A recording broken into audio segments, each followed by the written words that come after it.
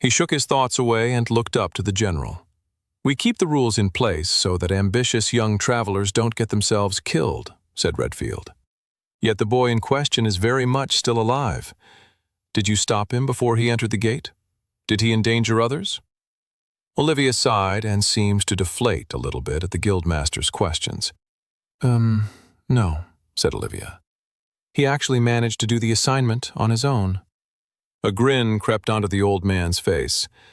This kid really is full of surprises, Redfield thought to himself. "You mean to say," said Redfield, "the young man cleared a blue dungeon gate all on his own?" "Yes, sir," said Olivia. "But as you can see—" "And you want me to discipline him?" asked the guildmaster. "Sir, the rules are in place for a—" The guildmaster held up his hand to say he had heard enough. He pulled out his drawer and pulled out 3 gold stars. He then stood up and walked over to the young man. He then turned to the general and said, "For the young man to achieve such an accomplishment, he deserves to be upgraded a full 3 stars, considering that he achieved a mission far above what anyone in the guild would have expected from a traveler of his level." The guildmaster placed the 3 gold stars onto the young man's shiny blue traveler pin badge. Olivia's face reddened and she began to protest. But you're right," said the guildmaster. "Rules are rules. So for breaking the guild's rules, I will dock the young man 1 star." Redfield then removed one of the stars he just added to the young man. Sam couldn't help but grin at the guildmaster. The young man had entered the office expecting to be chastised and was pleased to see he was being rewarded for his accomplishments. Olivia threw her arms up in the air, shook her head, and stormed out of the office. Redfield then returned to behind his desk. "She's a stickler for the rules," he sighed. "But don't worry, she means well. It might be worth picking up some cider from the northern quarter. It's her favorite. Might ease any lingering tension between you two." Sam nodded. "Now please," said Redfield, picking up his knife and fork, "leave me to my lunch." 60. A day after the incident with the 3-star mission, Sam patched things up with General Olivia Reeves by offering her a bottle of cider from the city's northern quarter like the guildmaster had recommended. When Sam had approached the general in the dining hall and handed her the bottle, both of Olivia's squad members, Curtis and Brock, shared a look. "Uh-oh, looks like someone else has found out about Olivia's secret weakness for drink." The general glared at her 2 squad mates. "Don't be spreading rumors about me to the new recruits." "Of course not," said Curtis and Brock at the same time, sharing a look with one another. Olivia smiled at the drink and then looked to Sam. "Thank you for this, and I know I didn't say it at the time, but well done with the Blue Gate. We need more travelers like you." Sam blushed and then returned to his friends. He had never known Olivia Reeves in his previous timeline, but to be given such a compliment by a renowned traveler was a great honor. The next few weeks passed without much incident. Sam took advantage of his new 2-star status and did a couple of group dungeon gate runs with others and a few other missions on his own.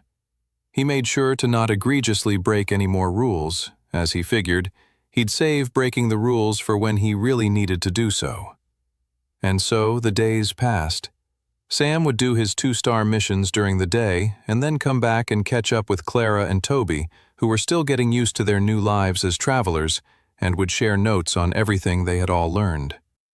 Many of the other orphans who Sam had saved in the White Gate were really far too young to take on traveler missions, and so were officially named travelers only in theory as to avoid trouble with the spectral church.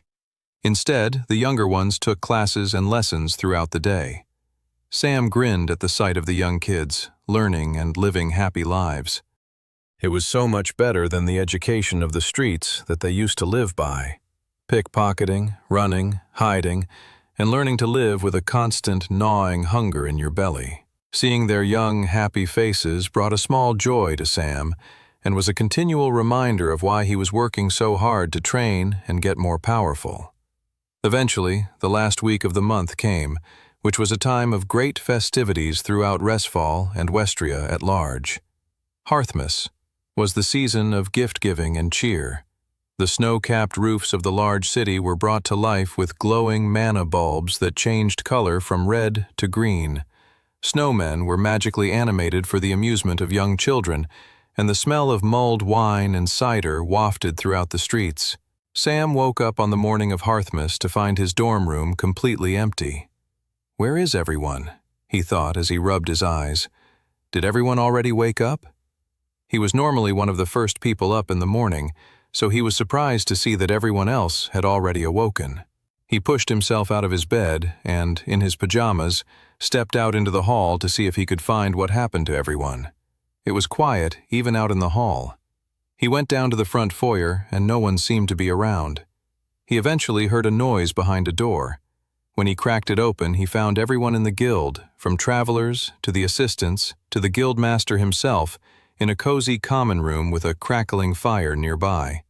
As soon as Sam entered and the crowd noticed, everyone cheered and said, "Merry Hearthmas!" Sam was overwhelmed by the celebratory joyousness filling the room. Everyone had mugs of hot cocoa or eggnog, and by the blushes of some of the older travelers in the room, some of those mugs even had another extra intoxicating ingredient. In the center of the room were Toby and Clara and the rest of the orphans. They were sitting near the fire on the floor, sipping on hot cocoa. "Finally, he's here," said one of the younger ones. "We haven't been allowed to open our presents until everyone arrived." Sam blinked. "Presents?" The guildmaster chuckled. "Most of the younger recruits have gone to visit their families. For many of us, though, the guild is our family, and it's been quite a while since we've had so many young ones under our roof, so we felt it necessary to really properly celebrate Hearthmas this year." An assistant handed Sam a mug of hot cocoa, and he went to sit beside his friends by the cozy, crackling fire. Sam was still in shock as the presents were distributed. He couldn't remember the last time he'd celebrated Hearthmas. It was probably a long time ago in his first timeline, the year before the White Gate, and that was just another depressing day in the month of Wintersmid, where he and the other orphans struggled to stay warm and ration the porridge the spectral church had provided. A year after that, all of his friends were dead, and he'd been under the testing and experiments of the spectral church. As the years went by, he came to live a life of a lonely mercenary and soldier. He didn't have anyone really to celebrate with. Until now. He smiled as Clara handed him a nicely wrapped box. She quickly whispered to him, "You need to convince Tobes that the boxes won't have pranks inside. He's going to make us all look ungrateful." Sam looked over to Toby, who was shaking his present suspiciously and then placing his ear against it. Sam just laughed at his friend and went to open his gift. "He'll be less paranoid once we open ours," said Sam. Sam unwrapped his present and he smiled at the knitted wool scarf. He instantly put it on around his neck, as did the other kids with their scarves. Sam could overhear Curtis Ashgrove speaking to Brock Skidmore. "I didn't expect them to be so overjoyed by a mere scarf." The guildmaster shook his head. "Of course you wouldn't. But to them, kids who have never received presents their entire lives, a mere scarf can feel like the entire world." After they had all unwrapped their presents, the guild's chefs and cooks said breakfast was ready and everyone was allowed to grab a plate of food and return to the cozy common room. Everyone drank more coffee, eggnog, and hot cocoa as they stuffed their faces with bacon and eggs and toast. The day continued on leisurely like this, leading into the evening where a glorious feast was cooked up, and the merriment only continued from there. The older travelers were no longer hiding the level of alcohol they were consuming, moving on from spiked hot cocoa to large glasses of red wine. Sam, Clara, and Toby watched on with intrigue as they saw the regularly stern and uptight Olivia Reeves turn quite strange as she drank more. "I just don't know why we don't dance more in the guild," she said, slurring her words. "We should be allowed to express ourselves with our dance moves. That would be enough to take down a dungeon gate." Olivia gulped. "It's the truth, trust me." Olivia?" said Brock, grabbing her arm. "Maybe it's time for bed." "No, We're going to have a breakdance competition right now, and you're all going to see that I have master-tier dance moves." Curtis spoke up. "I think Brock is right. It might be time for bed, Olivia. He is wrong about one thing, however. I'll be the one escorting you up to your room, as we can't trust this wild man to do anything untoward." "Untoward?" Brock said, aghast, while noticeably blushing at the same time. "If anyone's untoward, it's you, smarty pants. You ooze untowardness." "Why does it not surprise me that you'd use smarty pants as an insult?" scoffed Curtis. "Mocking my intelligence only highlights your own stupidity." "Oh yeah? Well, I'll shove my stupid fist in your stupid face." The two men's fighting was interrupted by Olivia, now on the ground, flopping on her belly. "Pay attention," she yelled. "I'm your general, and you will be amazed by my master-tier dance move, the floppy eel."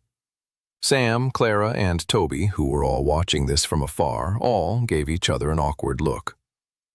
"This got weird really quickly," said Sam. "Those two are definitely both in love with her," said Clara. "It's crazy that she doesn't seem to notice in the slightest."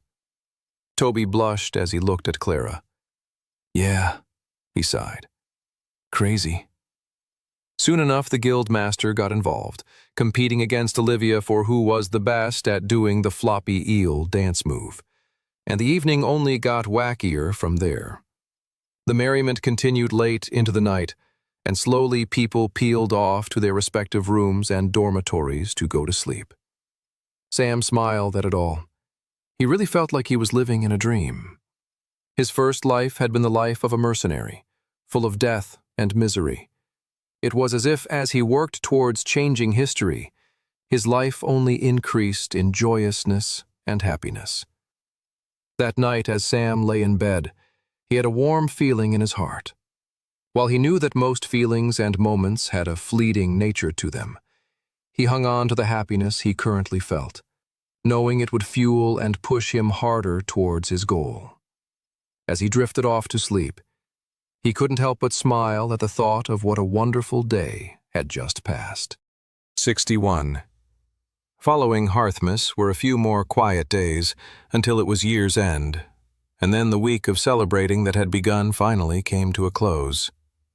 The morning after the year's end celebrations, Sam was the first to get up. For most, the first day of the new year, the 1st of Jannar, was a quiet day of resting after too much frolicking and merriment from the night before. Not for Sam. Sam was up bright and early. He had big plans for the year ahead and wanted to get started right away. First step of his big day was coffee and breakfast. He headed down to the guild dining hall and found Brock and Curtis sipping on coffees. "Oh, I'm surprised to see you two up so early," said Sam. "The last I saw you two, you were competing over who could drink more." "I won," said Brock sternly.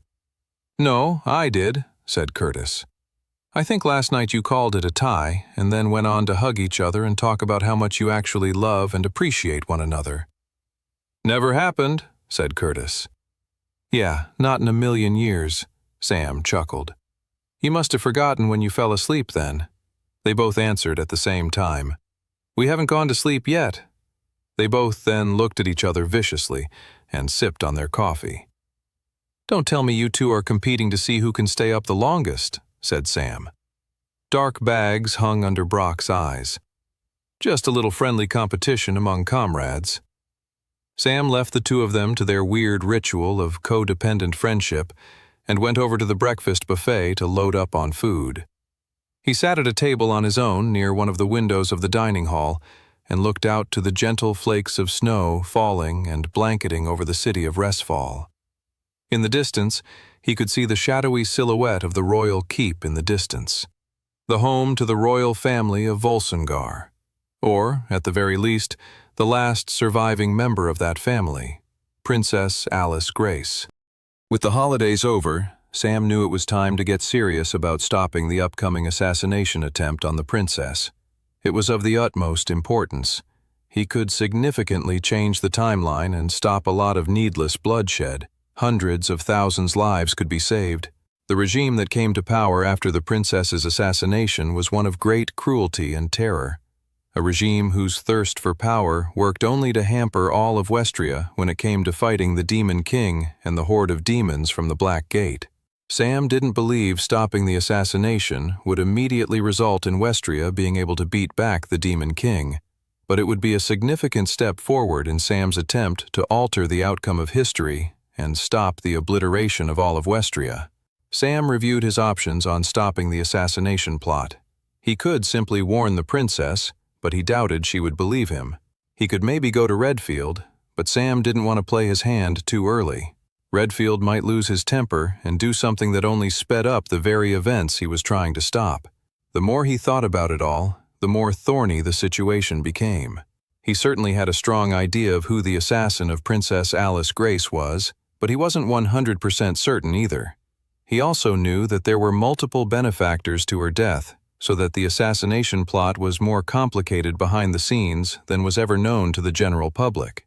The key thing, Sam realized, was the assassination of the princess brought so much momentous change with it that Sam was pretty certain there must have been multiple backup plans had the assassination not gone as smoothly as originally intended, which was precisely why Sam wanted to exercise some caution before tipping his hand. He didn't want to set off any dominoes without figuring out what the major players behind the assassination were up to. Sam realized that he needed to get closer to the princess to get a better grasp of the players involved in the assassination. As Sam took the last remaining sip of his coffee, he came to the conclusion that the best way to do that would be to attend the Royal Winter Ball in a month's time. He knew that members of the Travelers Guild were often invited, so Sam finished his breakfast and went to visit Guildmaster Redfield to discuss the matter further. Sam found the Guildmaster snoring on his desk in his office. "Sir, what's going on? I'm awake," gasped the Guildmaster in surprise. His eyebrows suddenly furrowed. "No, I wasn't awake. I was having a wonderful dream where I didn't have any back pain. Why have you interrupted the briefest moment of bliss I've felt in years, young man?" Sam gulped.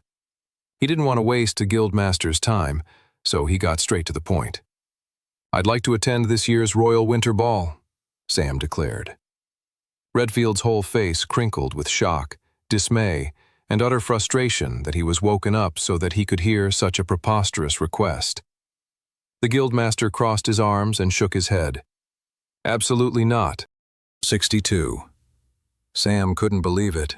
He knew he was asking for a bit of leeway on the rules, but he didn't expect to get such swift and authoritative pushback from Redfield. "Only more senior members of the Travelers Guild attend the Winter Ball," said Redfield. "It is a heightened political and diplomatic event. Having such junior members of the guild there could potentially make us look incredibly weak. Not to mention, what if you end up doing or saying the wrong thing at the ball? You seem to have a penchant for upsetting people. The balance of power in Resfall is in constant renegotiation, and the Winter Ball presents an opportunity for many to gain and lose power.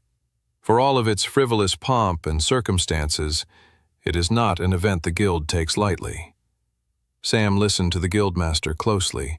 He understood where Redfield was coming from, but he also knew he had to convince him somehow to let him attend. "Guildmaster," said Sam, "you were shocked when my friends and I arrived at the steps of your guild. You admit that for all your knowledge, there are many things going on in Resfall that you might be in the dark about." Redfield sighed and grumbled irritably. "My influence only goes so far. What's your point?" Sam chose his next few words very carefully. "It's my belief that there is significant danger afoot," he explained. "If you let me come to the Royal Winter Ball, I'll be able to better figure out what's going on. I know things about the spectral church that you aren't privy to. Let me help you in ways you don't know."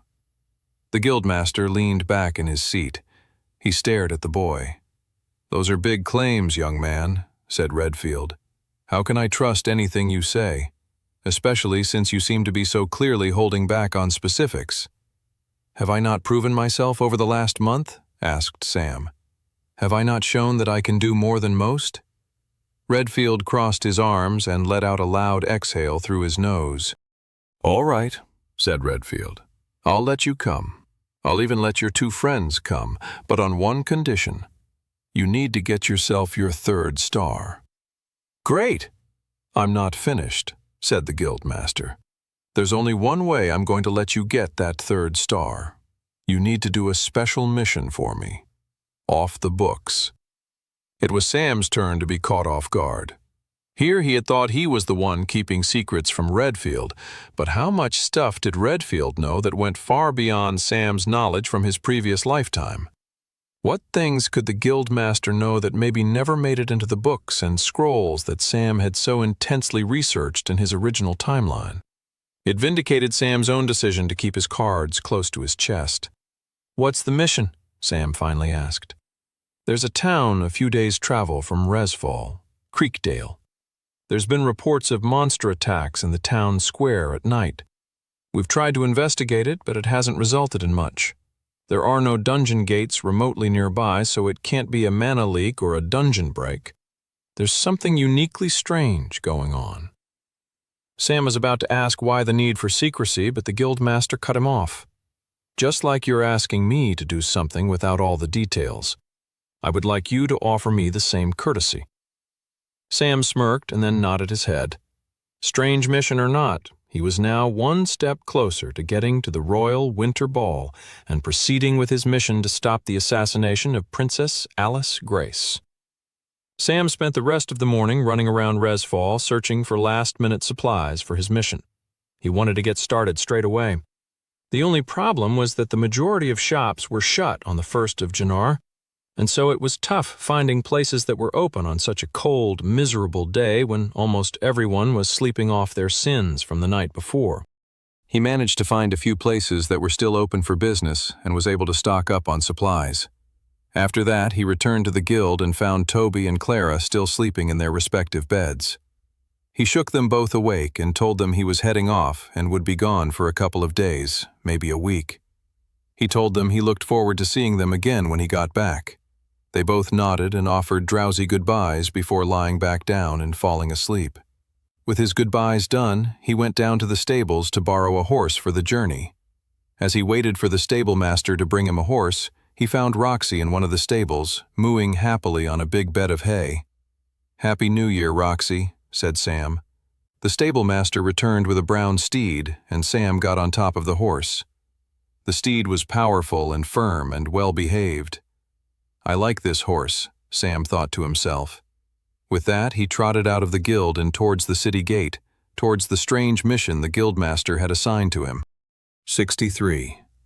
Sam traveled for half a day, getting a quarter of the way to his destination, before he decided to rest at a small village pub for the evening. He had debated whether he should travel all through the night, but he figured it would be safer for both him and the horse if they rested for the evening. The pub was nothing out of the ordinary, but Sam didn't mind. He enjoyed the simple warmth of the establishment, especially after his day of traveling through the bitter, frosty winds. For dinner, he had roast chicken and mashed potatoes. He had requested the pub draw him a bath, and that was what he did before bed. Relaxing in the hot warmth of the bath water, he could reflect and mentally prepare himself for the following day. He then had a good night's sleep on the comfortable bed and woke up early the next morning to continue his journey towards the town of Creekdale. Sam and his horse companion traveled at a good pace. While the steed trotted along, Sam focused on manipulating the mana in his core. There was no reason why he shouldn't be training as he traveled. It was the most efficient use of his time. By the end of the second day of traveling, he knew he'd arrive at Creekdale before dinner time the following day. He rested at another inn that evening, and as he enjoyed his warm, savory meal, a conversation nearby caught his attention. "Stay away from Creekdale," said one man who was sitting with a group of traveling merchants. "The people there are unfriendly." "I've heard reports of monsters nearby," said another. "Why then has the Bloody Travelers Guild not dealt with it yet?" cried another. The conversation went quiet when the group of people noticed Sam's blue cloak. Sam was practically finished with his dinner by that point, so stood up and headed up to his room. It wasn't his place to fight with people's opinions about the Travelers Guild. They did a lot of good for the world, But the guild also couldn't miraculously solve every problem either. All Sam could do was help and be the best traveler he could be. In his room, he found a hot bath had been poured for him as he had requested, and so he soaked in the soothing water for a while before getting out and resting for the night. Sam got up bright and early the next day and continued his ride towards the town of Creekdale. The ground grew more rocky and pebbly, and he eventually had to get off his horse and help walk it through the rough terrain.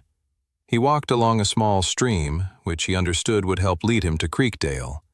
As he was moving through the forested area, Sam suddenly heard a rustling sound. Sam triggered his mana sense, and his eyes widened. 3 mana sources were rapidly getting closer to him and his horse. He smacked the reins of the horse. He wanted it to get out of there before it got swept up in the incoming danger.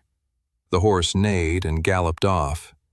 Sam materialized his berserker sword right as a massive bear and 2 cubs emerged from the woods.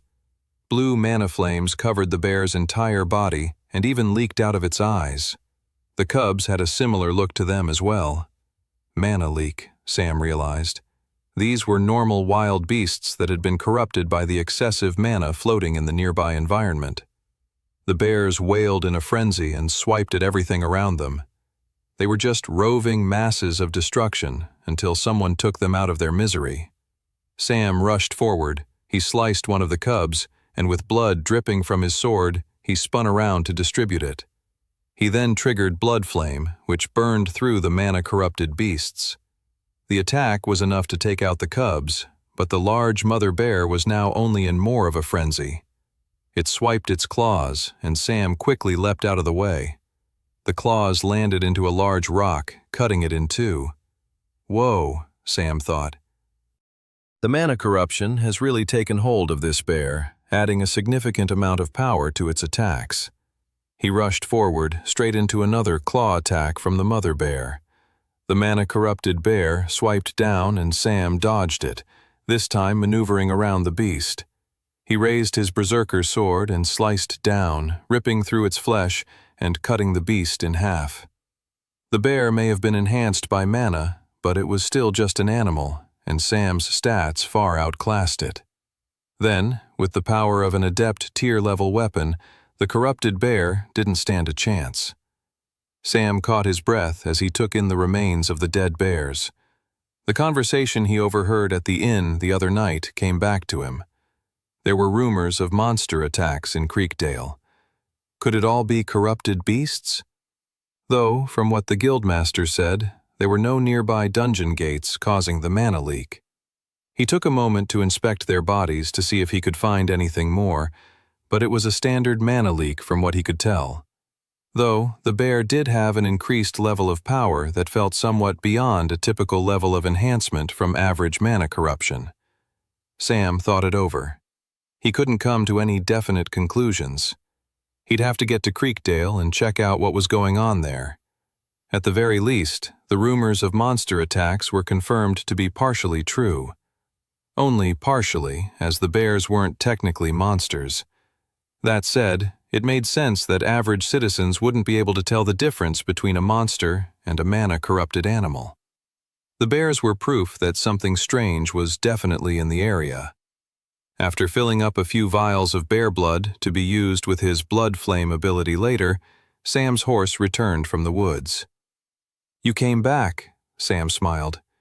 "That's a good boy." He materialized some horse treats and fed the animal before continuing their journey towards the town. A few hours later, Sam came out of the woods and saw some windmills and rooftops in the distance. He had finally arrived at the destination of his mission. It was late afternoon when Sam arrived in the town of Creekdale. The town was quiet when Sam strolled in. Sam didn't make much of the fact that there weren't many people around, as it was still the middle of winter, so it would only be light for another hour or so. There were a few townsfolk in the streets, but they were moving in a hurry, and whenever he approached them, they only sped up. Sam saw a pub nearby and went over to it, tying up the horse on a post outside. He stepped in and the pub was completely empty. A barkeep was polishing some glasses. "Sorry, we're closed," said the barkeep. A pub closing early at the end of the workday. Things were only getting weirder in this town. I heard there were monsters." "Shh," said the barman. "I don't want any trouble. If you don't ask any questions, you still might be able to get a room at the inn. Please, leave now." Sam didn't argue with the man and so returned to the wintry streets. What is up with this place? He did as the bartender had suggested and found the town's one and only inn and arranged to stay the night and for the horse to stay in the stables. The woman running the inn was quite sheepish, and Sam didn't push any questions on her. He requested his meal be brought up to him, and after dinner he stayed by the window watching the main street of the town. Once he knew for sure that the innkeeper wouldn't be coming up to bother him again, he opened up the window, and the winter air immediately flew into the room, adding a sharp chill to his surroundings. Sam then climbed out of the window and up to the inn's roof. He sat down on the slated tiles near the chimney and watched the shadows of the street. He swirled the mana inside of himself to generate heat that kept his body warm even in the dead cold of an early Jannar night. The way the townsfolk had behaved suggested to him they expected the monsters to be coming.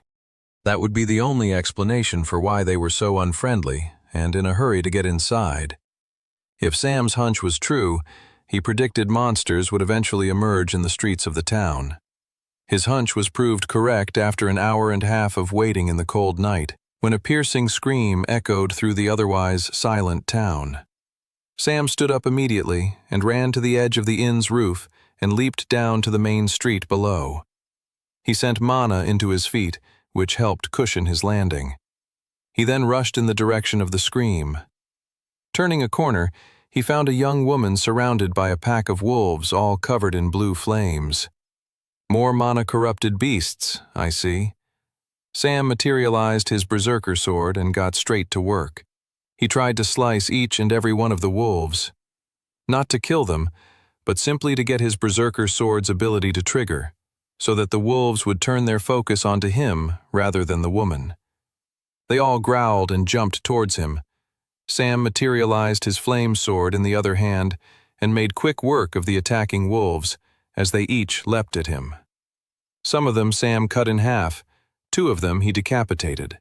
It all came down to the angle by which they attacked him. Soon enough, it was just him, the innocent woman, and an empty street full of dead wolves. "You're safe now," he said. "Do you know where they came from?"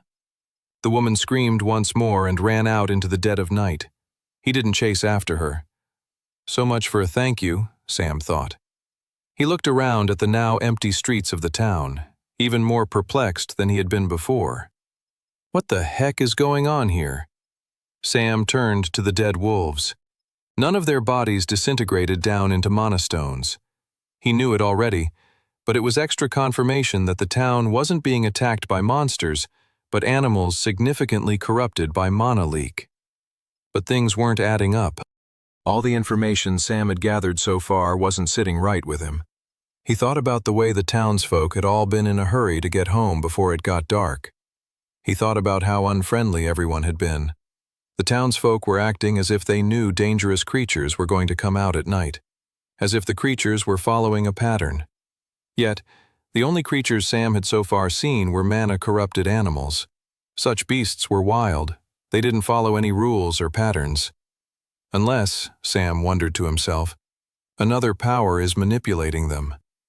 At that moment, Sam heard a rustling noise a street over. He lessened his own mana as to avoid being noticed and crept towards where he heard the noise. Except the street over was empty and the noise had disappeared. Sam looked to the end of the street and saw a well, sitting there with nothing around it. His eyes narrowed. He went to investigate the well, and still he couldn't see any creatures of any kind. He triggered his mana sense, and he got nothing. No creatures on his radar. Sam looked down the well. He had a gut feeling, and so he decided to follow it. He jumped down the town well and descended to find out whatever it was that lay below. 65, Sam landed on the bottom of the well in a shallow puddle. He materialized his flame sword to get a better look at his surroundings. The flaming blade crackled and burned brightly in front of him, illuminating the moss-covered bricks and a passage that presumably was where the water was meant to come from. Dripping water echoed in the distance. Sam went deeper into the shadowy sewer and discovered at the end of the hall The passage split in two. One passage looked as if it would lead to the well's water source, while the other passage had an artificial construction to it. At first glance, the passage was a mound of sand, but as Sam peered deeper, he could see tiles had been laid down further on. He triggered his mana sense. Nothing. He took a step forward down the strange passage, finding a doorway with a golden knob and a shining rune on it. Sam crossed his arms and contemplated. Is this a trapdoor? Or an alarm? What the heck is this rune doing? Sam deliberated and decided that he didn't care if the door was an alarm or not. If it brought someone down here who understood the strange mana leak situation going on in Creekdale, all the better. The thing that Sam didn't like was the possibility of getting his head blown off just from opening the door. He came up with a compromise. He put his flame sword back into his inventory and materialized one of the vials of blood he'd picked up. He walked back a few steps and whipped the glass vial of blood at the door. The glass shattered, and an explosion of blood spread out across the doorway. The shining rune didn't react. Nothing happened. Sam then triggered his blood flame ability, and the door in front of him began to burn to the ground. As far as he could tell, no alarms or anything went off. I guess I could have used my flame sword, he thought. But that would have been less cautious than my method, which kept me some distance from the potentially booby-trapped door. Sam was happy the passageway was clear, but he was still perplexed. What the heck was that rune doing if it wasn't an alarm and wasn't a trap? Sam then heard a rustling deeper down the newly opened passage. Wait. Sam triggered his mana sense. The room ahead of him was bursting with some kind of mana-influenced entity. Sam smirked, finally realizing what the door's rune had been doing. The rune was blocking the ability to perceive whatever was being hidden down here by mana sense. Tricky, Sam thought as he stepped forward into the new passage. The rustling sound only got louder as Sam went deeper into this new passage. The sound of claws scratching against metal filled the passage. The deeper Sam went, the scratching sound began to be accompanied by cries, whimpers, and hisses of wild beasts. The passage widened out and revealed a large laboratory of some kind. Large cages were lined up, each one housing a wolf or a bear or a hawk or some kind of animal he'd never seen before. They all were covered in blue flames, the signature sign of mana leak. What the heck is all of this? Sam kept his hands free, ready to materialize his blades at a moment's notice. Adding to the cacophony of strange noises in the lab was the distinct noise of laughter. Human laughter. At the front of the lab, hunched over a desk, was a man in a white lab coat. His body and shoulders shivered as he laughed manically. I always knew someone would come for me eventually, but you're too late. My findings have already been passed on. The man spun around, holding a large silver orb. Sam blinked. Is that a dungeon orb? Sam gulped.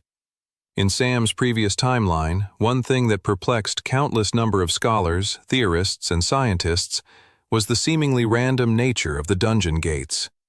How come they emerged where they did and when they did? While many came up with bold and interesting theories, the true answers to those questions remained just as mysterious up until the time of Westria's total destruction in Sam's original lifetime. Many scholars ask these questions simply out of sheer curiosity and a strong desire for learning. There were others, however, that asked the question for a very specific reason. If you could know where a dungeon gate was going to pop up, you could get there before other travelers and reap the rewards yourself. Even better would be the power to create your own gate to a dungeon world whenever you pleased. It was such questions and experiments with the gates that led to the catastrophic Dwarven cataclysm. Sam had not realized in his previous timeline that similarly dangerous experiments were happening in Volsungar, and worse than that, they had actually succeeded at their goals. The power of dungeon orbs had been known even in his previous timeline for far longer than Sam had ever realized. This is not good. Before Sam could even think through implications of what he was seeing, The strange, manic scientist in front of him threw and smashed the dungeon orb right on the ground in front of him. The orb created a blast of energy, bright light, and smoke. Sam jumped back. He scanned the room to see where the scientist had gone. Suddenly, a mana-corrupted hawk was flying right at Sam. Sam materialized his berserker's sword and sliced the creature in half. There was a stampede of growls and hisses as the cages one by one swung open and mana-corrupted creatures filled the room. It looked like if Sam wanted more answers, he was going to have to fight his way through these mana-corrupted beasts to get them. 66. A group of mana-corrupted wolves leapt towards him, and Sam slashed his berserker sword upward, slicing them in half with ease. Their bodies flopped onto the ground, blood and entrails leaking out onto the floor, drenching their fur red. As more mana-corrupted beasts came at him, he triggered Blood Flame, destroying a whole other group of monsters. The Blood Flame was good as more than just a damage-dealing spell. It also created a shield and barrier in the makeshift arena of the battle. The mana-corrupted beasts were now maneuvering around the flames, giving Sam better control and ability to manipulate where they went. Through the placement of the blood flames, Sam was controlling the battlefield. The scientist was rushing towards the door to escape. I can't let him get away, Sam thought. Somewhere, deep down within the frenzied minds of the mana-corrupted beasts, they were clearly thinking the same thing. A mana-corrupted hawk sliced the back of the scientist, toppling him over. Oh crap, Sam thought. I don't want him to die. Sam rushed towards the scientist and made quick work of the mana-corrupted hawk, and then turned back around to face the incoming beasts. The mana-corrupted animals were far lower in stats compared to Sam, and so he was making quick and easy work of them. But there were so many, they still had the potential to overwhelm him. A large bear rushed at him and stood up on its haunches to swipe him with its claws. Sam was faster than the mana-frenzied bear, however. He thrust his sharp berserker sword forward, causing it to stumble backwards. The scientist cackled on the ground. "You won't be able to stop them all, fool!" They were overwhelming him. Sam at first didn't think he needed to use Pain Ring, but decided better to get it going, in case he really needed it. Wolves, bears, and hawks descended on him en masse. Sam sliced them to bits and triggered Blood Flame. But the monsters just kept pouring through the flames. "How many bloody monsters did you experiment on?" "Enough to kill you," said the scientist on the ground. As Sam sliced the unending horde of monsters, a prompt suddenly appeared in his retina. "Congratulations, Blood Flame has leveled up." This might be helpful, Sam thought. A smile crept on his tired face as he read the evolution of his Death Lord class's Blood Flame ability. Oh yeah. Sam sliced the incoming monsters and then triggered the evolved Blood Flame ability. First, the crimson flames filled the laboratory, roasting many more mana-corrupted beasts, but then Sam felt with his empty palm the ability to manipulate the crimson flames in front of him. It was very similar to higher-tiered mana manipulation. He couldn't do much to alter the flames. The only thing he could do was draw the blood flame into the palm of his hand, where he could form a large crimson ball. He then pushed the ball forward, and the blood flame projectile flew across the room and obliterated the head of another vicious bear galloping towards him. Sam grinned. With this power, any doubts about winning the fight disappeared. He sliced the incoming mana-corrupted beasts with his sword, while shooting down the ones further afield in the large laboratory. The ranged attack was also great against the attacking flyers like the mana-corrupted hawk. There was a greater bonus to the new ranged power as well. He could trigger Blood Flame once more, creating the devastating flames far beyond him. Within minutes, all the experimental mutant animals were destroyed. He immediately turned his attention to the scientist on the ground. He materialized a healing potion. "Drink this," said Sam. But as he put the potion towards the man's lips, he moved his head to dodge it. "You can't save me," spat the scientist. "As soon as you found this lab, I was a dead man. They won't keep me alive." "I've served my purpose." "Who are you working for?" The scientist grinned a blood-stained smile and offered no answers. Sam's heart raced. They didn't have time to waste.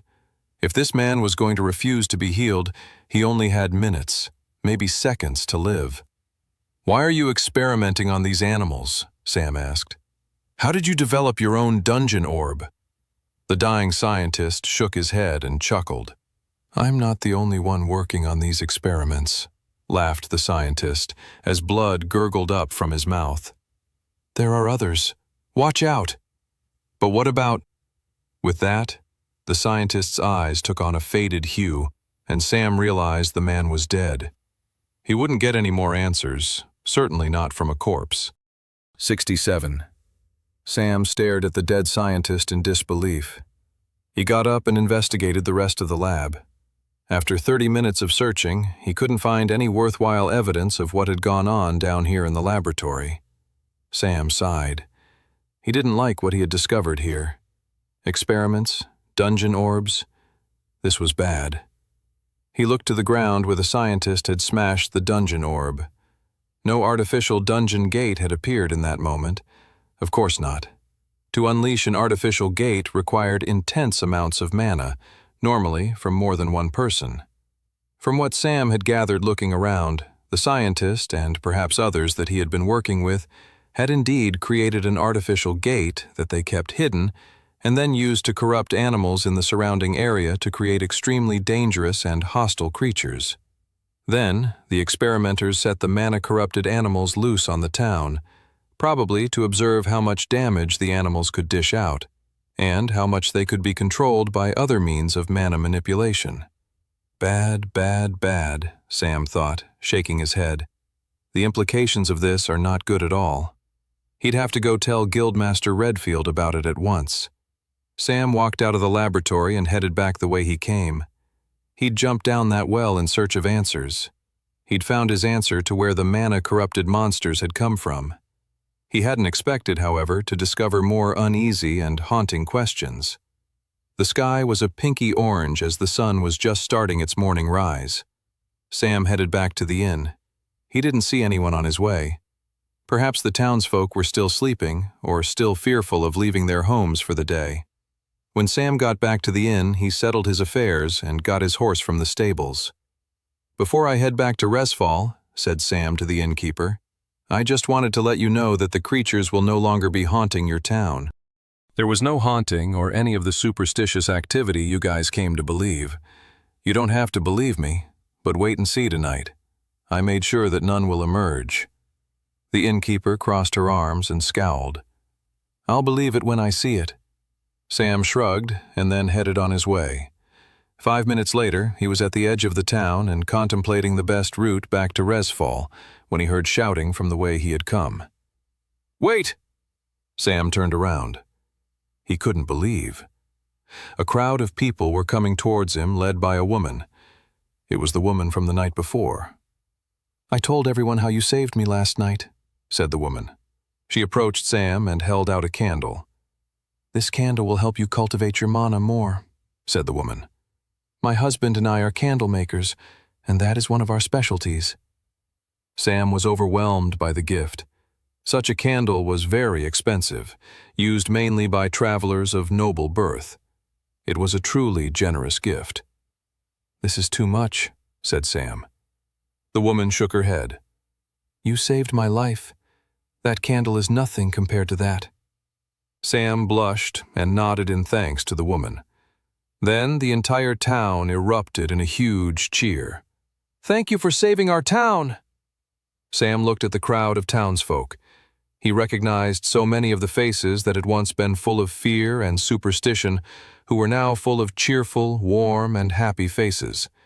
Even the innkeeper, who'd scowled at him only a few minutes before, was grinning and clapping her hands in praise of Sam. Sam wiped a tear from his eyes and thanked the townsfolk, before mounting his horse and riding back to his home in Resfall. A few days later, Guildmaster Redfield was barking at the masseuse that was rubbing his shoulders as he sat behind his desk in his office.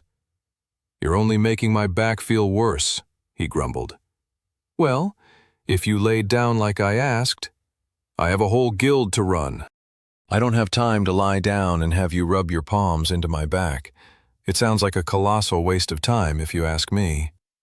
His assistants had gotten so fed up with his grumpy demeanor they had gone off and hired this masseuse without his permission, hoping it would make him less cranky. Sadly, the masseuse had only made the old man grumpier. "Begone!" shouted Redfield. "I've had enough of this charade."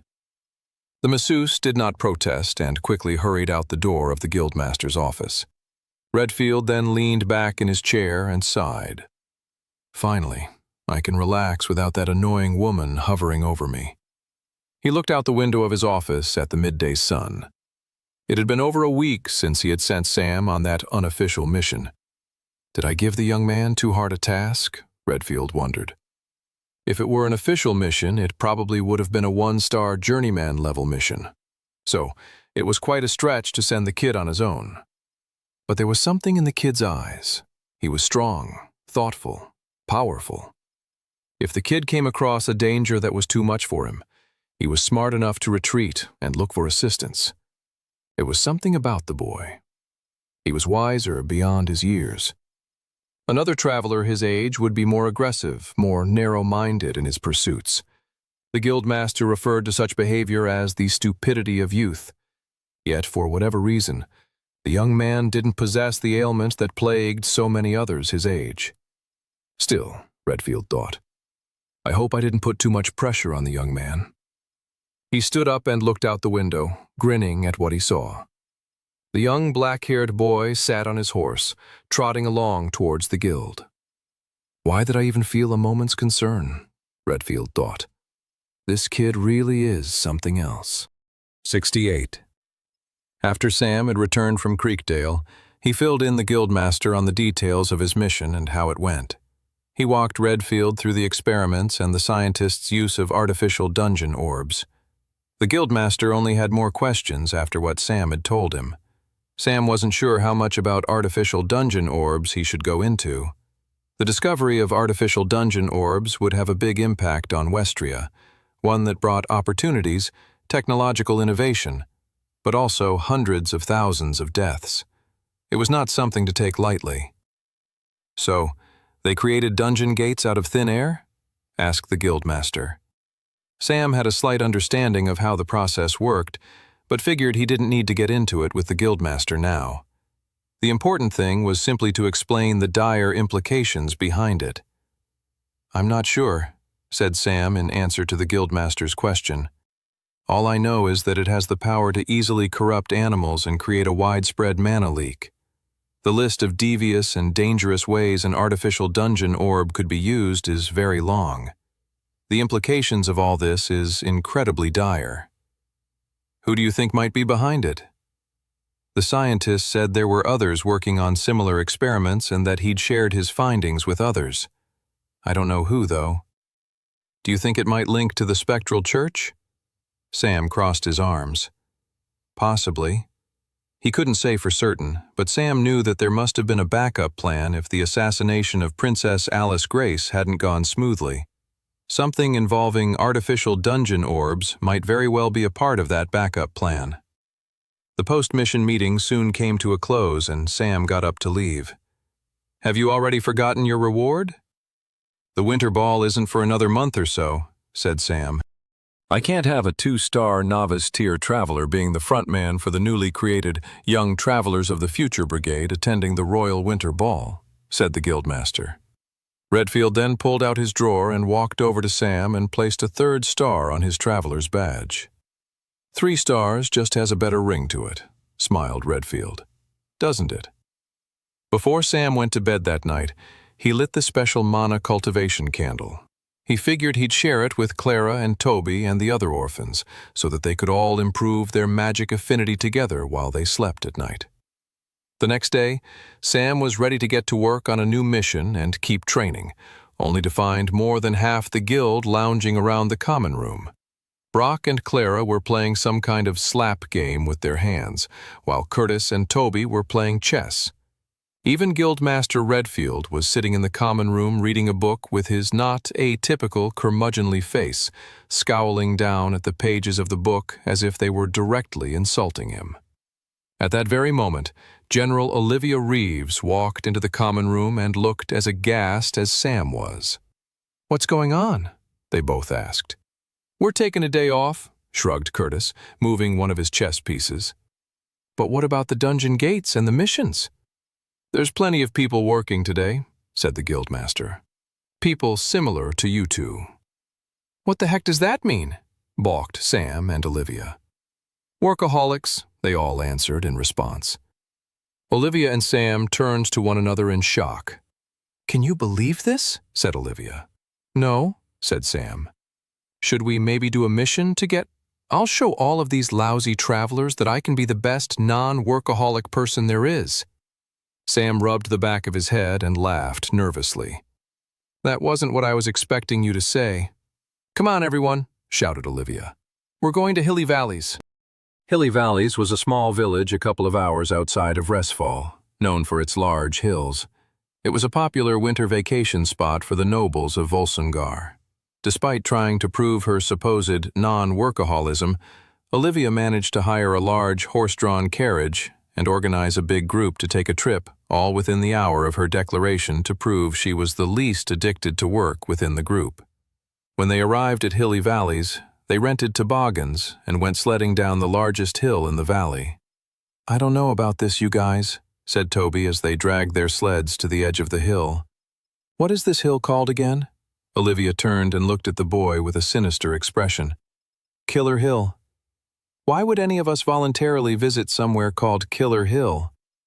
"'Cause it's fun, you goof," shouted Clara, pushing Toby onto a toboggan and heading down the steep, snowy hill. "Ah!" screamed Toby, tears rushing out of his eyes. "Whee!" Clara exclaimed with glee. Olivia turned to the rest of them and said, "Race?" And without a moment's hesitation, they all shouted in agreement and pushed forward with their toboggans, rushing to the bottom of the hill.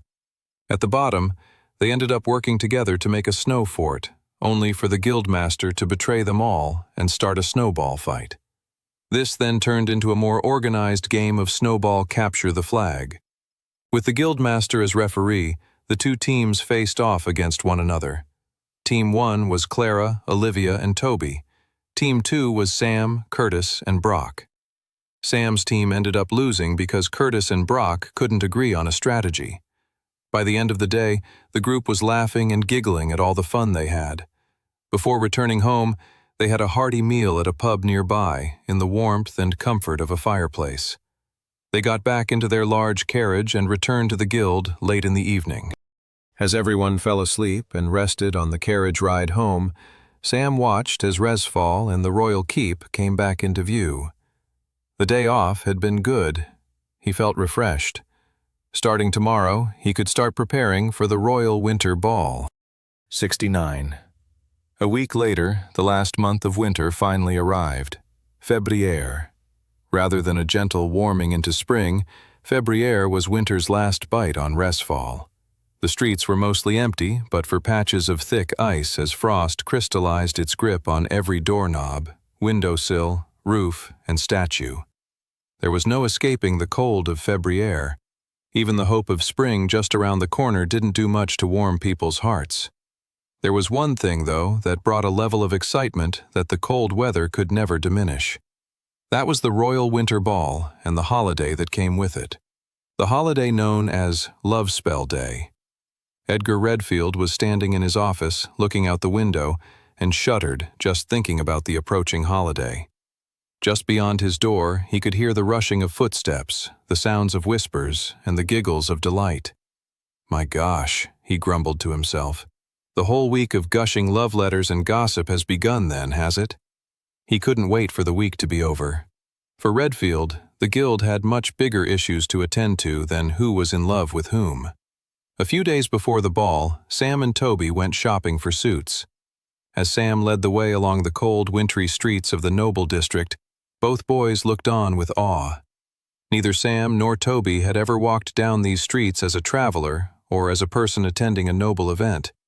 They'd only scurried through here at night in the hopes to help Clara and the others find food, or to pickpocket a noble's coin pouch. Even Sam in his previous lifetime had not spent much time in the Noble District. A mercenary could make a decent living, but they were a bit too rough for a posh place like this. Plus, the noble district wasn't really the same after the assassination of Princess Alice Grace. The rulers that took over changed Resfall into a much less friendly and welcoming place. As Sam thought back to what the noble district became in his previous timeline, he shuddered.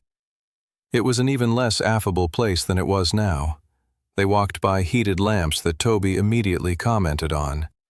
Wait, so nobles don't even suffer the cold as badly as us common folk? Nope, said Sam. Also, we're almost at the tailor's. Maybe keep that kind of talk hush-hush while we're there.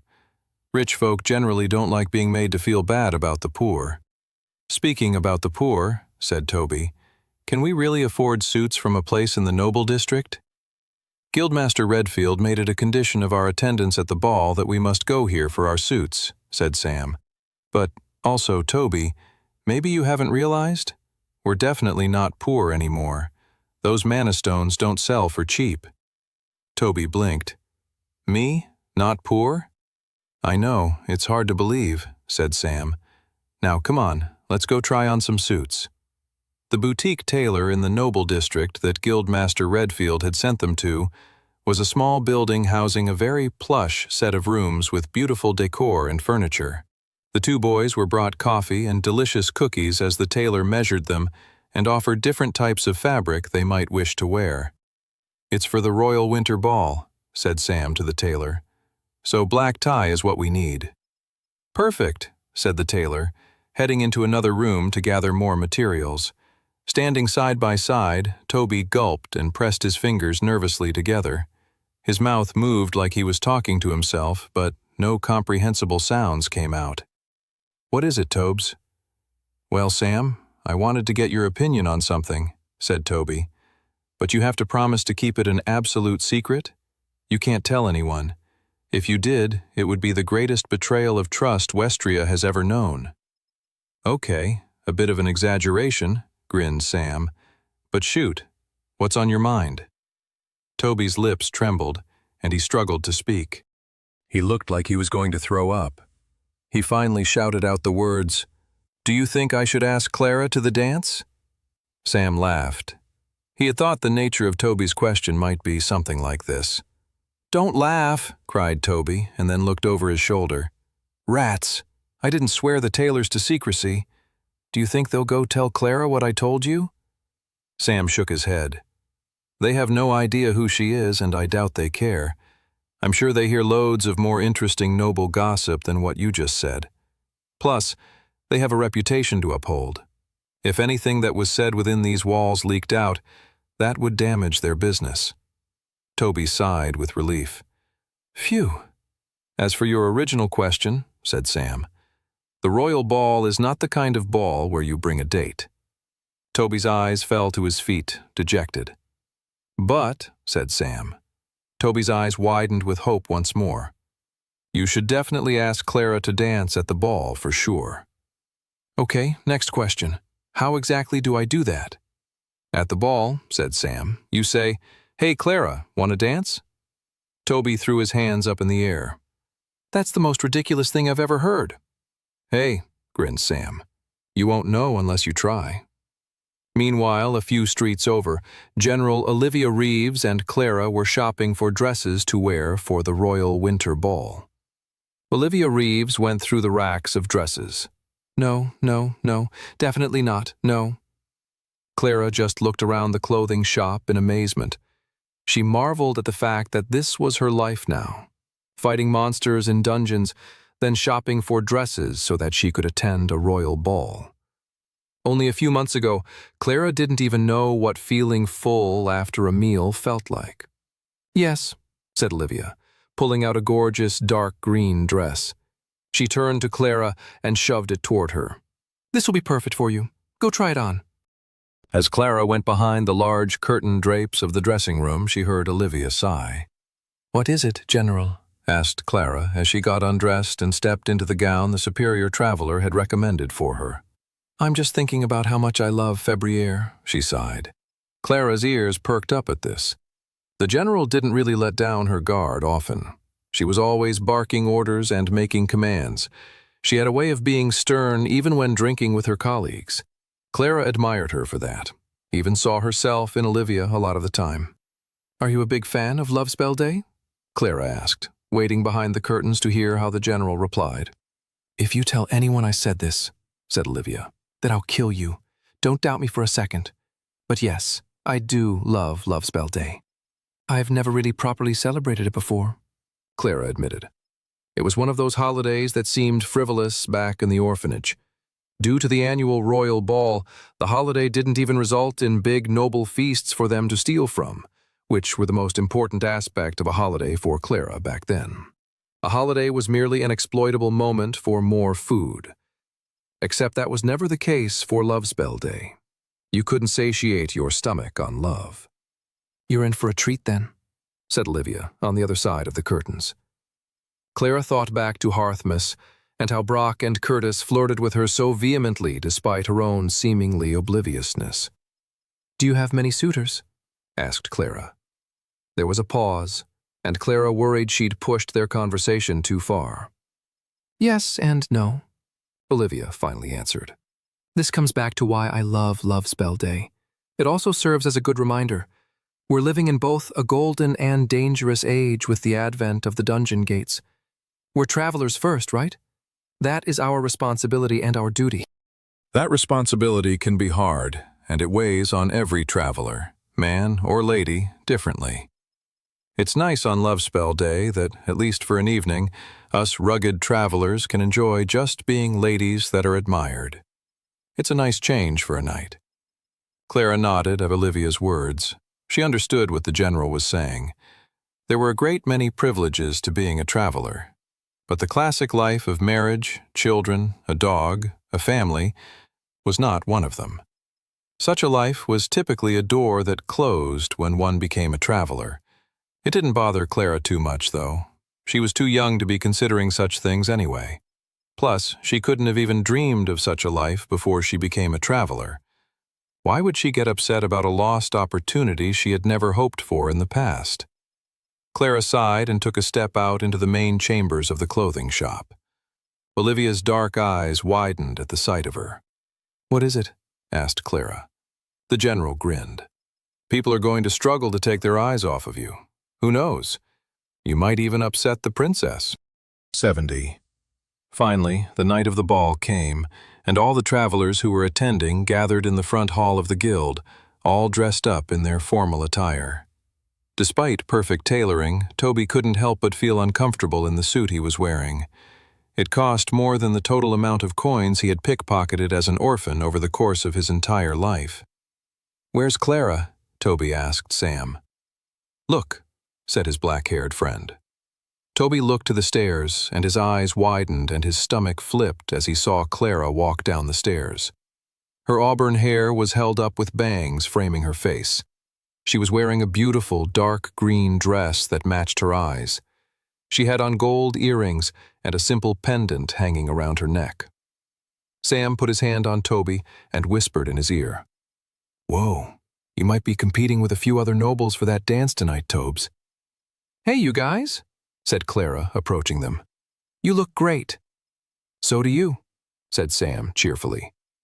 Toby's eyes just kept fluttering, and he couldn't get words out. "Yeah, you look, what's the word?" Clara blinked at him. Her cheeks blushed. "Is it that hard to say something nice, Tobes?" "No, I didn't mean to." Their conversation was cut short by the arrival of General Olivia Reeves coming down the stairs. She was wearing an elegant dark silver gown, and her normally tied-up bun was loosened, letting her long black hair fall down. Near the orphan trio stood Brock and Curtis, smiling, yet muttering to each other. "I'll kill you before I let you have the woman of my dreams," hissed Brock. "Don't worry, I'll poison you first, you numbskull," Curtis replied. All chatter slowed down when Guildmaster Redfield in a black tuxedo stepped in from the cold.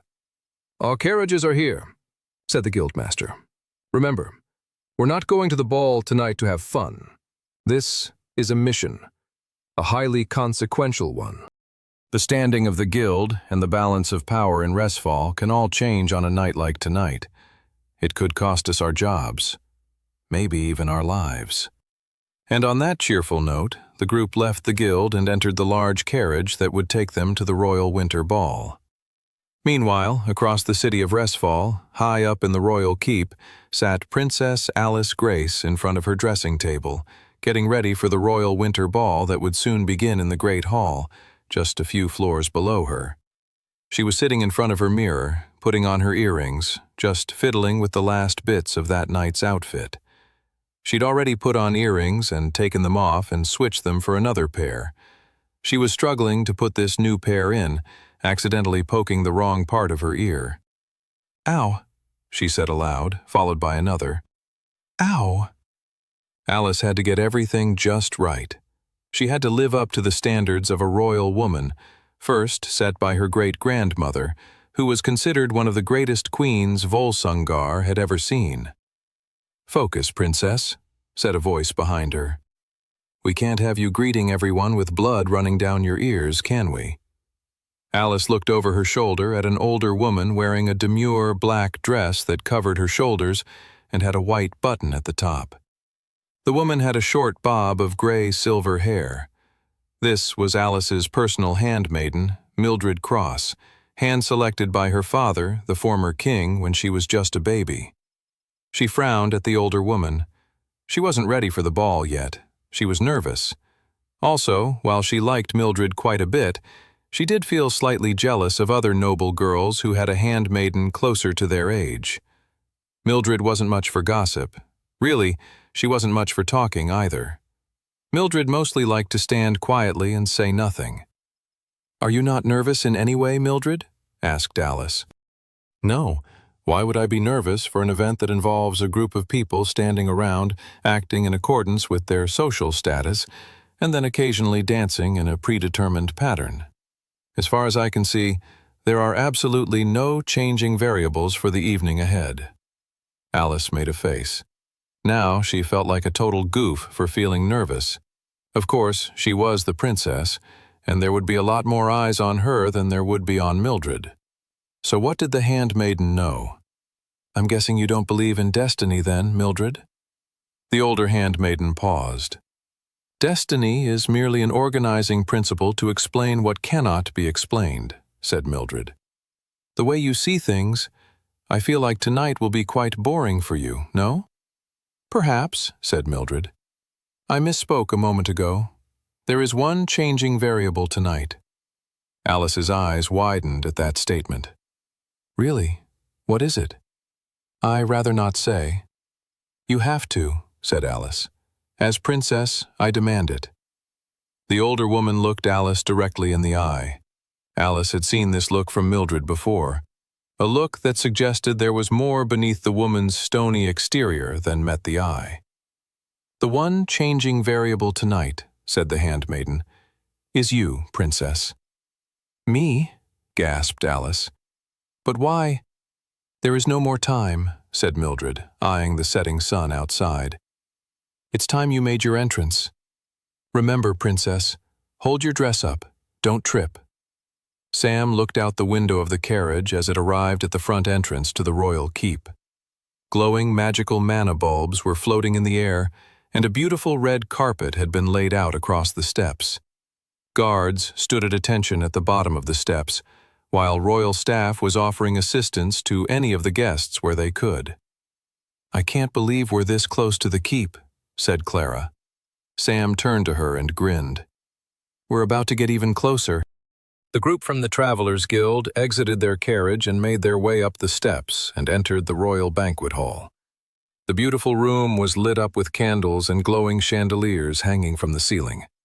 Light pink mana bulbs floated across the high ceiling like little mischievous pixies celebrating Love Spell Day by using their magic to make people fall in love.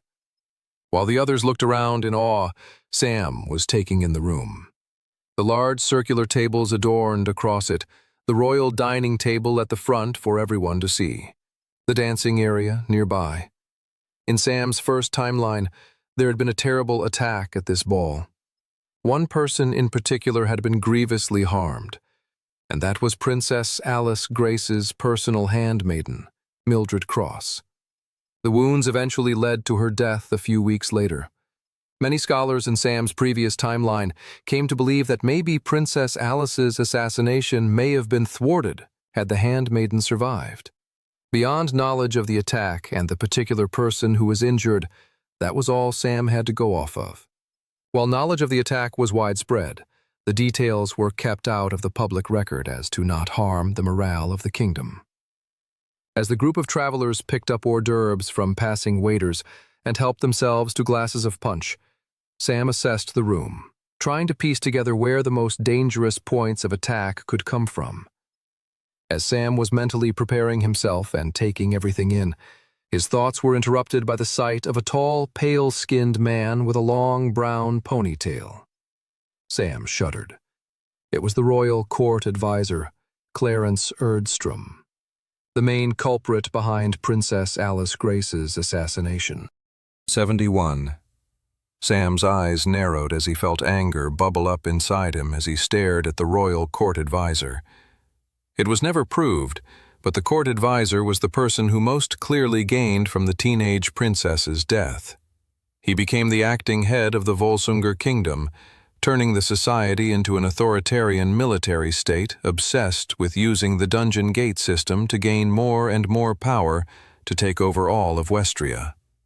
Resfall, under Clarence Erdstrom's rule, featured daily executions of traitors and weaklings.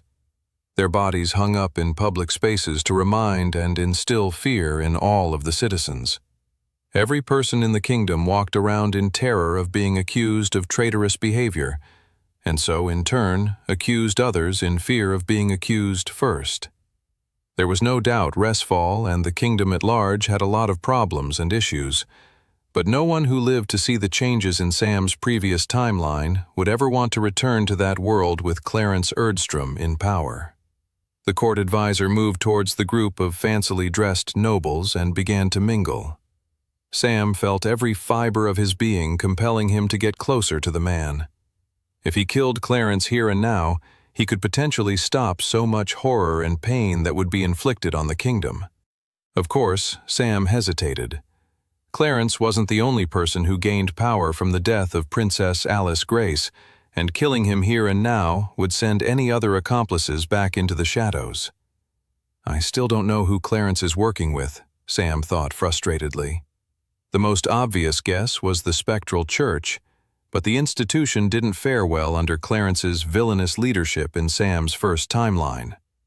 That didn't prove, though, they weren't involved in a secret deal and then had a falling out after the assassination of the princess. But Sam didn't want to make any major decisions on mere guesswork. He wanted to find actual proof of their secret and treasonous alliance. Even though the rational part of his brain told him to hold back, Sam couldn't help but move towards Clarence. Perhaps it was his anger moving him forward. When he got close enough to Clarence, he suddenly felt a power source of energy push him back. Sam used his mana sense and his eyes widened in shock. Clarence Erdstrom was no slouch. He was emanating a powerful level of energy that would keep anyone from getting close enough to harm him. Sam wasn't sure if it was a specific spell, rare item ability, or just very advanced mana manipulation. But whatever it was, Sam knew that even if he wanted to destroy Clarence Erdstrom here and now, he was not capable of doing so. Sam took a deep breath and let his anger subside. He recognized the situation as a reminder of why he needed to keep training and growing stronger. Even though he was gaining power and strength and impressing those around him, he still had not yet caught up to his current most important enemies. Sam backed off and returned to his group of colleagues, who were bombarding one servant, eagerly taking little sausages with toothpicks. "Stop harassing the poor lady," barked Edgar. "You're making the Travelers Guild look like a bunch of heathens." All of the travelers except the guildmaster gulped down their food with the awkward look of children who had just been scolded. "What were you doing heading over that way?" asked Toby. "By the way," Toby pulled him to the side and whispered, "there's some really fancy, noble-looking dudes at this thing. Do you really think they're all going to zero in on Clara?" Before Sam could even answer, a huge procession of royal staff entered the hall, and an older, well-dressed gentleman announced, "The princess will join us now." The entire room fell into hushed silence, excitedly waiting for the arrival of the princess. After a moment of bated breath, Princess Alice Grace stepped into the hall. Sam's heart immediately started racing. This young woman didn't know him. She'd never heard of him, but in the background he was doing everything he could to stop her future murder. But Sam's heart was racing for another reason. He had never met the princess in his previous lifetime, but he had heard stories of her beauty. He was realizing how wrong those stories were. They did not do Princess Alice's beauty justice. She had wavy blonde hair and big, gorgeous blue eyes. She had a cute nose and a smile that could inspire hours upon hours of daydreaming. She wore a peach-colored dress with thin straps.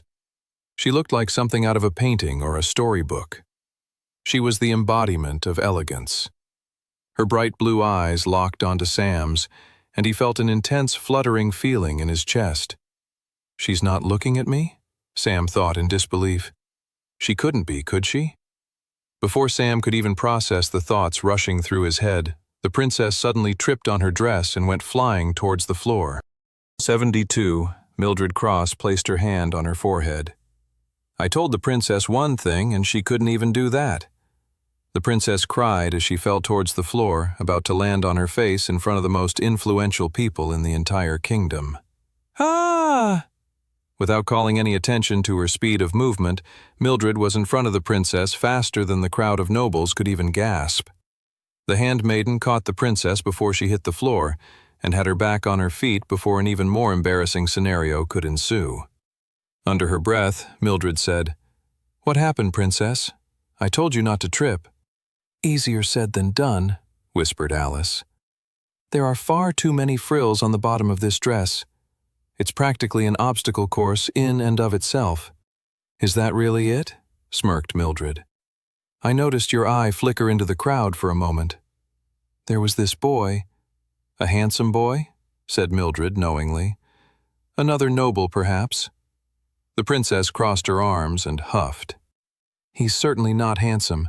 If he hadn't been gawking at me like he had, maybe I wouldn't have tripped and embarrassed myself. I don't even know why you're inquiring. You're not one normally for gossip." Mildred's face went serious. She may have exposed more of her emotional self to the princess than she had intended, but it was important to know who Alice was looking at. "Who is it?" The princess eyes a young man across the hall. It was an older teenage boy with shaggy black hair and striking red eyes. "A traveler, huh? You need to be careful with them." "I don't need to be careful about anything," huffed Alice, "because that boy means absolutely nothing to me beyond irritated annoyance at his impolite, gawking behavior." "All right. Well, everyone is looking at us now," said the handmaiden. "Better to continue on with the ceremonies so we can move on from your disastrous entrance." "Disastrous?" "Now you've made me more nervous," hissed Alice. "Just keep going," said Mildred. "It's time you welcomed and thanked everyone for coming." After a brief moment of fear with the princess tripping, the royal winter ball continued without incident. They all sat down for a wonderful dinner, which was then followed by a string quartet playing lively songs to commence the dancing portion of the evening. Toby stood by himself and chugged another glass of punch. Clara had left to use the bathroom, and Sam seemed preoccupied with something else. What are you doing?" said Brock, approaching Toby. "I need liquid courage," said Toby. "But there's no alcohol in there," said the dwarf. "Though if that's what you're after." Brock opened up his blazer to surreptitiously show the top of a silver flask. "I find that in these types of situations it's always better to drink hype juice rather than haterade." "No," said Toby. "Alcohol will add too many variables to how something which should be so simple could go so very, very wrong." "What's the matter, lad?" "I need to ask someone to dance." "Ah, I see," said the Brock, looking across the dance hall to Olivia and Curtis slow dancing. "Are you sad that Curtis is dancing with Olivia?" asked Toby. "Nah," said Brock. "He may be winning the battle right now, but the war is far from over." "Really?" "Well, I danced with her last year and he didn't," said Brock. So in my book, we're tied for that glorious woman's affection." The dwarf sighed. "But enough about me. You better make your move before someone else does. Just be happy there aren't any more conniving know-it-all elves at this ball." Toby sighed. "You're right. Just remember, lad, when it comes to courage, you just need to strike." At that moment, Toby saw Clara return from the washroom and cast her eye across the dance floor. "She definitely wants to dance," Toby thought, his heart fluttering. He started to move across the great hall towards his childhood friend. It felt like time slowed as he got closer and closer to her. "This is it," he thought. "This is the moment I ask her to dance and I tell her how I feel." It was just seconds away. A life of love and happiness existed on the other side of this moment. "What is it, Tobes? Have you finally thought of something nice to say? Or are you still blubbering weirdly?" said Clara, blinking at him with her beautiful green eyes. "I take that back, actually. I know how you feel. I feel a bit nervous here amidst all these nobles and glamour." Toby didn't say anything. "Are you all right, Tobes?" Toby's lips trembled. "Yeah, well, how about I don't know, dance." At that exact moment, the large windows of the banquet hall shattered as 3 attackers intruded on the royal winter ball, swinging in from the cold, wintry night. 73. Edgar Redfield immediately stood up, alert and ready for battle, as the glass shattered and the 3 intruders landed in the center of the banquet hall. The nobles scattered to the edges of the room, screaming in terror. "Protect the princess at all costs," shouted the guildmaster. The 3 attackers wore light armor with cloaked hoods to conceal their identities. All 3 of them materialized large scimitars and rushed into the crowd, adding to the chaos they had already created with their glass-shattering entrance. "This is bad," Redfield thought, rushing into the fight. But nevertheless, he smirked to himself. An opportunity for the guild. Sam materialized his berserker sword and rushed to one of the attackers. "Finally," Sam thought to himself as he ran to engage in the battle. "I've been waiting for this." The cloaked attacker swung his scimitars right at Sam's head. Sam spun on his feet and knocked an elbow blow right into the attacker's face. The attacker went stumbling back. Sam narrowed his eyes and went for a precision slice as he slashed his powerful berserker sword. The novice-tier traveler's attack cut through the intruder and had him falling to his knees in pain. Sam knocked him out with the touch of his sword. He figured it was better to keep these killers alive to extort more information from them.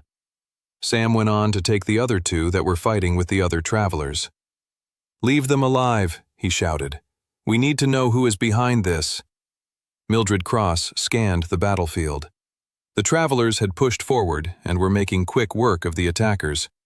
A circle of the travelers had formed around the princess.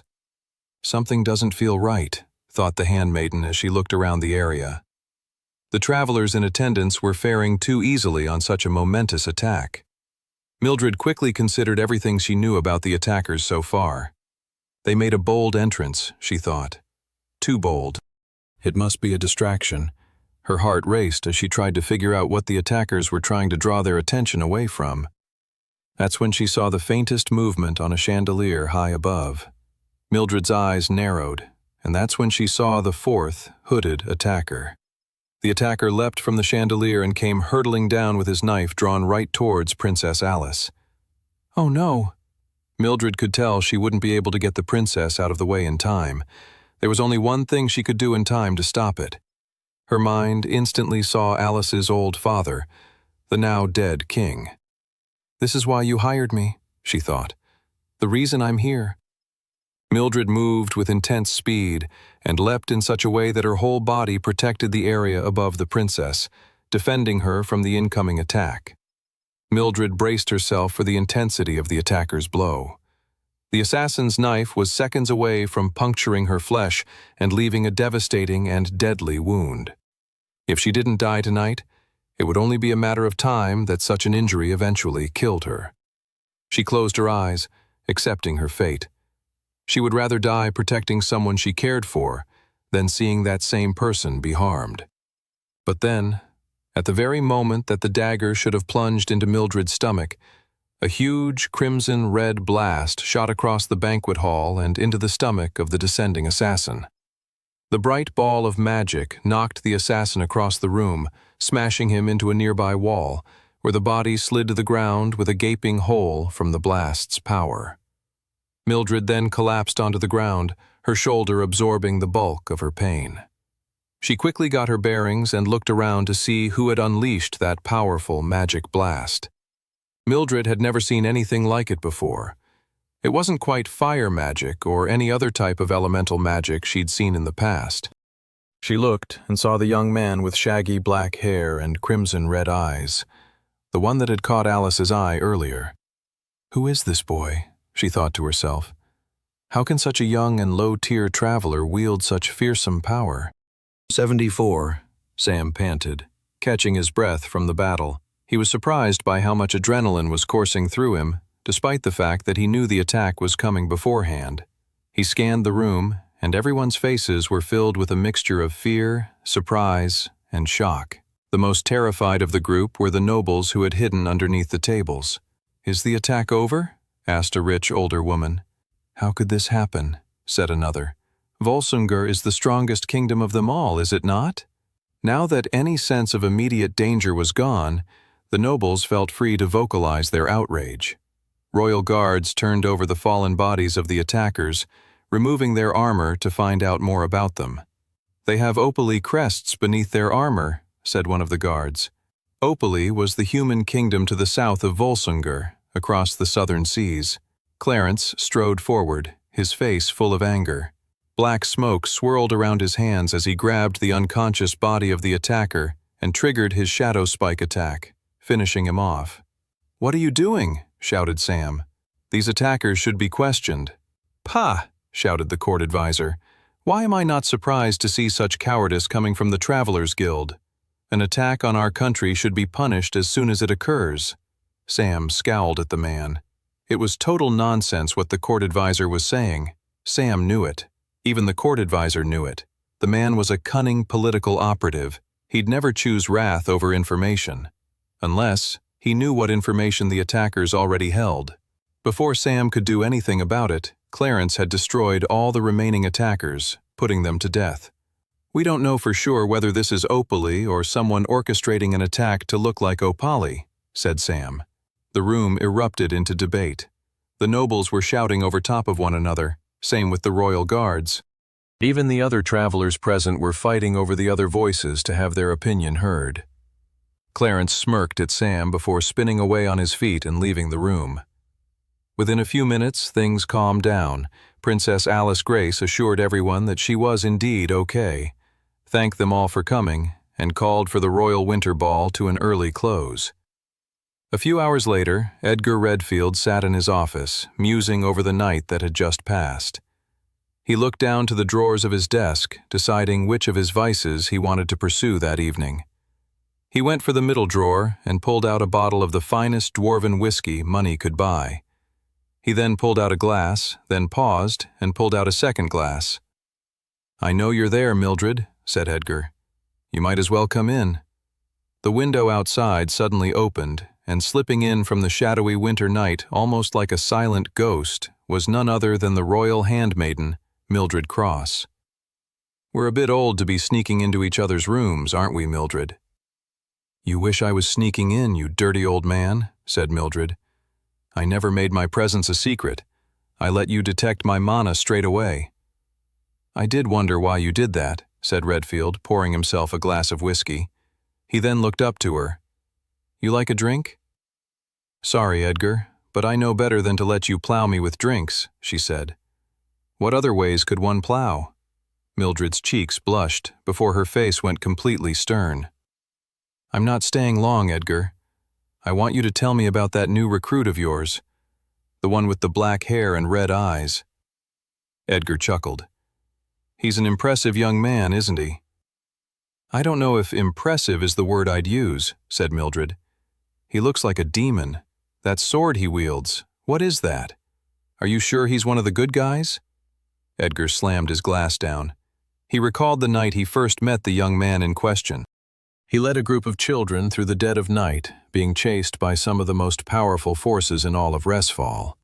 He recalled the determination that had been on the boy's face, his moral sense of right and wrong, the heroism only a true warrior, one who has faced many hard decisions, was clear as day across the young man's face. It was especially clear to Edgar on the night he first met Sam, and was reinforced with every subsequent dealings he had with the young man. "I don't doubt that young man's loyalty to the guild or the overall good of the kingdom for a second," said the guildmaster. "And neither should you." Mildred nodded. "Well, impressive certainly describes the boy's ability to win over a cranky old grump like you, that's for sure." She then walked over to the window from which she came. "Any more questions, Mildred?" But the handmaiden had already disappeared into the night before she even heard the end of Edgar's question. Edgar finished off his glass of whiskey and thought over the interaction he'd just had with Mildred Cross. He couldn't help but get the feeling that, despite what he had said to her, she didn't believe a single word out of his mouth. 75. The following day, Sam woke up bright and early. Everyone was sleeping in after the eventful night of the Royal Winter Ball. Many of them believed they had earned themselves a break. Sam did not feel the same way at all. If anything, after the events of the Royal Winter Ball, he felt more inspired than ever to continue raising his stats, finding better equipment and leveling up his abilities. He had a quick breakfast on his own in the dining hall. He then downed a mug of coffee as he shoveled scrambled eggs, bacon, and potato wedges into his mouth. He probably would have eaten slower if there was anyone there to witness him, but seeing as he was on his own, he figured he could eat ravenously without upsetting anyone's sense of impropriety. Even thinking in that way caused Sam a brief moment of pause. "I think even the little bit of time hanging out with those nobles last night is rubbing off on me," he thought, and not in a good way. Following his breakfast, he went by the mission board to see what was available for novice-tier travelers with 3 stars and under. A new mission had come in from a newly spotted blue dungeon gate that had appeared outside the city. He put his name down for the mission with one of the clerks and then headed off to start his day. The streets of Resfall were quiet that morning as Sam walked towards the city's eastern gate. The few people he did see were all yawning with bags under their eyes. It looked as if the whole city had taken the night off to celebrate Lovespell and the Royal Winter Ball. Even if many of them weren't invited, they had chosen to celebrate the occasion at home or with others. Sam smiled at a few passers-by and continued towards the gate. The sky was clear, and for brief moments, Sam would catch a whiff of spring in the air, only for seconds later to feel the wind pick up and remember it was still very much winter and would continue to be so for at least another few weeks. He was about 5 minutes from the gate when he got the peculiar sense of someone tracking him. He triggered his mana sense and didn't pick up anything. That didn't put Sam at ease. He could tell he was being followed. He could also tell that whoever was following him was also a decent practitioner of mana manipulation. Sam moved around the corner, trying to shake the tail of whoever was following him. Except, when he went around the corner, he had no idea what happened, but somebody was there waiting for him and knocked him out cold. Sam's vision was blurry and his head hurt. He felt groggy, like he was waking up from a bad dream. Only when he was a little more awake did he realize that he wasn't waking up from a bad dream, but rather a bad day. He had been abducted, kidnapped. He tried to move and instantly discovered his arms were tied behind a chair in a thick, powerful knot. Crap, he thought. From the looks of things, he was underground somewhere, most likely in a forgotten passage in one of the many sewers of Resfall. In the distance was the echo of dripping water and scurrying mice. This is bad, Sam thought. He racked his brain to figure out who would try to kidnap him, and why now. The prime suspect would have been the Spectral Church. Sam had completely upended their experiment with the White Gate and left dozens of their traveler priests for dead in their secret underground headquarters. Except none of his current surroundings had the air of the Spectral Church. It made no sense for the Spectral Church to take him to the sewers when they had their own hidden passages beneath their cathedrals. So if it wasn't the Spectral Church, who was it? Could it be whoever was behind the attack last night at the Royal Winter Ball? Clarence Erdstrom and his associates? It must be. Sam was mentally kicking himself. Had he displayed too much power at the Royal Ball last night? Had he painted a target on his back? Two shadowy figures emerged just ahead of him, concealed in the darkness. "Who are you?" shouted Sam. "Let me go!" In a muffled, strangely artificial-sounding voice, someone spoke. "What do you know about the attack last night at the Royal Winter Ball?" Sam's eyebrows furrowed. What an odd question, he thought. Even still, the question made him pause. Did he reveal what he believed happened, or did he stick to the current story going around the royal keep? "There were 4 intruders who tried to assassinate the princess," answered Sam. "Many in the keep believe it to have been orchestrated by the southern human kingdom of Opali." "What do you think? Do you think it was Opali?"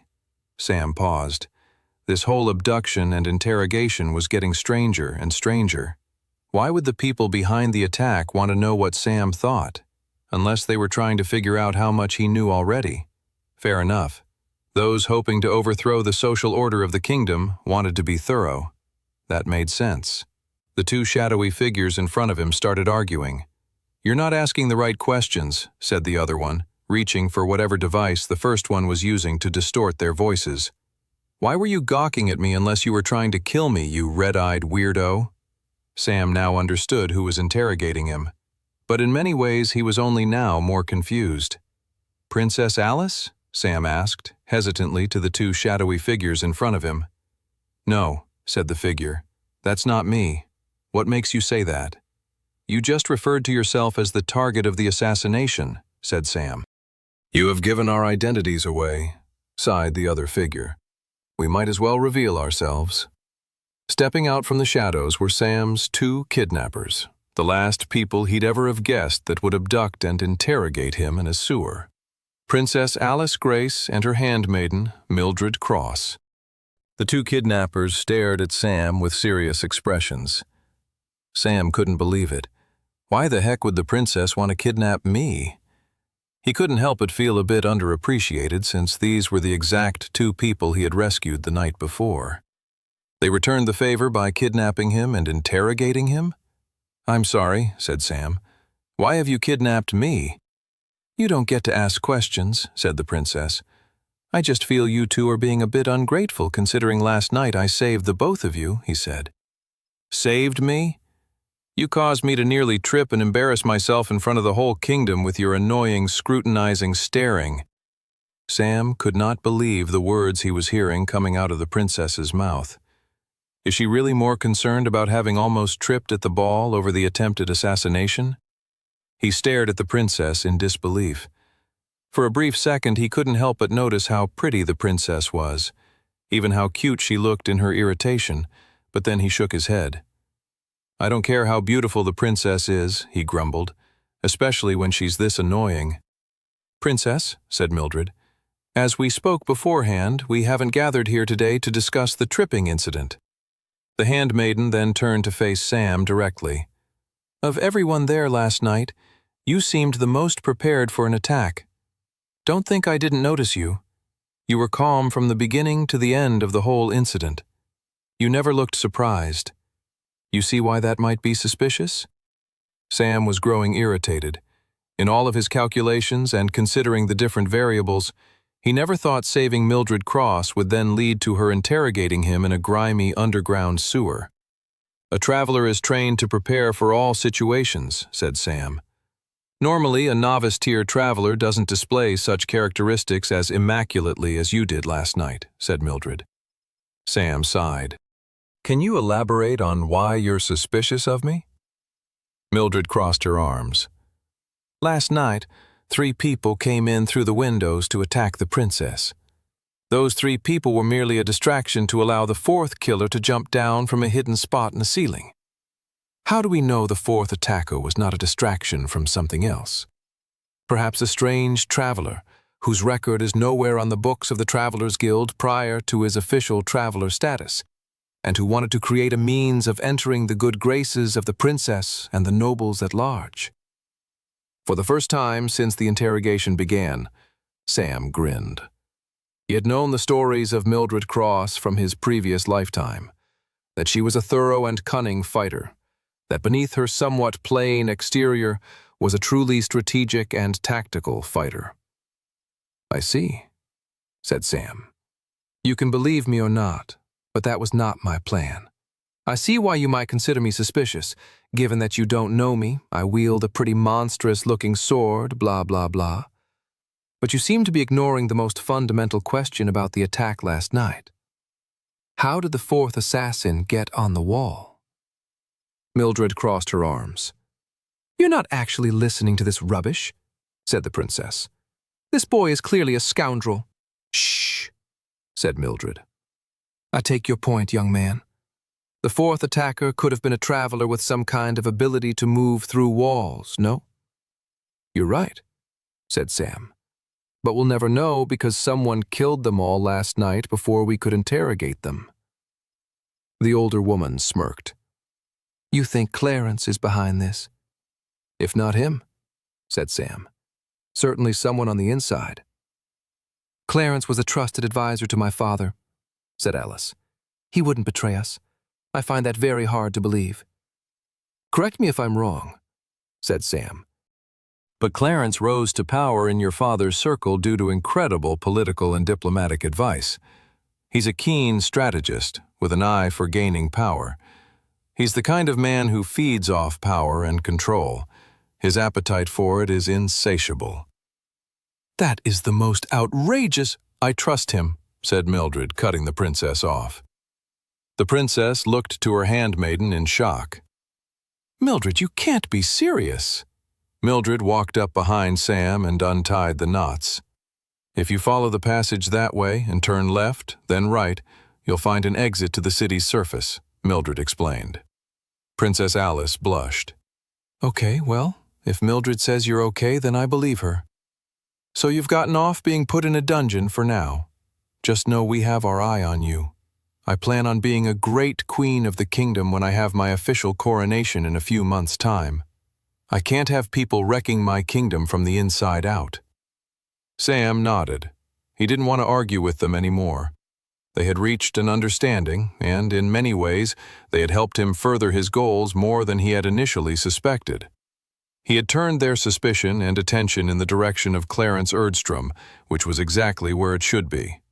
The future assassination attempt on the princess' life was crumbling in multiple directions, exactly as Sam had intended. "Until next time," said Mildred. "I hope not," said Sam. "Likewise," huffed the princess. The kidnappers and Sam headed off in the opposite directions. Sam followed the handmaiden's instructions on getting back to the city's surface.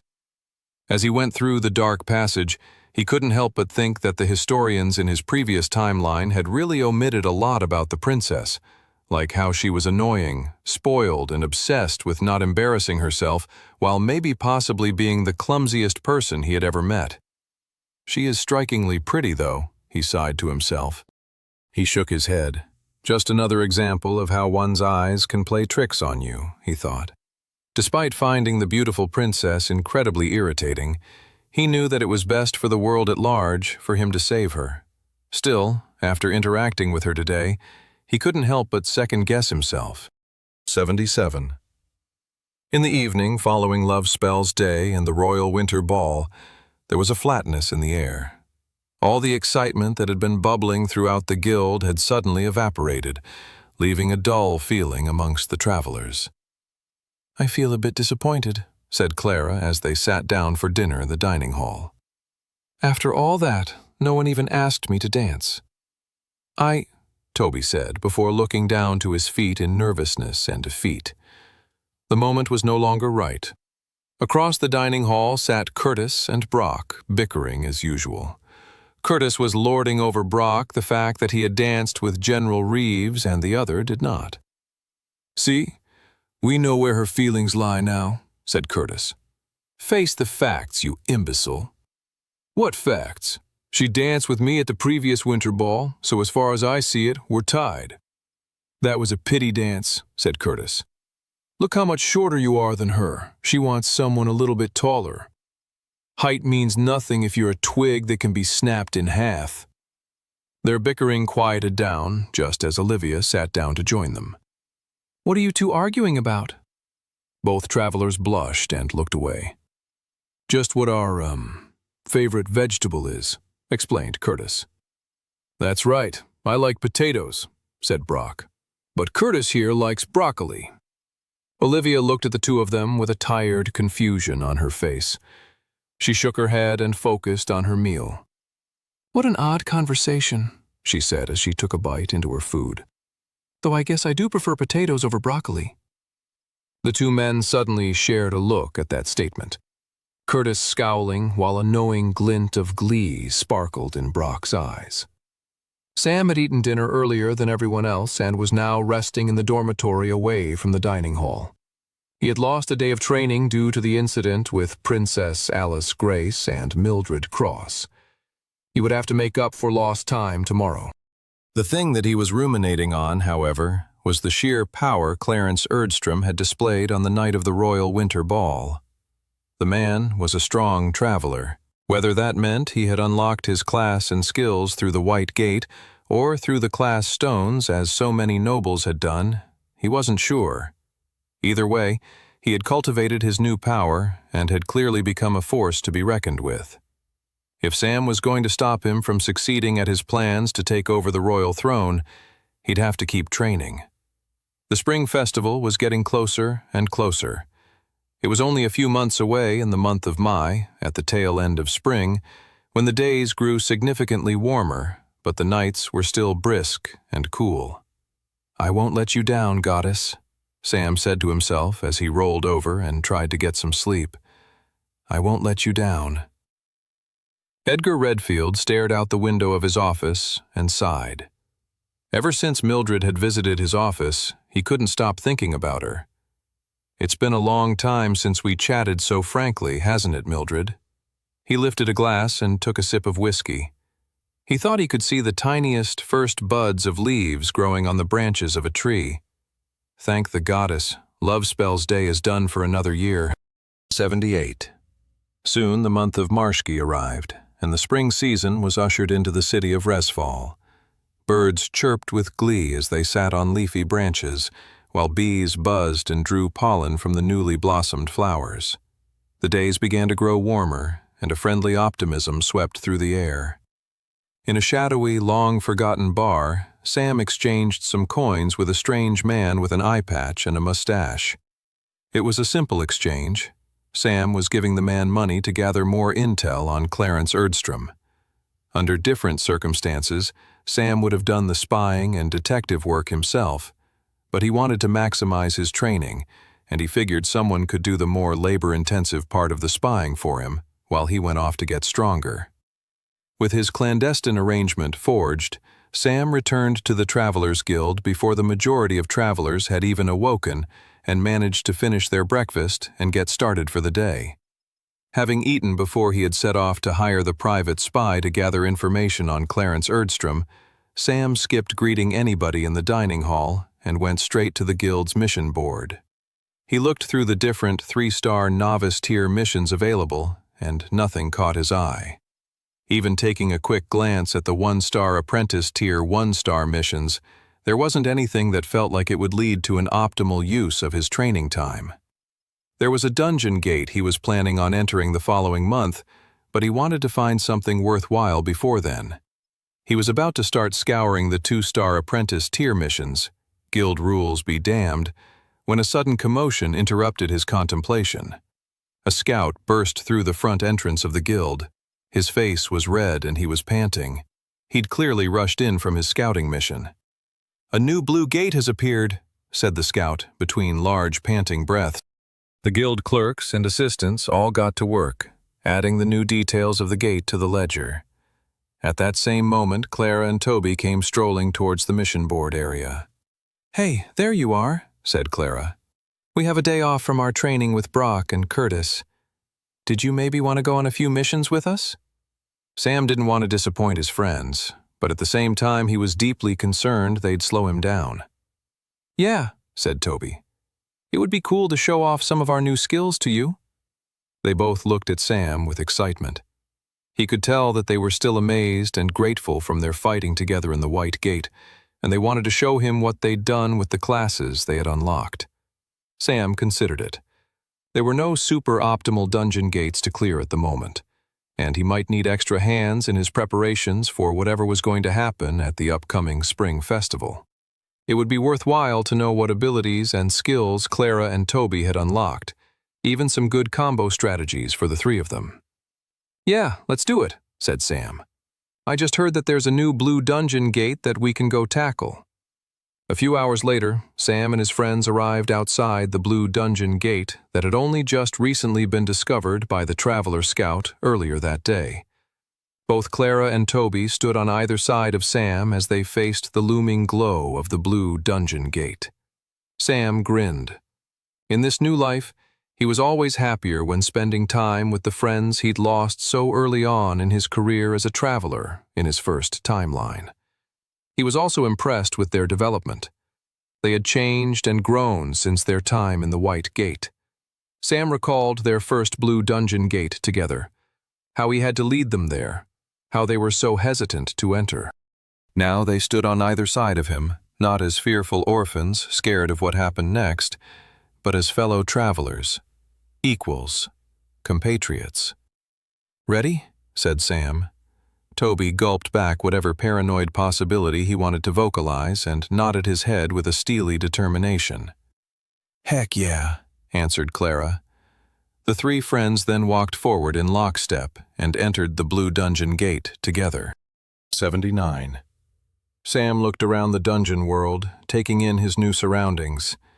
Even after entering countless dungeon gates across not just one but two timelines, Sam still couldn't get over the wondrousness and magic of the dungeon gate system. One second he was in one world, one reality, and instantaneously he was in another. Sam wasn't sure he'd ever get over the novelty, the magic, and the sheer otherworldliness of the dungeon gate system. They had left the early days of Marshki with its flower buds and its first hints of warmth for something much bolder. They had entered a world of bright blue skies, a sweltering sun, sand dunes, and canyons. "Ah, nice," thought Sam, "a desert canyon realm." "Wow," said Clara. "All my life in the orphanage I never thought I'd get to see the desert lands of Westria." "Is this technically even considered Westria anymore?" said Toby. "If so, could we expect one of the nomadic orc tribes to attack us and feast on our flesh? Because that would be beyond terrible. I'm too young to be an orc's supper." "Relax, Tobes," said Sam. "This isn't Westria. Little is known about how the dungeon gate system works or where it takes us when we step through them. But I can say pretty confidently it doesn't teleport us to another part of Westria. No, this is another reality separate from ours. Why and how they've become connected via the gates is a mystery to not only myself, but to many others." "In short, Tobes," said Clara, "you won't be an orc's supper. Not in here, at least. That said, you might get eaten by whatever is approaching us right now. Incoming, guys!" The sand nearby vibrated as some kind of subterranean monster headed towards the three young travelers. Sam got ready to take out the creature, materializing his berserker sword. A great cloud of sand shot forward as the monster burst from underground, revealing itself. It was a giant black scorpion with powerful pincers and an extremely durable chitinous outer layer.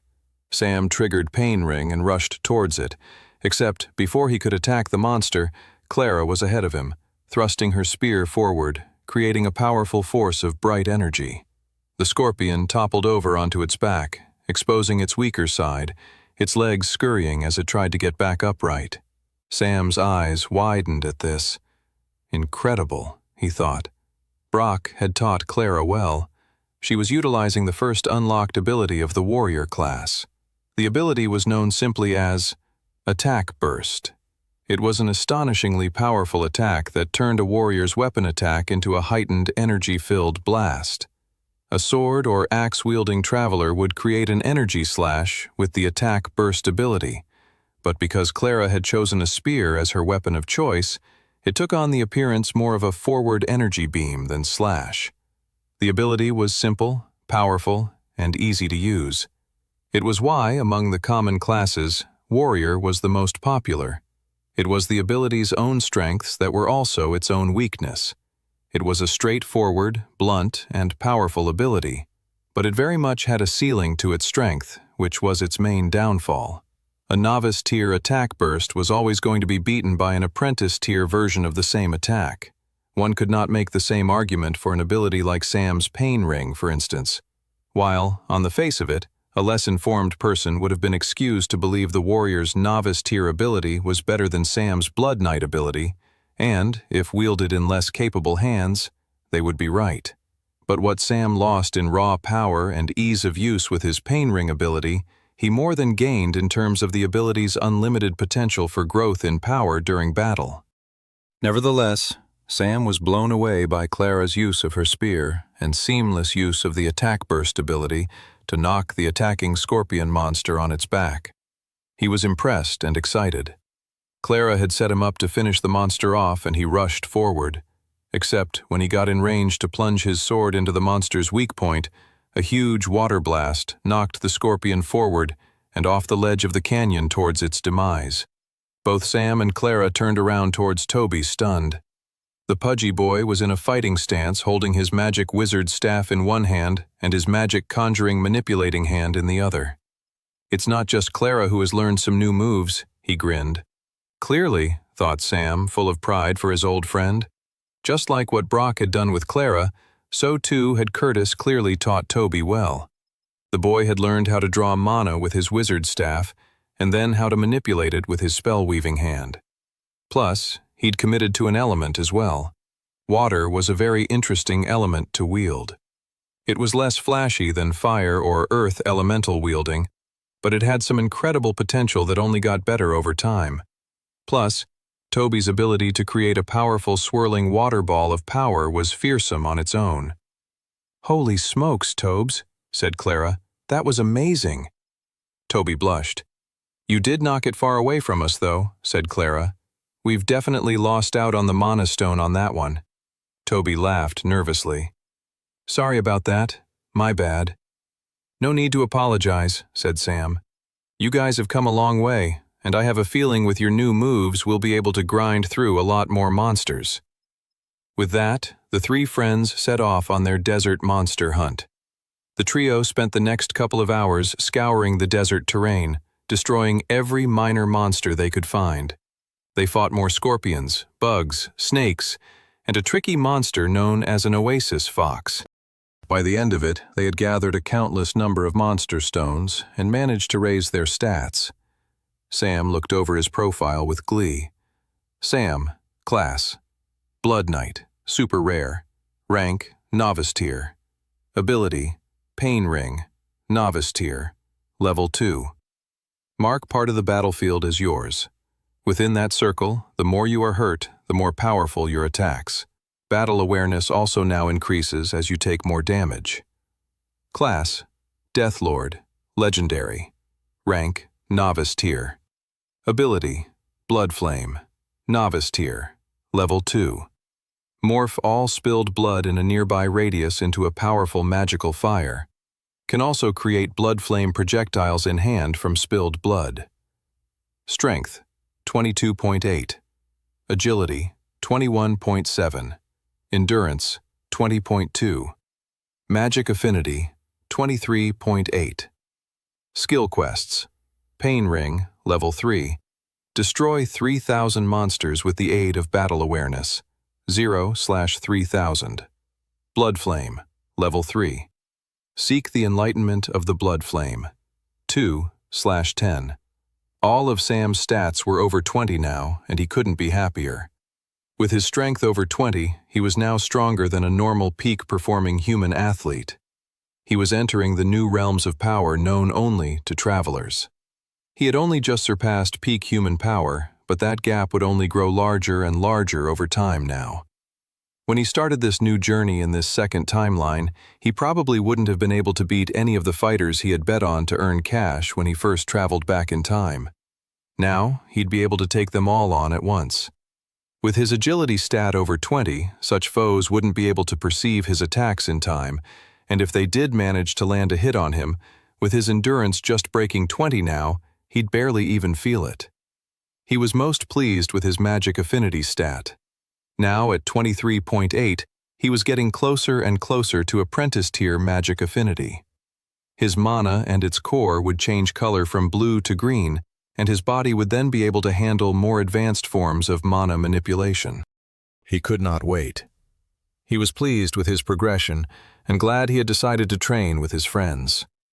Once they were finished resting, draining mana stones, and going over their stats, the trio agreed there was only one thing left to do in the dungeon world: take on the boss. 80. The difficulty with the Desert Canyon dungeon world was that it was such a vast territory to cover that it made it harder to locate the boss area. In a cavern realm, there was a fairly linear map one had to travel to find it, whereas with a Desert Canyon realm, things weren't so simple. There wasn't a direct beginning and end point to a realm like the one they currently occupied. After a few more hours of searching, they realized the boss area was actually in the center of the map at the bottom of the large canyon.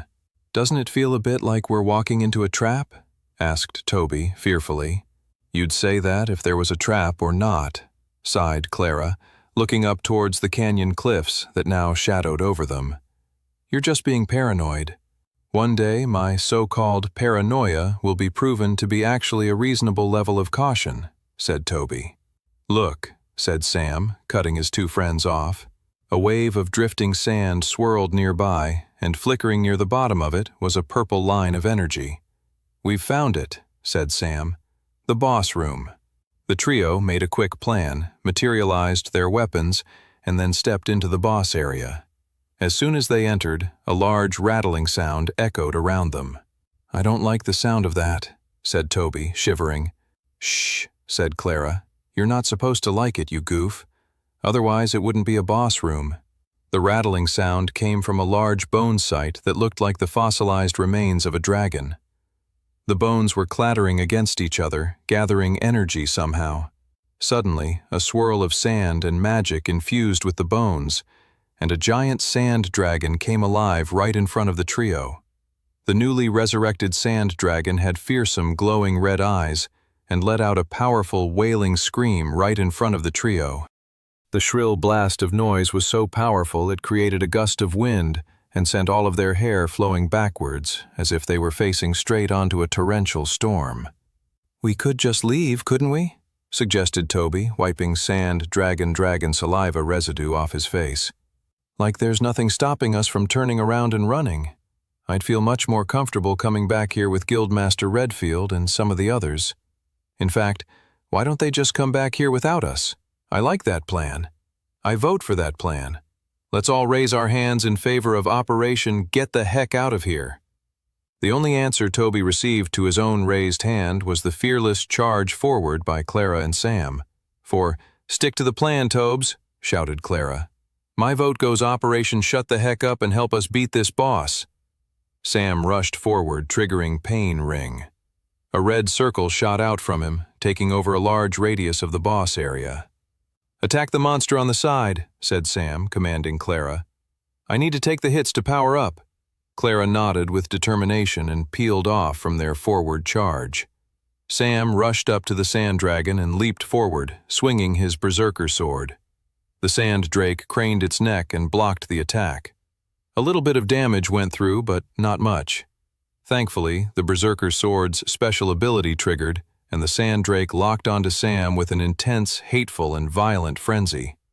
The creature now had tunnel vision and wanted to kill only Sam, forgetting about his two other companions. It was perfect timing for the sword's ability to trigger, as right after Sam had slashed at the sand drake, Clara had unleashed a powerful blow with her new attack burst ability. A bright flash of powerful light and energy smashed into the sand drake's side, dealing a significant amount of damage, which in any other circumstances would have the sand drake turn its sole attention on her. But thanks to Sam's special sword ability, the sand drake stayed focused on him. The other added benefit to Clara's attack was that it managed to puncture through the sand drake's reincarnated flesh, spilling blood on the ground. "Perfect," thought Sam, He turned around and started retreating. Toby, who swung a massive water ball at the sand drake, looked shocked to see Sam retreating. "Why are you running towards me?" "Watch," Sam grinned. As the sand dragon came rushing after Sam, the young black-haired traveler triggered his level 2 blood flame ability. He drew upon the spilled blood and created a large ball of blood flame in his free hand. He then whipped the powerful magic projectile in the direction of the sand dragon that was mindlessly chasing after him across the boss area. "We've got it locked in now," said Sam. "Let's whittle it away." They continued in lockstep like this for a good 10 minutes, Clara stabbing the dragon in the side as Sam and Toby threw magic projectiles at it, all while the sand dragon chased after Sam. "Why isn't it dying?" grumbled Clara as she stabbed the sand dragon in frustration. Sam was confused as well. Even if their attacks weren't a perfect matchup for how powerful the boss creature was, they had dealt enough of them that they should have had an effect. But the sand dragon looked as strong as it had from the start of the battle, despite dripping blood all over the place. "Okay, change of tactic," shouted Sam, rushing forward. He ran headlong into the vicious dragon. The dragon shot its head out, wanting to rip Sam to pieces. Sam leapt forward, swerving his shoulder in the direction of the monster's teeth. He tried to reinforce that portion of his body with mana from his mana core as he braced himself to take the deadly attack. The sand dragon's teeth pierced into him, and Sam winced with pain. But the hurt didn't last too long. The pain ring transformed the horrible suffering entering his body into a newfound sense of power. Sam pushed himself free from the sand dragon, rolling back onto the desert ground. He got up on his feet and felt the new power swirling through him. "This is good," he thought, but not enough. He spent the next minute slashing at the sand dragon with his newfound power, and it was definitely making a dent in the monster. But even then, Sam knew they were missing something. Sheer power wouldn't be enough to destroy this boss. They need to figure out its weak point. That was why a minute after allowing the dragon to take a horrific bite out of him, Sam was rushing forward to let it take another. He jumped towards the monster with his other, less mangled shoulder as the sand dragon slashed its sharp, bony claws against him. A sharp ridge of blood and flesh ripped through Sam, and he screamed out in pain. "Sam!" shouted his companions. Sam's heart raced and his vision swirled as his body was filled with unbelievable suffering. The horrific feeling didn't last long as his necklace of healing began to patch his bleeding body back together. As he swayed back onto his feet, Sam's vision was changing. The advanced evolution of his pain ring ability was finally taking effect. The sand dragon's mouth was glowing, specifically at the end of either side. Sam recalled how in his very first attack the sand dragon had protected his face. "I figured out its weak point," shouted Sam.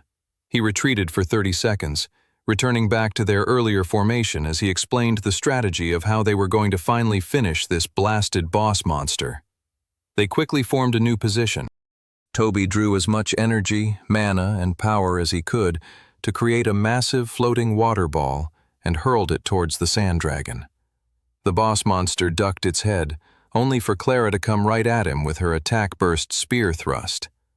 The sand dragon swerved from it, only for its eyes to widen with absolute shock as Sam swung in for a massive blow right in its weak spot. Using all of his accumulated power from his pain ring ability, Sam slashed the berserker sword through the back of the sand dragon's lips. The battle awareness from the pain ring hadn't lied to him about the boss monster's weak point. Sam's berserker sword cleanly cut through the back of the monster's lips, cutting the creature in half.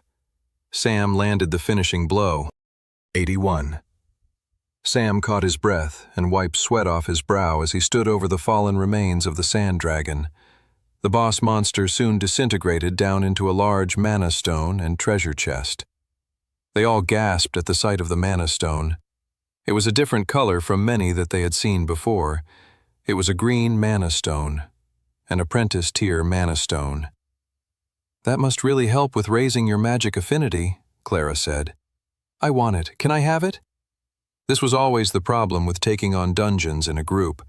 How the heck did you split the loot? Sam grinned and said, "Let's see what's in the treasure chest before we say who gets what." In the end, the treasure chest held great new items for both Toby and Clara. Clara got a new apprentice-tier mithril spear with a magical engraving, and Toby got a journeyman-tier elven wooden wizard staff. "Ooh, the spear comes with a special ability," said Clara. "Tell me more," said Sam. "I'm going to keep it as a surprise for now," she grinned. "All right, I guess that means I get the mana stone," Sam chuckled, picking up the green stone and vanishing it into his inventory. With the loot sorted, they headed back to the dungeon gate entrance, satisfied with a good day's work. A few nights later, Clarence Erdstrom strode through the streets of Resfall. He rarely left the keep nowadays in fear of attracting suspicion, but he needed to have a word with his fellow associates. He kept a hood up and furtively looked around the city streets with suspicion. Someone had followed him a few nights earlier, but he was now prepared for any nighttime stalkers this time. If anyone chose to follow him, they were going to suffer for it. Clarence moved quickly through the streets, sticking to the shadows, moving through alleys and forgotten sections of the city. His body was filled with frustration. He'd been planning the attack on the Royal Winter Ball for months. While he hadn't expected to finish off the princess, he was hoping to get that damn handmaiden out of the way. Now his entire plan was disordered. He needed to rethink everything. The problem, however, was that he couldn't quite figure out why his initial plan at the ball had failed. He couldn't put his finger on it, but it felt almost as if people were prepared for the attack to happen. But how would that have even been possible? Was there a mole among his associates? Clarence shook his head. He didn't think so, but he couldn't come up with a better explanation for why his plans weren't working out properly. "It will be good to speak with my allies tonight," Clarence thought as he picked up his pace, striding through the night. Unbeknownst to Clarence, however, a new shadowy figure stalked him. For anyone observing, they would have caught the subtlest glint of red from the shadow following in Clarence's footsteps. Sam made sure to keep himself a good distance away from Clarence. He made sure to conceal his mana and not draw suspicion to himself, which mainly meant staying out of sight and keeping his movements gentle and quiet. He tiptoed quickly across the slated rooftops of Resfall beneath the night sky, following Clarence. It was mostly a cloudy night, which made it darker and helped Sam with his nocturnal stalking. There was the occasional patch of moonlight that would poke through an opening in the drifting clouds, so Sam made sure to be slow and cautious at such crucial moments. Sam had known to follow Clarence that night after meeting up with the spy he had hired and learned more about the court advisor's comings and goings over the last few days. According to the spy, Clarence Erdstrom rarely left the royal keep and only ever did so under the cover of night. "What are you up to, Clarence?" Sam wondered as he tracked the court advisor through the city streets. "Who are you working with?" If Sam hoped to stop the assassination of Princess Alice Grace at the upcoming Spring Festival in a few months' time, he had to figure out who Clarence was working with. There was no way they would try to assassinate the princess without a plan B. That meant that even if Sam stopped the initial assassination, there was a backup plan he had to worry about and prepare for. The princess's life was at stake. The fate of everyone who lived in Resfall was at stake. The demise of Westria and all of its people was pretty much guaranteed if Sam didn't stop whatever monstrous plans were being formed for the upcoming Spring Festival. Sam slowed down his movement as Clarence suddenly stopped. Sam crouched and hid behind a chimney and poked his head out to see what the court advisor did next. The man entered a building. Sam waited for a second and then, just beyond the top-floor window, he saw Clarence re-emerge. Another man emerged from the shadows of the room. The man had clearly been waiting for Clarence. Sam crept a bit closer to get a better look at who the strange man was. The clouds drifted and a patch of moonlight shone through the dark night onto the room Sam was spying on. His eyes widened as he saw who Clarence had met with. "So, it's as I expected," Sam thought. "But now I have proof." Meeting with Clarence Erdstrom was none other than the head of the Spectral Church, Archbishop Balin. 82. Sam watched the two powerful figures continue with their clandestine meeting. The royal court advisor and the highest member of the Spectral Church. Sam crept a little bit closer. If only I could hear what's being discussed in there, thought Sam. To be fair, Sam could piece together the larger points. They were clearly working together towards assassinating Princess Alice Grace. But Sam wanted to know more of the particulars. I bet it connects back to the experiments I found in Creekdale, Sam thought. Sam realized he needed to know more. He started looking around for ways to jump from the roof and get closer to the Archbishop and the court advisor so he could eavesdrop more effectively. He looked across the shadowy night, trying to figure out a way to proceed. He needed to get closer. The lives of so many depended on him figuring out the greater details of the powerful men's plans. Sam took in the narrow street that separated the roof from the one where the meeting was taking place. On the one hand, it wasn't too big a gap, and Sam should easily be able to make it across. But there were two problems. The first problem, and Sam lurched even thinking about it, if he screwed up the jump, it was a long fall to the cobblestones. Even with his higher stats, he'd be worried about taking a serious injury, especially if he didn't land correctly. The second problem was, even if he landed, he'd create a lot of noise, which Sam definitely didn't want to do. One of his greatest advantages in this timeline was that no one knew about his extensive knowledge of the future. He needed to protect that advantage at all costs. Sam saw the solution to his predicament and didn't hesitate as soon as it became clear to him. He sent mana to his feet, creating a level of calm balance in them that allowed him to make his movements as quiet as the night. He then hurried a few rooftops over where he could make the jump and not disturb the secret meeting he wanted to spy on. He took a deep breath, ran down the slated roof, and jumped off it at the last moment, catching his breath as he landed on his feet. In any other circumstances, he would have wanted to take a breather and soak in the relief for making the big jump, but he didn't have time to waste. He crept back to the room where the meeting was being held and slid down to the edge of the room just near the window. He placed his ear against the roof, and he could just barely make out the conversation. "So the plan will be ready just in time for the spring festival," said a voice, which Sam easily recognized as Clarence Erdstrom. "And what if things don't go as you suspect them to, much like what happened the other night?" said a different voice, clearly the Archbishop. "That's where you come in," said Clarence. "I presume the artificial dungeon experiments are going well?" "They are," said the Archbishop. "Well, we'll have an army of corrupted magic beasts and actual monsters to help us take the throne by brute force, in the event killing that silly princess is made difficult. Let's hope for the sake of so many in this city that it doesn't come to that," said the Archbishop. "The streets will flow with blood if we do that," Clarence replied. "The blood of the innocent is nothing but the ink of history, my good friend. We're almost there. Just another month or so. Until then, I bid you good night." The two men said goodbye, and the meeting came to a close. Sam stayed concealed in the shadows, making sure to hide his mana. He felt an anger swell in him. He wished he could have smashed through the glass and finished off the two evil plotters there and then. But he could feel the powerful pulse of Clarence's mana even through the roof. "I'm not ready yet," Sam sighed, "but I will be soon." The two men went off into the night, and a few minutes later, Sam stood up to head back to the Travelers Guild. The final training and preparation had to start now if they were going to save the princess from the assassination and the entire city at large. Sam took a step in the direction of the guild, when suddenly flashing through the night was a silver dagger aimed right at his head. 83. A few minutes earlier, an assassination squad of traveler priests took position across a series of rooftops in a forgotten quarter of the city. The second in command of the squad was Gregor Regus, an apprentice-tier traveler priest with the assassin class. Even without the class he unlocked from the White Gate a few years ago, Gregor had always been a killer. It was simply what he loved to do. He unsheathed his silver dagger as he eyed up the shadows of their target a few rooftops away. The target, whoever he was, hadn't noticed them in the night. They had taken great pains to conceal their mana and keep a greater distance from the target than they normally would when tracking someone.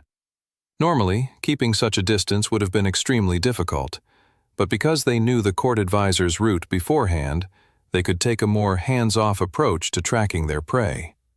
Gregor's silver dagger glinted beneath the starlight. It was time to incapacitate the target and discover who exactly had been tracking the court advisor. "It will be my pleasure," Gregor thought as he pulled his hand back and then threw his silver dagger out into the night towards the person hiding in the shadows of the rooftop nearby. Sam ducked at the last second, managing to dodge the incoming dagger attack. The silver dagger punctured the roof behind him, cracking one of the roof tiles into dust, which Sam couldn't help but think was what would have happened to his skull and brain had the dagger landed where it was supposed to. Sam scrambled from his rooftop position and took shelter behind a large brick chimney. He triggered his mana sense to see where the attack was coming from. He didn't pick up anything, telling him he was dealing with a professional and, most likely, proficient assassin. Sam quickly pieced together what must have happened. Clarence must have spotted one of the trackers that Sam had hired a few nights earlier. The court advisor had then responded by having himself followed by hidden guards to keep an eye out for any unwanted stalkers in the night.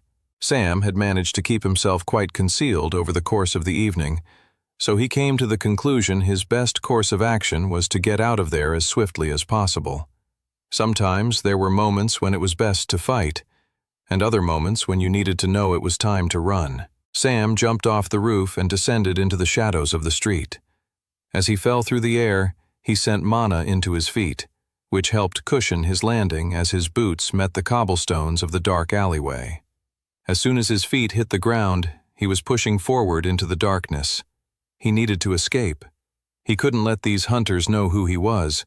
If they found out his identity, it would put his ability to save the princess, the city, and even the entire world at jeopardy. His heart began to pound as he rushed forward. He kept his ears alert, as he knew the assassin was good at concealing his mana leak.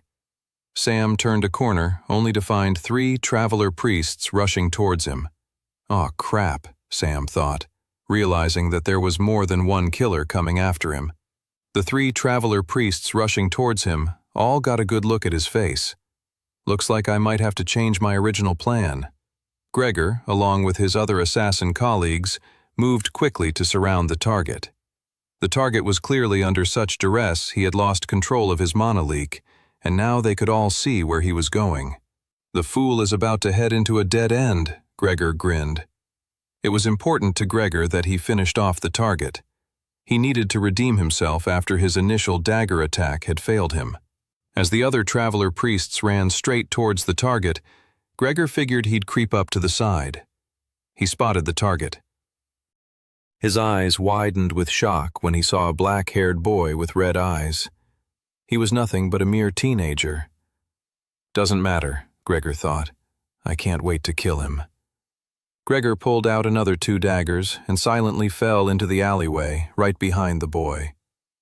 "The idiotic child doesn't even notice me," snickered Gregor to himself.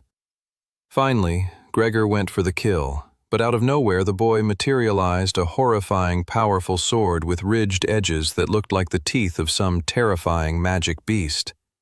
The blade materialized and went right through Gregor's chest. "You think I didn't notice you?" said the boy as Gregor collapsed onto the ground. 7 other traveler priests were now standing in the front of the alleyway to take the boy on. The boy left Gregor to his demise and turned to face the others. "I tried to avoid fighting, but you wouldn't let me go," the boy explained. The black-haired boy cracked his neck. "Now you will pay the price." 84. Sam gripped his berserker sword tightly and materialized his fiery flame sword in his other hand.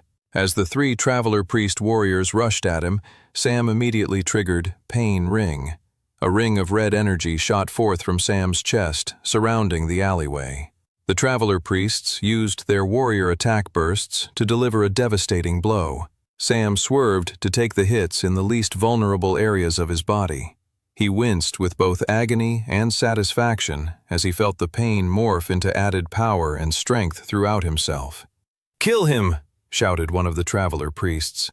"He's clearly only novice tier if such basic hits are going through." Due to the chaos of the battle, the attackers didn't see Sam smirk. Another accidental perk of the Pain Ring ability, Sam thought. It lulls your enemy into thinking you're weaker than you are. With Sam's newly gained strength, he took on the 3 incoming attackers, while the four wizards in the back flung elemental projectiles of fire and lightning. Sam swung his flame sword upward, clashing with the battle axe of one of the traveler priests. He thrust his berserker sword forward, puncturing through one of the traveler priest's armor and feeling the crunch of his sword rip through flesh and bone. The axe-wielding traveler priest cried out in agony, his body going limp. Gripping onto the handle of the berserker sword that was still wedged inside the dying man, Sam immediately pivoted the nearly dead attacker's body and used it as a shield to block a particularly large incoming fireball. The now dead traveler priest was covered in flames.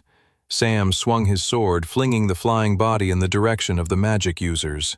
When the fiery body smashed into the ground, Sam triggered his blood flame ability, adding 2 types of flame to attack the wizards. That will keep them distracted for the time being, Sam thought. The 2 close-ranged warriors came at him, one wielding a sword and another a spear. The swordsman went for a bold slash towards Sam's neck, trying to separate his head from it. Sam ducked, only to come face to face with the spearman's deadly thrust. He jumped backwards, retreating slightly. The 2 warriors worked so well together, he was going to have to separate them if he wanted to finish them off. Glancing just beyond the warriors, he saw the wizards were still dealing with the blood flame, but it would dampen in another minute or so. He'd have to finish these warriors before then. The 2 warriors rushed at Sam once more. Sam dematerialized his fiery flame sword in one hand and then triggered the level 2 evolution of blood flame, drawing spilled blood from the ground into the palm of his hand, turning it into a powerful crimson ball of magic. "He may only be novice tier," said the attacking swordsman, "but he has some strange class I've never seen before. Be careful." "He's nothing but a weak little kid," sneered the spearman. "Let's kill him." The spearman rushed forward and Sam whipped his blood flame projectile in his direction. Rather than shooting the blood flame ball right at the spearman, Sam targeted the ground where he was going. This forced the spearman to leap backwards, throwing off the coordination with the swordsman. As soon as their formation was off, Sam rushed forward and slashed his berserker sword towards the swordsman's head. The swordsman blocked. Sam materialized his flame sword once more in his free hand and thrust it forward. The evil swordsman smirked and grabbed hold of the fiery blade with his gauntlet hand. Sam's eyes widened. "I won't fall for the same trick as my stupid colleague," said the swordsman. They were now deadlocked. Worse, the blood flame had cleared up and the spearman was rushing full speed ahead. "Crap," thought Sam. "What am I going to do?" In a millisecond, he caught sight of the swordsman grimacing from the pain of clutching the flame sword. Sam's eyes followed along and saw blood dripping through the metal gauntlets protecting the warrior. As soon as the drops of blood hit the cobblestones of the alley, only mere seconds before the spearman was about to thrust the pointed blade right through Sam's skull, Sam triggered blood flame once more. The swordsman and spearman erupted in flames as Sam leapt backwards and watched his enemies' bodies flail as they burned alive. Sam didn't have time to catch his breath as the 4 magical projectiles were suddenly hurled across the alley once more. "Looks like the wizards are back on my case," Sam thought as he swerved to dodge the attacks. He thought he had managed to avoid being hit when a lightning blast knocked him in the side and pushed him against a wall. Sam's body shook spasmodically from the lightning attack coursing through him. He saw the wizard preparing to make a cautious movement towards him while he was still down on the ground. Sam quickly got back on his feet. His vision changed slightly, and he noticed that all the wizard's hands were glowing with a faint red color. The level 2 passive ability from his pain ring was now coming into fruition. Sam had taken enough damage to now perceive his attacker's weakest points. It made sense that the wizard's weakest point would be their hands. They needed it to cast spells. Without them, they were done for. Unlike a warrior or more direct fighting classes, wizards didn't have naturally high defensive capabilities, as they didn't normally have to train their endurance stat as much. 2 of the wizards had leapt up to the rooftops on either side of the alley. They had created a formation where he could only attack one of them at a time. Sam dematerialized his weapons, freeing up his hands. "The boy is crazy," shouted one wizard. "He disarms in the heat of battle?" Sam ignored the wizard and rushed towards the magic users still facing him on the street level. Sam rushed forward as lightning bolts and fireballs descended from the wizards above into the alleyway below, exploding right behind him. As Sam sprinted forward, he drew large blood flame balls into either one of his hands, flinging them up at the wizards. He did the same thing once more with the wizards right in front of him, except this time he whipped the magic projectile with a little more particularity. He threw the blood flame balls right at the wizard's fingers.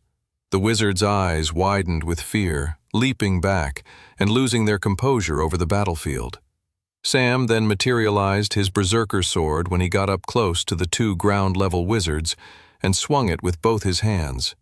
The blade ripped through their cloaks with ease, leaving behind two mangled corpses, separated in half. It didn't matter what tier the wizards were. The combination of Sam's increased strength from the pain ring and the wizard's own lack of endurance stat meant that Sam could cut through them with ease.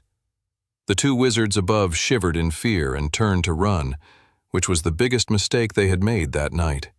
Sam materialized his throwing daggers and threw them at the wizards. Both daggers hit their mark, right in the back of the wizards' skulls. When you retreat, Sam thought to himself, you expose yourself even more to the enemy. The bodies of the dead wizards above slumped forward and fell off their respective rooftops, collapsing onto the ground below. The fight was over, and only carnage remained. 85. Sam looked over the remains of the battle. Dead traveler priests were strewn all across the alleyway. Do I just leave someone else to come upon this destruction? Sam wondered. If Sam hid the bodies, that might cause more alarm within the ranks of the traveler priests and those plotting the assassination of Princess Alice Grace. On the other hand, though, there might be more of them coming as backup. Sam decided it was better to take advantage of the opportunity to escape now with his identity still concealed.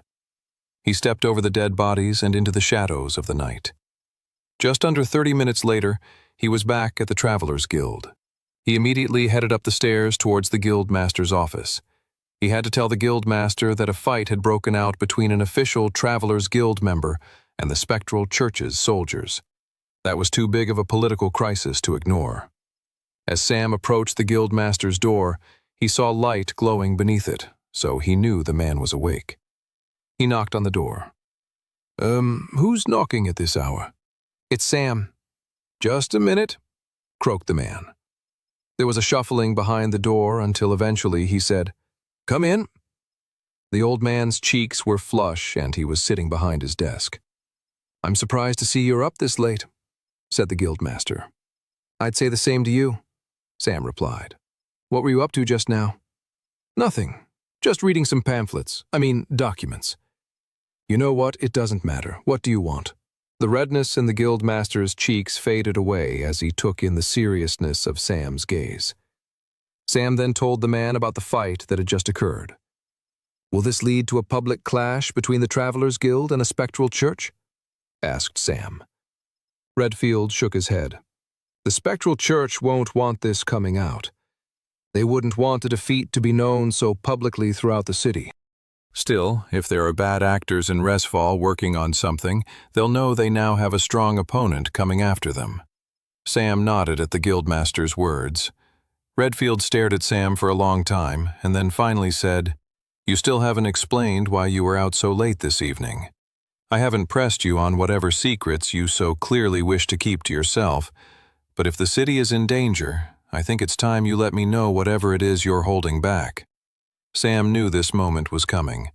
From the second he had stepped into the office that night, he knew this was where the conversation was ultimately going to lead.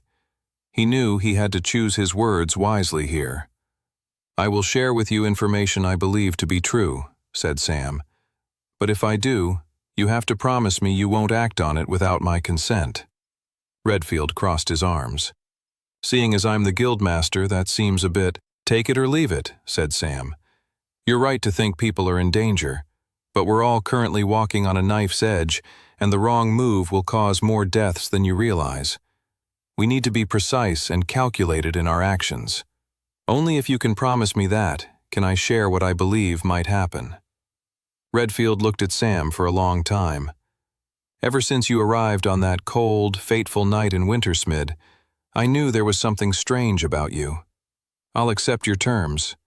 Now please, share with me what you can." Sam gulped and then began to tell the guildmaster about the upcoming assassination attempt of Princess Alice Grace. He shared everything he knew, including all the bad actors he believed to be involved. He shared everything except for the fact that the goddess had sent him back in time from 5 years in the future. When Sam was finished, Redfield was very quiet. The old man had his arms crossed, and he was deep in thought. "Why don't we act now?" "Because if we do, some of the bad actors involved will escape, and then they can plot a new plan that we have no idea of whatsoever," said Sam. "Right now, we can take advantage of the fact that we know what they're going to do and can draw them out. Once we do that, we can finish these enemies off for good." Redfield let out a long sigh. "All right," he said. "Then we're going to have to start preparing as soon as possible." Redfield pulled out a drawer from behind his desk and took out a glass of whiskey and poured himself one. "Would you like a glass?" asked Redfield. "You seem older beyond your years." Sam paused. Could Redfield somehow know that he was from the future? That he was really a 21-year-old in a 16-year-old body? "Ah, better not," laughed Redfield. "You don't mind if I drink, though?" "Not at all," said Sam, breathing a sigh of relief. From that point on, Sam and the guildmaster began preparing for the spring festival, where someone was going to attempt to assassinate the princess. There was still 1 more month until the spring festival. That would be enough time to train more travelers and put contingency plans in place. It was also enough time for Sam to do the final piece of training he wanted before the assassination attempt. There was a special piece of rare equipment he wanted to acquire before the upcoming spring festival. Even if he had wanted to, he wouldn't have been able to acquire the rare equipment until now. Sam grinned as he thought about it. The arrival of another irregular gate was fast approaching. 86. A few days later, Sam woke up to the sounds of high-pitched shrieks. At first, Sam thought he was having a nightmare involving a banshee. Then he realized the screams were coming from nearby and that he wasn't dreaming. It wasn't a banshee screaming, it was Toby. "I'm going to die! I'm going to die! I'm going to die!" Sam immediately jumped out of bed. Has the spectral church launched an attack on the guild hall, or has there been a sudden dungeon break? "Toby, what's happening?" Sam asked, full of concern. Puffy-eyed and red in the face, Toby began to explain the situation. "There's a new type of pollen in the air that suffocates you from the inside out. I took a big foolish whiff of that exact contagious flower yesterday in one of the city's gardens." Sam's heart immediately began to calm down. He looked out the window and saw buds of leaves returning to the trees and a bright, clear blue sky day. It was the 1st of April. "Have you forgotten what day it is?" Toby blinked. "What do you mean?" Sam grinned and shook his head in disbelief that Toby had been duped so well. To be fair, he was a bit of an easy target. The 1st of April was also known as April Tricks Day. Centuries ago, there was a court jester who always pulled elaborate pranks on the nobility on the 1st of April. As time went on, the tradition took hold, and it became a celebratory day of trickery and pranks throughout Volsungar and Westria at large. Suddenly, Clara, who had been deadly silent nearby, burst out laughing. Wiping a mirthful tear from her eye, Clara said, "Ah, Toby, you're cute when you're stressed." Toby blushed. "Cute? Did I say cute? I meant ridiculous," chuckled Clara, who was also blushing at that point. "Another April Tricks Day joke for you." Both Toby and Clara went silent and looked down to their feet. Sam wasn't sure why they were both so awkwardly silent, but what he did know was that today was going to be an incredibly important day of training, one that he was eager to get started with.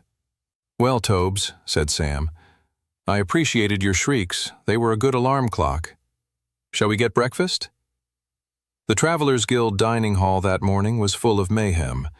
Many of the younger travelers were laughing and screaming as pranks and tricks erupted constantly across the dining hall, from fart cushions to small firecrackers. Sam ignored it all and went straight to the food station, first pouring himself a mug of coffee, and then loading his plate up with scrambled eggs and sausages.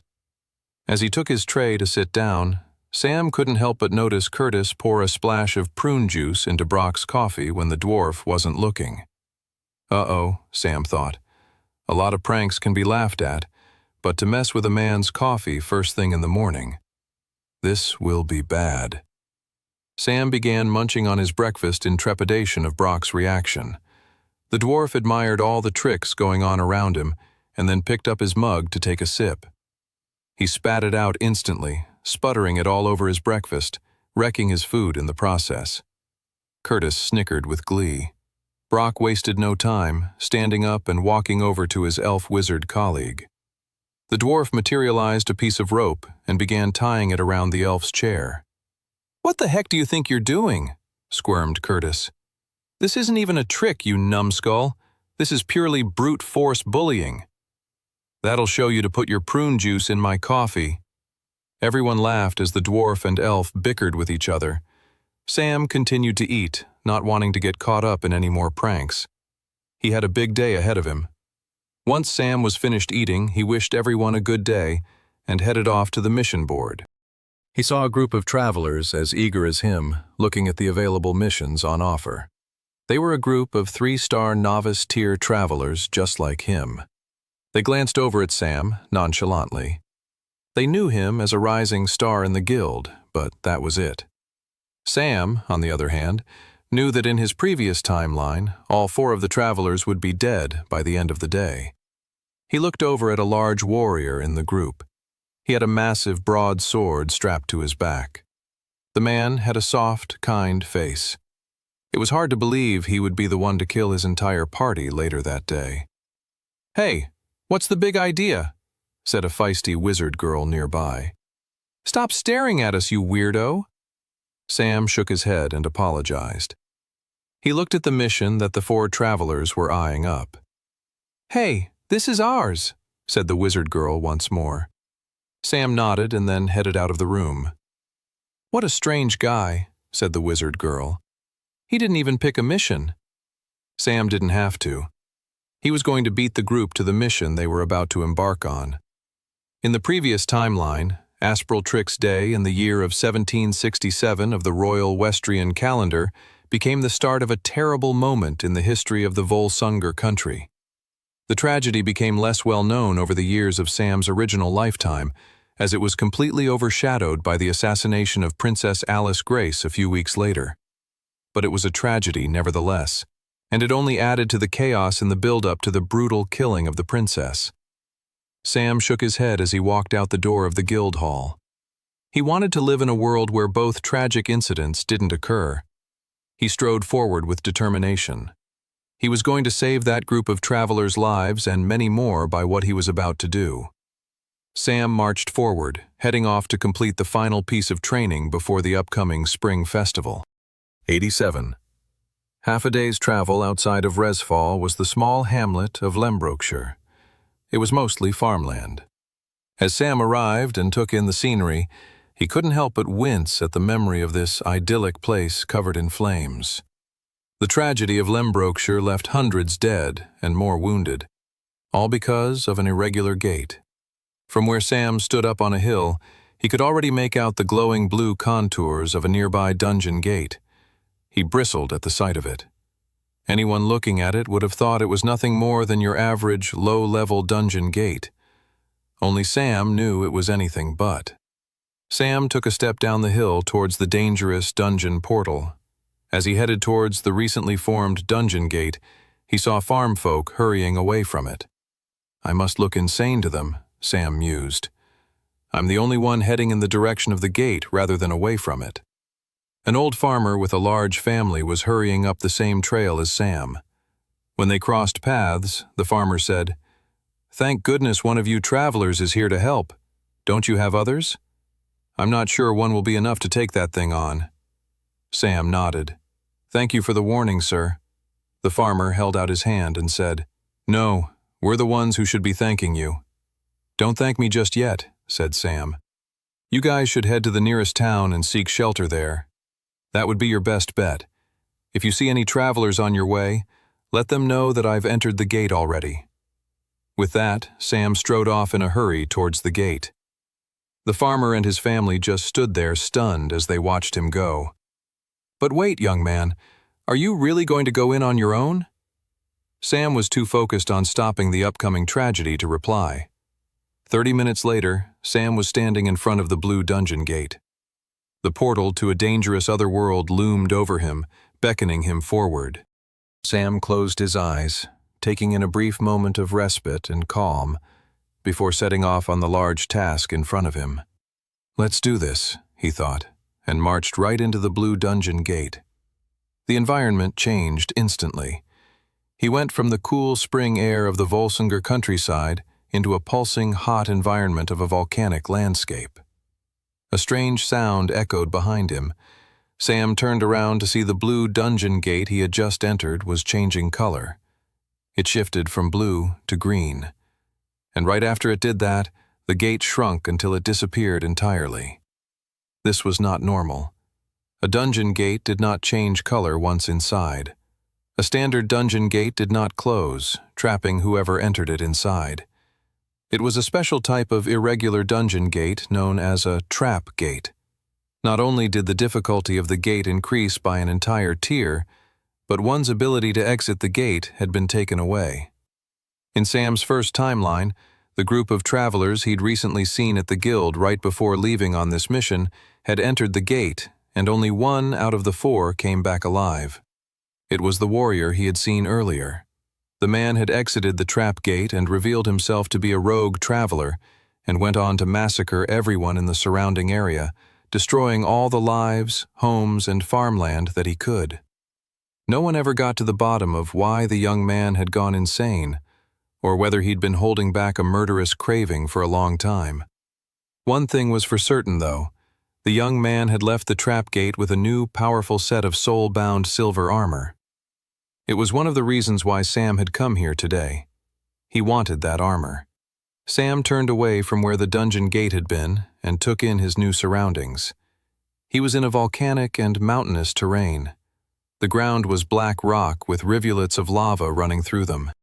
The trap gate did not let him have a moment's respite, however. As before Sam could fully get his bearings, bursting out from the black ground were 3 goblins with glowing orange skin, magma goblins.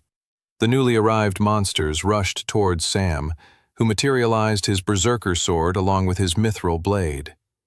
Sam figured his fiery flame sword might be of less effective use against monsters who lived in a regularly volcanic environment. The magma goblins were all wielding shiny blades, and they descended on him en masse. Sam triggered his pain ring ability. A red circle shot forth from his body, marking the battlefield.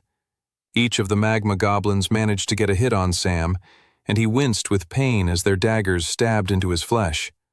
The pain subsided as his Blood Knight ability converted that suffering into increased power coursing through his body.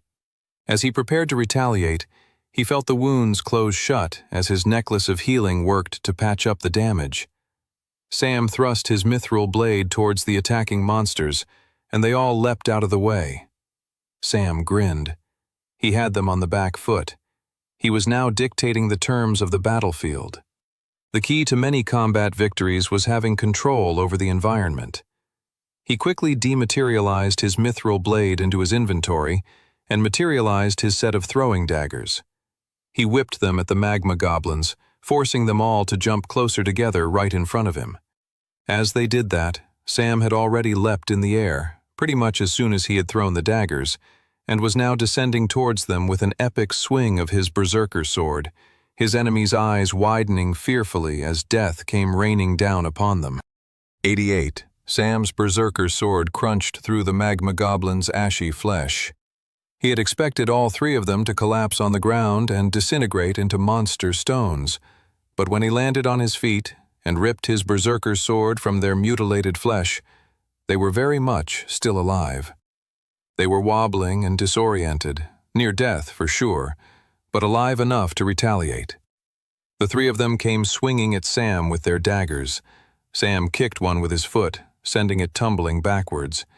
He then made quick work of the other two. They were both half-blinded by blood dripping down their face that it didn't take long to overwhelm them and leave a critical attack of his sword right through their necks. With only the final magma goblin to focus on, Sam was able to overpower it with ease and destroy it within seconds.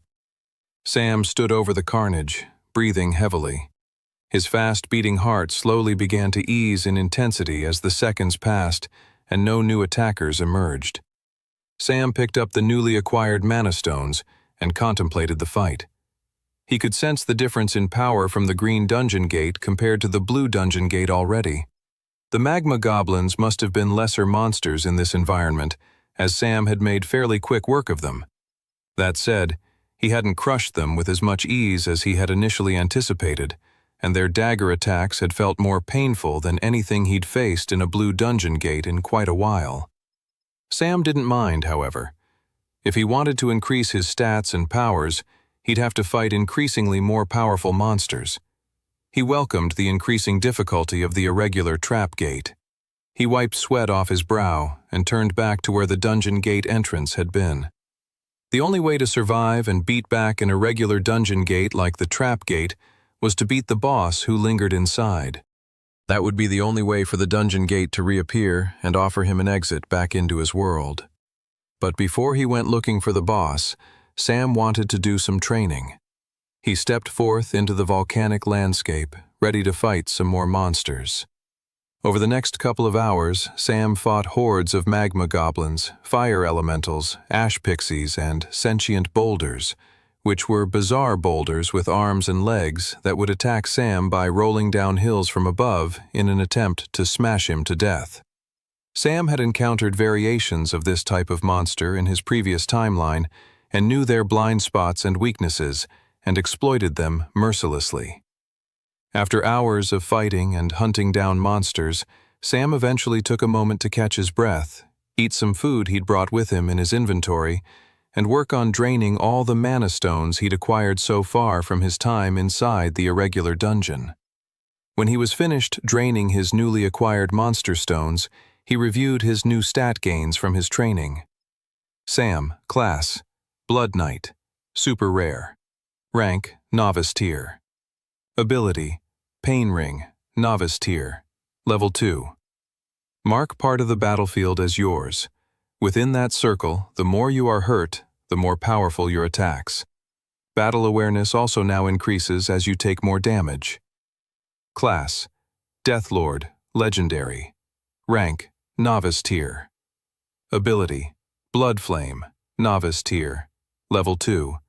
Morph all spilled blood in a nearby radius into a powerful magical fire. Can also create blood flame projectiles in hand from spilled blood. Strength, 23.7.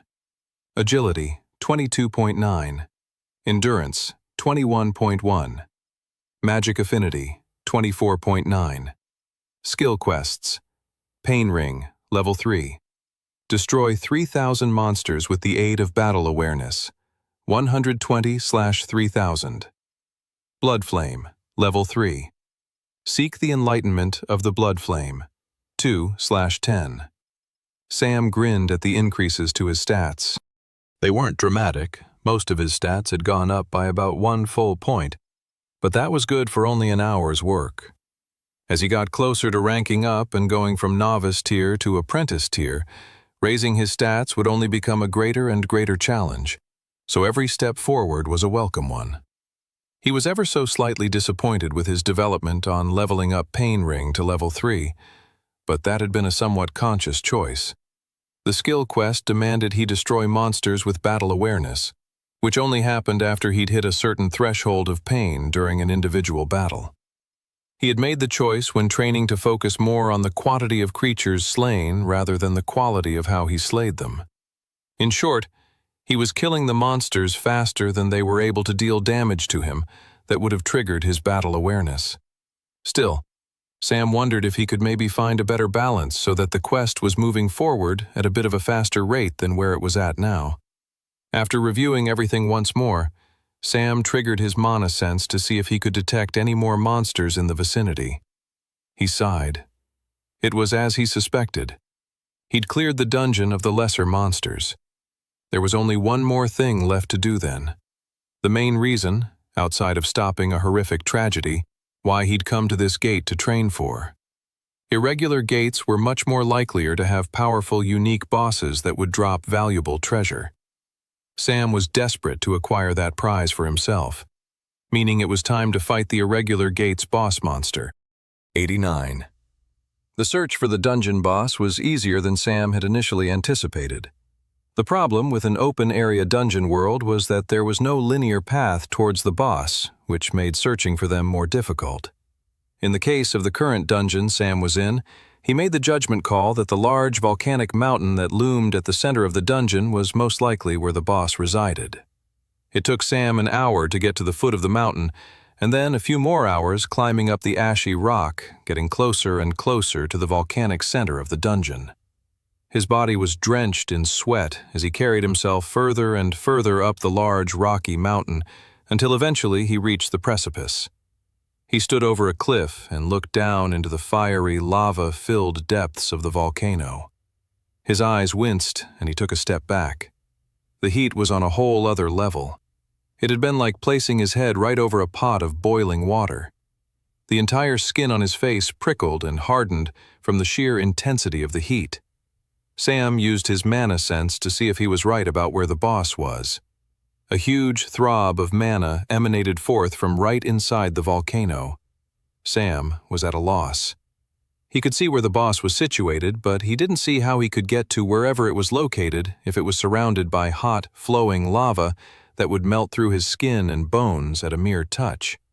What kind of creature can possibly live in such a hot environment? Sam wondered with fear. At that moment, a bright red tentacle shot forth from the pool of lava and into the sky. The tentacle loomed over Sam. The young traveler's eyes widened at the sight of the strange tentacle. What the? Sam jumped back down the steep ridge of the volcanic mountain as the strange red tentacle came hurtling down towards him. Sam didn't want to waste any time and got straight to work fighting the boss. He wasn't going to wait for the boss's full entrance. Sam triggered Pain Ring, marking the battlefield with the red circle of his Blood Knight ability. At the same time, he materialized his berserker sword and rushed forward, swinging the giant, nightmarish blade at the tentacle. The attack landed, creating a burst of blood from the tentacle, as the berserker sword's ridges stabbed through the tentacle and pinned it to the ground. The tentacle pulled away, ripping itself free, even at the expense of destroying its flesh, and then immediately recoiled back into the pool of magma. Sam readied himself for the boss monster's next move. He braced himself for a retaliation, but was also worrying that he may have accidentally scared the boss monster into too defensive a position. After a few seconds' silence, the boss monster finally retaliated. Suddenly, over 10 tentacles shot out from the pool of lava and into the sky. They all then fell towards the different ridges. There's too many to attack, Sam thought, looking at all the tentacles. The tentacles then dug into the ground, propelling the main body of the boss monster out from the pool of lava and onto the mountain ridge in full view of Sam. His eyes widened at the grotesque, terrifying sight of the boss monster. The boss monster was none other than a giant magma octopus. It had a countless number of tentacles beyond just the ones that had helped prop it up. It had 2 large, bright blue eyes that stood in strong contrast to its bright red skin. Sam rushed forward to attack the nearest tentacle. He swung forward, but with even greater speed, the boss monster swung a tentacle at him, slashing at his body as if its own tentacle were a sword to slash enemies with. Sam jumped to dodge the attack, only to be smacked in the back by another tentacle coming in from the opposite direction.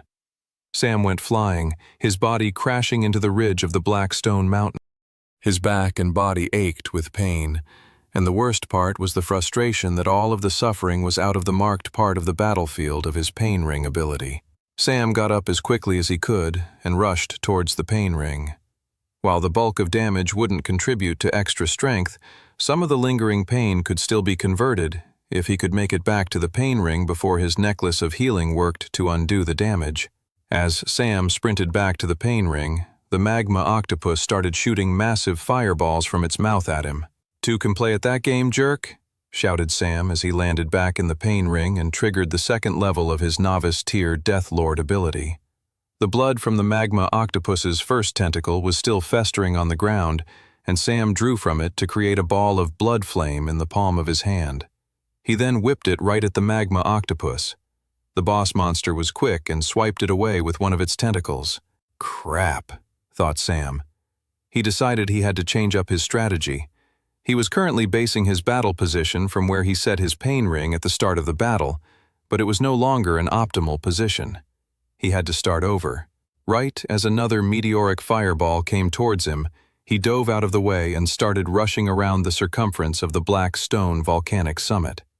A trail of explosive flame blasts followed behind him as he sprinted forward. He felt the heat of the blasts on his back, along with the burst of disintegrated black stone falling onto him. The black dust that sprinkled on his back with each flame blast was a constant reminder of what would happen to him if he took a direct hit from one of those blasts himself. It was a reminder that made him only run faster. Finally, he got on the opposite end of the volcanic summit, facing the back of the octopus and a swarm of its tentacles. Perfect, Sam thought. He rushed forward and triggered Pain Ring. He lost all of his power gains from the previous ring, but his positioning was far superior than it had been before.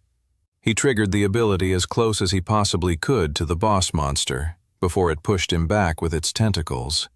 The pain hurt, but Sam felt it convert into power throughout his body. He then rushed forward and materialized his mithril blade alongside his berserker sword. It's time to litter this battlefield with blood. He started slashing like a barbarian as the tentacles came at him. One tentacle wrapped itself around his stomach, trying to suffocate him. Sam squirmed and fought to get free. The lack of oxygen was causing his body to shut down, but the pain was converting into strength as well. Sam felt his vision going blacker and blacker. Just a few more seconds now, he squirmed. The tentacle clutching Sam lifted him up in the air. Oh no. Sam realized what the magma octopus was about to do. It was going to drop him right into the pit of lava. Too bad my strategy is coming to fruition before yours, dumb monster, Sam thought. Right as he was about to fall unconscious from the bind the octopus had him in, Sam triggered the level 1 version of Blood Flame. This erupted a powerful and deadly flame in the area right near the back of the magma octopus and its countless tentacles. It was a fire that even the magma octopus's body could not endure. In fact, the blood flame was incredibly powerful against the magma octopus. The tentacle wrapped around Sam let go of him. It squirmed and recoiled as the entire monster was in deep agony, leaving Sam to his own devices high above in the air. Sam squirmed as he began falling. He gripped his berserker sword as he fell towards the top of the magma octopus, newfound power surging through him from his most recent near-death experience by suffocation. His berserker sword landed right into the top of the magma's octopus's head and effortlessly drilled forward through its skull and brain. 90, Sam was surrounded by dark, hot flesh and raging tendrils of his conjured blood flame until the boss monster disintegrated around him, leaving him on the ridge of the volcanic mountain in front of a large green monster stone and a large treasure chest. Holy smokes, Sam thought as he caught his breath. He still felt the sinking feeling in his stomach, though, from when he thought he was about to be dropped directly into the deadly pit of lava. That was close, he thought as he panted and felt his chest heave. But that was the nature of his Blood Knight class. High risk, followed by high rewards. Sam picked up the green mana stone and dematerialized it into his inventory, and then walked up to the big treasure chest. He grinned. This was an important part of why he had entered the trap gate. He could have easily stopped the tragedy of Lembrukshire by letting the group of travelers in and slaying the rogue traveler when he came back and began his massacre of terror. But he needed to come in here to gather the powerful gear that lay inside. Gear that hopefully existed within this treasure chest. Sam walked up to it and the chest opened, revealing a glowing item scroll. Sam was both elated and frustrated. An item scroll undoubtedly meant an agonizingly difficult choice. It was also a unique type of item scroll known as an illuminated item scroll, which was different from the item scrolls he'd so far encountered. An illuminated item scroll was not a scroll that specifically catered to the traveler who found it, but rather offered the same items to whoever found the scroll. To make up for this, the items were normally even more powerful and rarer than in a regular item scroll. He unfurled the scroll and took in the words of what items he could choose from. Silver Dragon Armor Set, Adept Tier, Mythic. Composed from the remains of the ancient and powerful Silver Dragon, this heavy armor absorbs damage and pain and allows for redistribution into different parts of the body. Also can hold damage that can be unleashed later. Armor cannot be removed if damage is being held. The inside of the armor is lined with tiny teeth of the Silver Dragon that constantly draw blood upon the user. This set of ancient armor has killed many of those who have chosen to wear it. Or, the True Sword of Strength, Master Tier, Mythic. An ancient and powerful blade adds +20 to base strength power. Sam's eyes widened as he looked over both items. They were both incredible. He was simultaneously full of excitement as well as agony, knowing that he could only have one of them. The Silver Dragon armor set was perfect for his Blood Knight class. Being able to absorb pain and redistribute it later meant he could walk into a fight and, upon using Pain Ring, immediately raise his power levels. Beyond that, the silver teeth would mean that as soon as he triggered Pain Ring, his power level would be on the rise. It was perfect. But the True Sword of Strength was also appealing. It would raise the power level of its user by a full tier with 0 extra conditions. That could have incredible advantages fighting opponents who would underestimate him or were a tier higher than him. Plus, the sword's power could be more meaningful long-term. While in his current timeline, no one had surpassed Master Tier, but Sam knew there were tiers higher than that. Wherever the ceiling of strength was, this sword promised an extra tier of power on top of that. It was truly incredible. Sam stood there, stumped. He read over the item's description once more and deliberated. When he came to his choice, he sighed. I really wish I could have both, Sam thought. He made his decision. The item scroll burst into smoke, and in front of him was the beautiful set of Silver Dragon armor. Sam's eyes widened at the sight of it. It was the most beautiful and incredible armor set he had ever seen in his entire life. It was also terrifying as he saw the insides of the tiny bits of dragon teeth. The armor almost looked alive, a monster in and of itself. Sam couldn't wait to equip it to his body. While he was disappointed to not have the True Sword of Strength, he made the decision that the Silver Dragon armor was in fact the more optimal choice. While the armor didn't have the simple raw power of the sword, it had the potential and scalability to add more than +20 base power when necessary, and for that, Sam deemed it the better of the two options. He was slightly concerned about the Silver Dragon teeth and didn't want to be another dead body left behind by the powerful set of armor. He figured, though, his necklace of healing would offset it, and if it wasn't enough, he had enough coins in his inventory to buy a few more rings of healing to balance things out in his favor. Sam then began to equip the new mythic armor set he'd just acquired.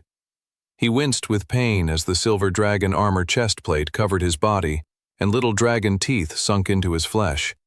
It stung, but his ring of numbing helped ease the pain, followed by his necklace of healing, but the pain never fully went away. It was a constant, so long as he kept the armor equipped it would be. But Sam was more than happy to carry the burden of extra pain if it made him stronger and more capable of helping his friends and saving the innocent. After putting the full Silver Dragon armor set on, he had to sit down and meditate with the rhythm of the dragon teeth sinking in and out of his body. He had to get used to the near-constant pain the armor was causing him. His eyes twitched as he focused in on each stinging dragon's tooth sinking into his flesh again and again. If he didn't have the ring of numbing and the necklace of healing, this armor would have surely killed him within a minute. With the near-constant stinging sensation, he was beginning to regret his choice of not choosing the True Sword of Strength. But after 5 minutes of sitting with the pain, Sam began to grow more used to the rhythm of the Silver Dragon teeth's bites, and slowly the pain, while there became less overwhelmingly noticeable. "I can live with this," Sam grinned. "The rewards will be worth it." He was also extra pleased that it seemed the powerful armor could be worn over top of his bracers of expansion, so he didn't lose out on that item's ability either. Sam then began to ponder other things. Could it have been the pain of this armor that had led the young rogue warrior traveler to go on the murder spree back in his previous timeline? Or perhaps if the pain overwhelmed and killed whoever wore it, did the armor then possess the wearer? Something isn't adding up, Sam thought. It was at that moment that Sam noticed far in the distance where he had come from, no gate had re-emerged. "But I beat the boss," Sam thought. "What the heck is going on?" A loud, horrible screech then echoed from the sky above. Sam looked up and his eyes widened. It looked as if the irregular trap gate had more than one trick up its sleeve. 91. Sam couldn't believe it. The trap dungeon was throwing an entirely second boss at him. Now that's a trick I wasn't expecting, Sam thought. The new boss descended from the skies above. It had the look of an angel, if angels were composed of hot ember and ash. Its eyes burned with hot, glowing fire. Sam gulped and prepared himself for another battle. It will be good to test the increased power from the silver dragon armor, he thought. The magma angel threw out 2 fireballs toward Sam, which he immediately jumped backwards to avoid. When the fireballs exploded into the ground, they transformed into mini lava golems. A boss that can spawn minions, Sam thought. That's much trickier than the previous magma octopus boss. Sam triggered Pain Ring. For the first time since acquiring the Pain Ring skill, he felt its benefits straight away. The gnawing teeth from the silver dragon set quickly began to convert into raw power into his body immediately, and it didn't abate in the slightest. His power just kept increasing, second by second, as his body constantly took in more damage and pain. The magma golems rushed towards him. Sam slashed his berserker sword at an incoming golem and straight away felt the sword slash through the creature like it was nothing but butter. The second golem was destroyed with an equal amount of ease. These were apprentice tier level monsters, a full tier above him, and yet he was making quick work of them as his strength levels kept rising from the pain converted into raw power via the silver dragon armor set.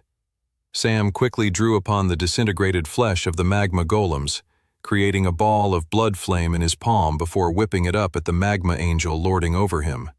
The angel dodged the attack with ease, simply flying out of the way. "Come fight me down here, you coward!" Sam yelled at the boss monster. The boss ignored Sam's taunt and whipped a few more fireballs towards him. Sam took this opportunity to test his new armor in other ways. He ran forward and leapt in front of the incoming fireball to take the hit head-on. As soon as the flame ball hit his chest, he could feel his silver dragon armor absorb the pain. He didn't feel any of it, or rather, he sensed the pain almost like how he sensed his own mana flowing through him.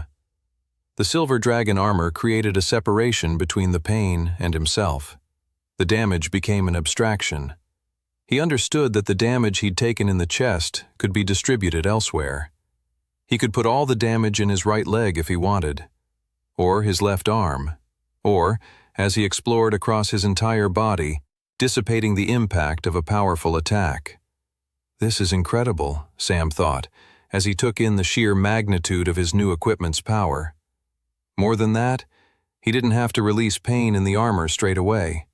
He could hold on to it at the cost of not being able to remove the armor until he did so. There was also the danger and risk that the pain could be accumulated and could reach a point that it could kill him outright if he let enough of it gather inside the silver dragon armor. He decided to keep the pain at bay and trigger it as soon as the magma angel swooped in, using the fresh burst of pain to power a deadly attack. "Just come at me," Sam said, gritting his teeth at the deadly boss monster. "I dare you." But then the magma did something Sam wasn't expecting. In fact, Sam wasn't even sure if it was the magma angel doing it. A huge reverberation went through Sam's body, and he suddenly collapsed onto his knees. Something strange and peculiar was happening. He tried to stand up, but he couldn't. He tried to look up, but he couldn't. He had somehow lost control of his body. "Your body will become mine, you fool," said a voice inside Sam's mind. "Who's that?" Sam replied between gritted teeth as he struggled to move his body from the disadvantageous position it had fallen into.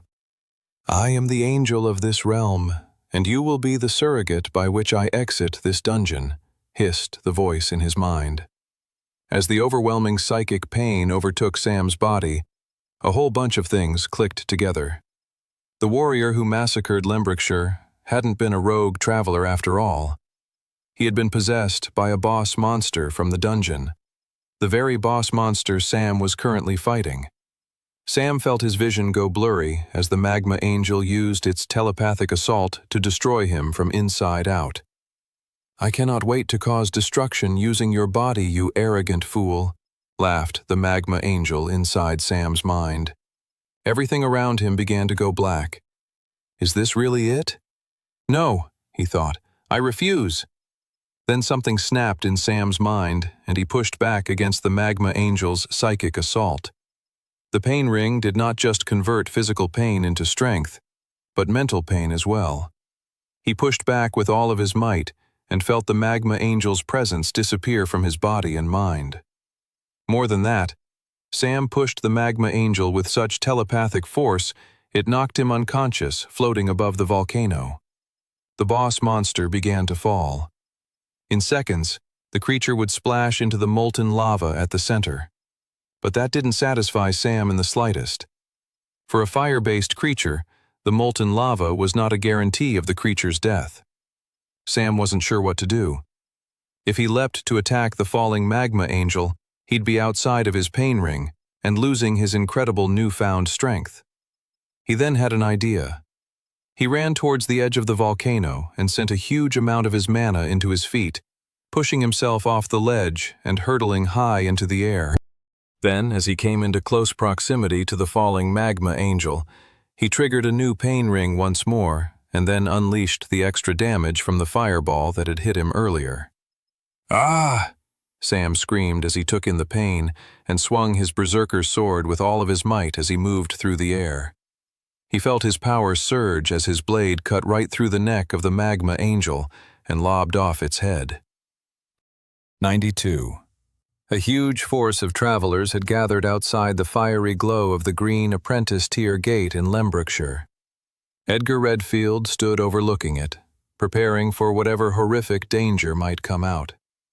As soon as reports came in that a dungeon gate had suddenly changed tier after a traveler had gone inside, the guildmaster knew something was wrong. Plus, none of them could enter the gate since it had changed color. Redfield figured the gate's exit had probably completely disappeared on the other side. Even though the gate formerly looked like a standard blue dungeon gate and now had the appearance of a standard green dungeon gate, it was clearly far from standard. This was, without a doubt, a new type of irregular dungeon gate. Redfield had never witnessed or heard of a dungeon gate behaving in such a manner. Worse, this strange dungeon gate had gobbled up one of their best new recruits, the black-haired and red-eyed orphan, Sam. The boy had incredible potential, but Redfield struggled to see how a novice-tier traveler would be able to survive and take on a dungeon gate a whole tier level above him. The situation had a devastating dungeon break written all over it. That was why Redfield had gathered a huge squad of travelers to guard the green dungeon gate. If the gate was going to break open and release hordes of deadly monsters to kill them, they'd be ready to nip the disaster in the bud as soon as possible. Still, Edgar Redfield hoped that the young boy inside could survive. He struggled to see how it would be possible, but he hoped nevertheless. An assistant came up to the guildmaster. "Guildmaster Redfield, sir," said the assistant. "Our scanners are picking up a strong force of mana coming from inside the gate." Redfield's eyes narrowed at the glowing green fire of the apprentice-tier dungeon gate. "Get ready, everyone," said the guildmaster. "The monsters are coming. Let's make quick work of them." Everyone raised their weapons in preparation for a massive-scale attack on the first horde of monsters. "The mana source will exit in 3, 2, 1. Everyone gasped with shock. Emerging from the green apprentice-tier dungeon gate wasn't a horde of monsters, but a single person.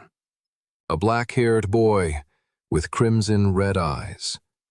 Redfield let out a sigh of relief.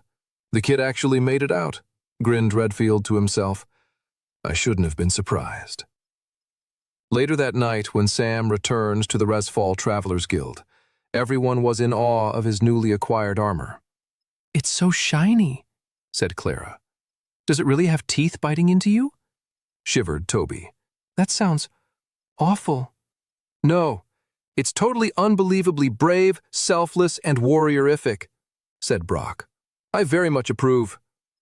"I hate to agree with the brute," said Curtis, looking at the silver armor closely. "But you'll have to let me study this armor later. It is truly one of a kind." There was one group of travelers who were not impressed with Sam's new equipment, and that was the group who were originally meant to enter the irregular gate that day. They had their arms crossed and stared with hostility at Sam from across the dining hall. "Ah, they're just jealous," said Olivia. "They think that armor should be theirs. Same with the glory that's being heaped onto you, young man. I'll make sure they get a good mission with some extra rewards to soothe any saltiness they have towards you." "Thanks," said Sam, looking over at the group of travelers staring at him venomously. He'd take the group's antagonistic looks any day over what he knew happened in his previous timeline. He had saved their lives and countless others. If he had to suffer the brunt of some ill feeling among colleagues, he was more than happy to take it. After dinner, Sam and Guildmaster Redfield had a private meeting in his office. The preparations for the upcoming spring festival were well underway. Sam could feel it over the coming days. An intense seriousness was permeating the guild hall. Everyone was training extra hard.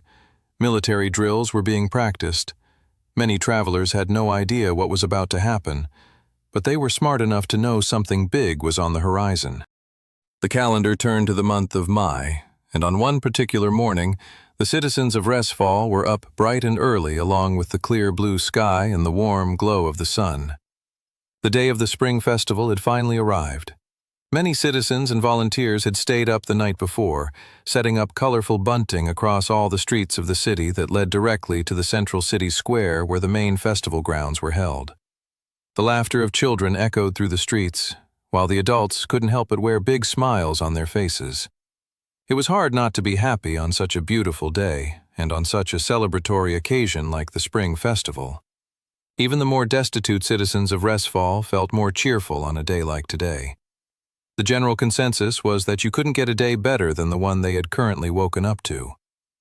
Only a select few throughout the city knew to think otherwise.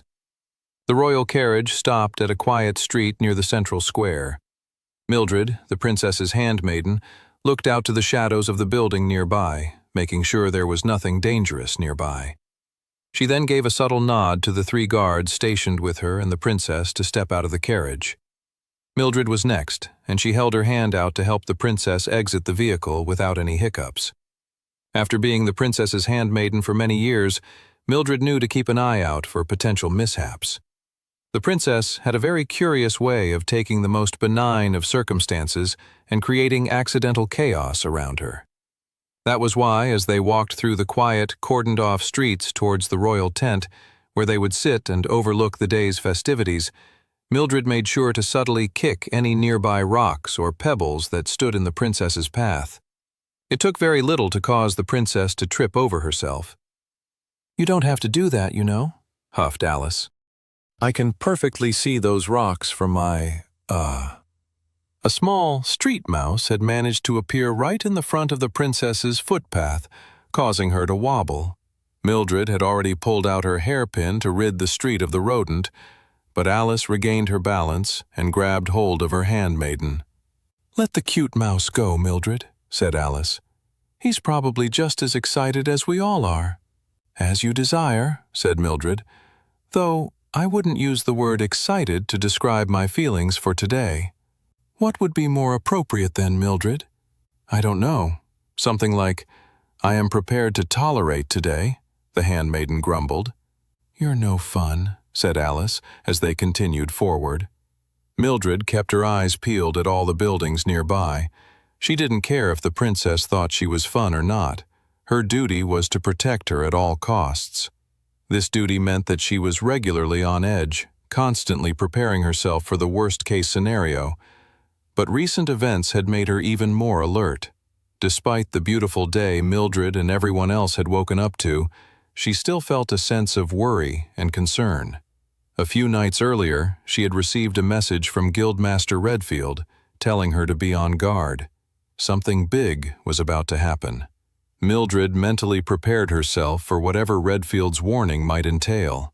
"I'm sure we'll find out what that is soon enough," she sighed, and continued escorting the princess to her assigned location. Guildmaster Redfield stepped into Resfall's central city square with a stern and focused expression on his face.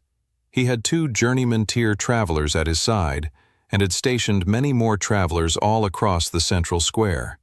Every actively working traveler in the guild was on duty today. Redfield had made sure of it. Between the colorful bunting, jugglers, market stalls, lute-playing bards, and fairground rides of the spring festival, you would find a traveler with his or her signature blue cloak, metal badge, and adorned stars standing guard nearby. Across the grounds, he watched Mildred and Princess Alice Grace take their seats on a raised platform. They were soon joined by a few other nobles, including the court advisor Clarence Erdstrom, and then the Archbishop Balin of the Spectral Church. Both high-ranking members of the Volsunger royal court were smiling with glee. Redfield bristled at the sight. Seeing his enemy's happiness did not bring the old guildmaster any joy. He reminded himself that his guild was prepared for a multitude of scenarios. "We're ready," he kept telling himself as he stared at Clarence and Balin. "Do your worst," he thought, "because we're ready to hit back as soon as you even try."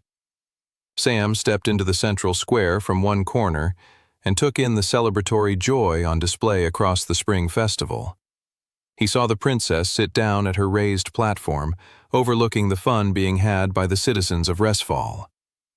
"It's all happening just like last time," Sam thought quietly to himself. The clear blue sky, the sunshine, the cheer. Sam couldn't help but marvel at how it all had been so similar in his previous timeline. But he took solace in the fact that the day was already different than it had been in his first life. For one, his friends Clara and Toby were here in the crowd, ready for whatever happened next. Sam took it all in. He knew where he had to go from here. He knew what he had to do next. He knew that so much of the future history of Westria would be determined in the next few hours. The princess would either be killed, and the course would be set much like Sam's first timeline towards a future that would result in the end of the world in a few years' time. Or a new direction could be set where maybe, just maybe, the citizens of Westria stood a fighting chance against the Demon King and the Black Gates. The events of today would set the course for the world of tomorrow. The assassin, Pitt Pearson, entered Resfall through the eastern gate, keeping the hood of his black cloak raised. Entering the city was easier than expected. The hustle and bustle of the spring festival brought a level of chaos and excitement throughout the city, so it was easy for Pitt to evade the security checks as the guards were simply too overworked. He passed by excited and smiling citizens all eager to join the celebrations of the spring festival. Pitt noticed the citizens ignored him or avoided looking in his direction. He would have thought he'd stick out like a sore thumb amidst the multicolored bunting decorations and bright sunny day with his dour black cloak. But everyone wanted to celebrate, so they avoided looking at him. They didn't want to catch whatever gloomy feeling emanated from him.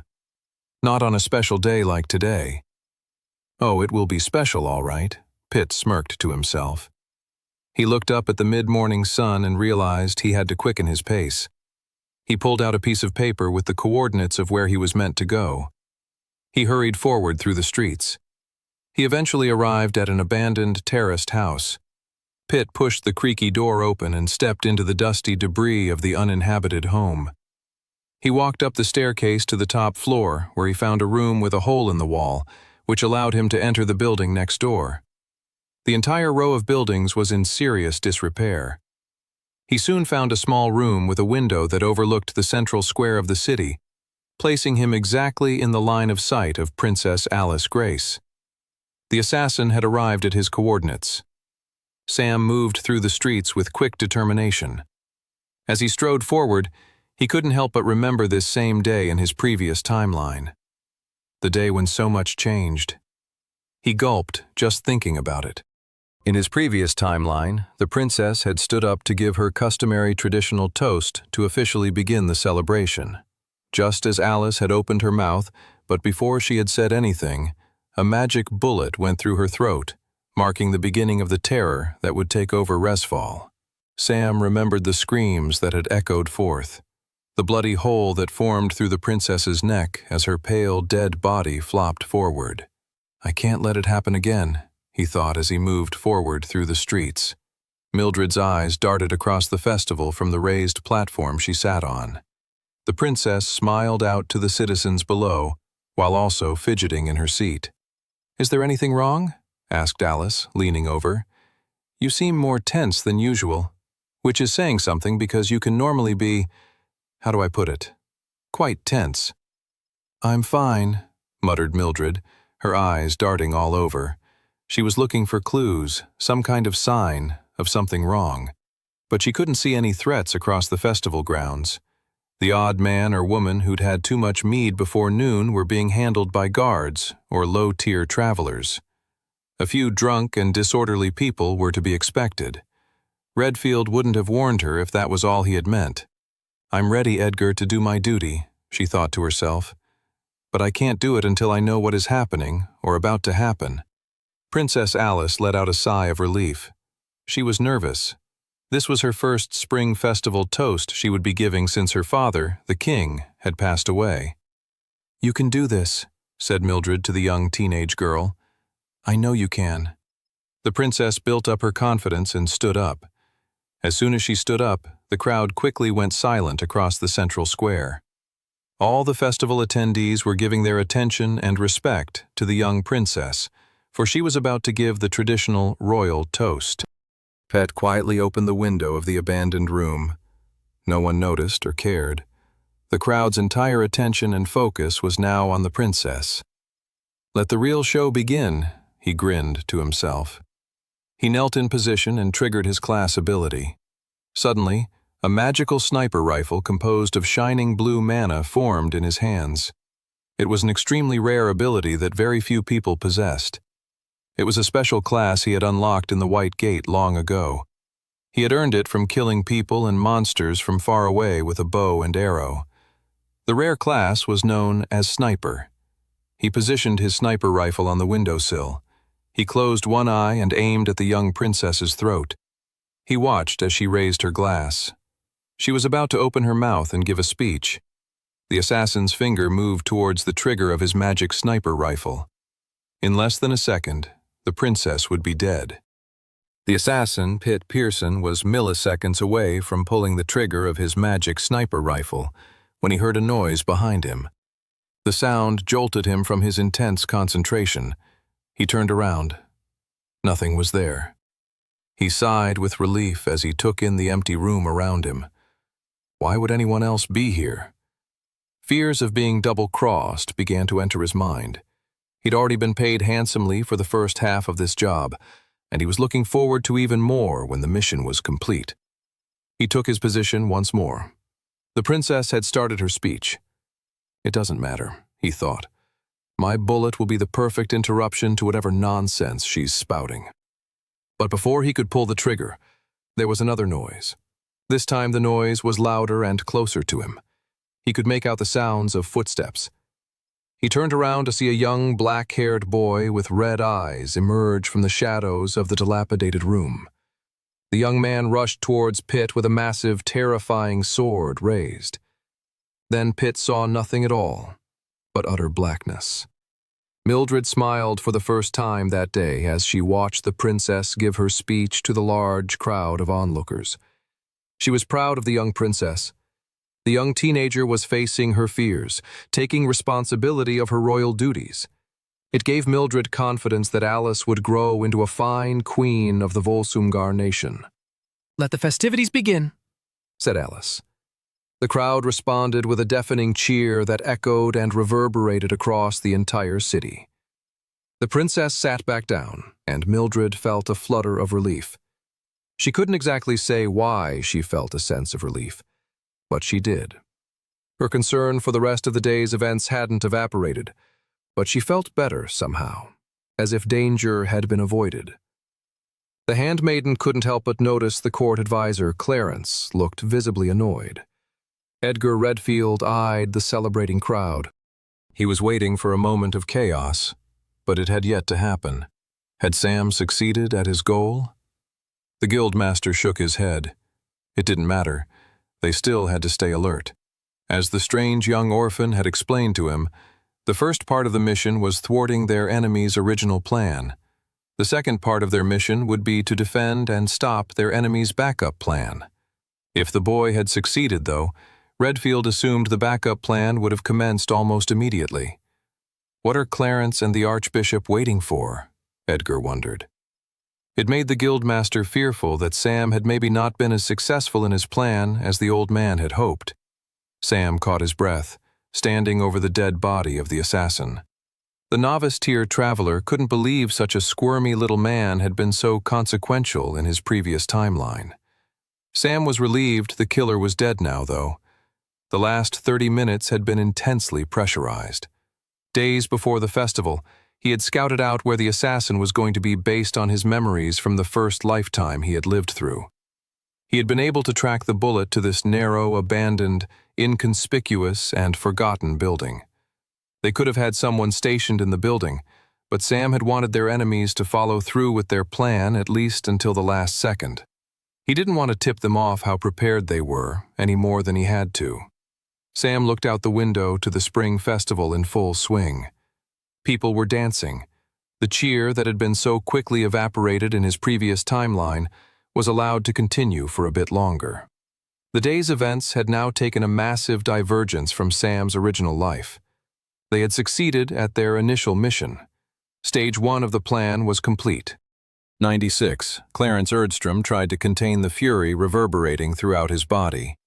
He attempted a grin as he looked over to the princess, congratulating her for making such a fabulous speech. I thought I would be done pretending, he thought to himself, irritably. Why is this little wench of a princess still alive? Across the table on the raised platform, the Archbishop lifted his glass and nodded towards the court advisor, his co-conspirator.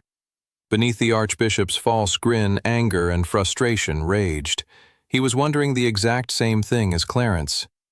The court advisor turned and looked out across the central square, beyond the market tents, the bunting, and the dancing citizens to a narrow, forgotten building and the dark, shadowy window.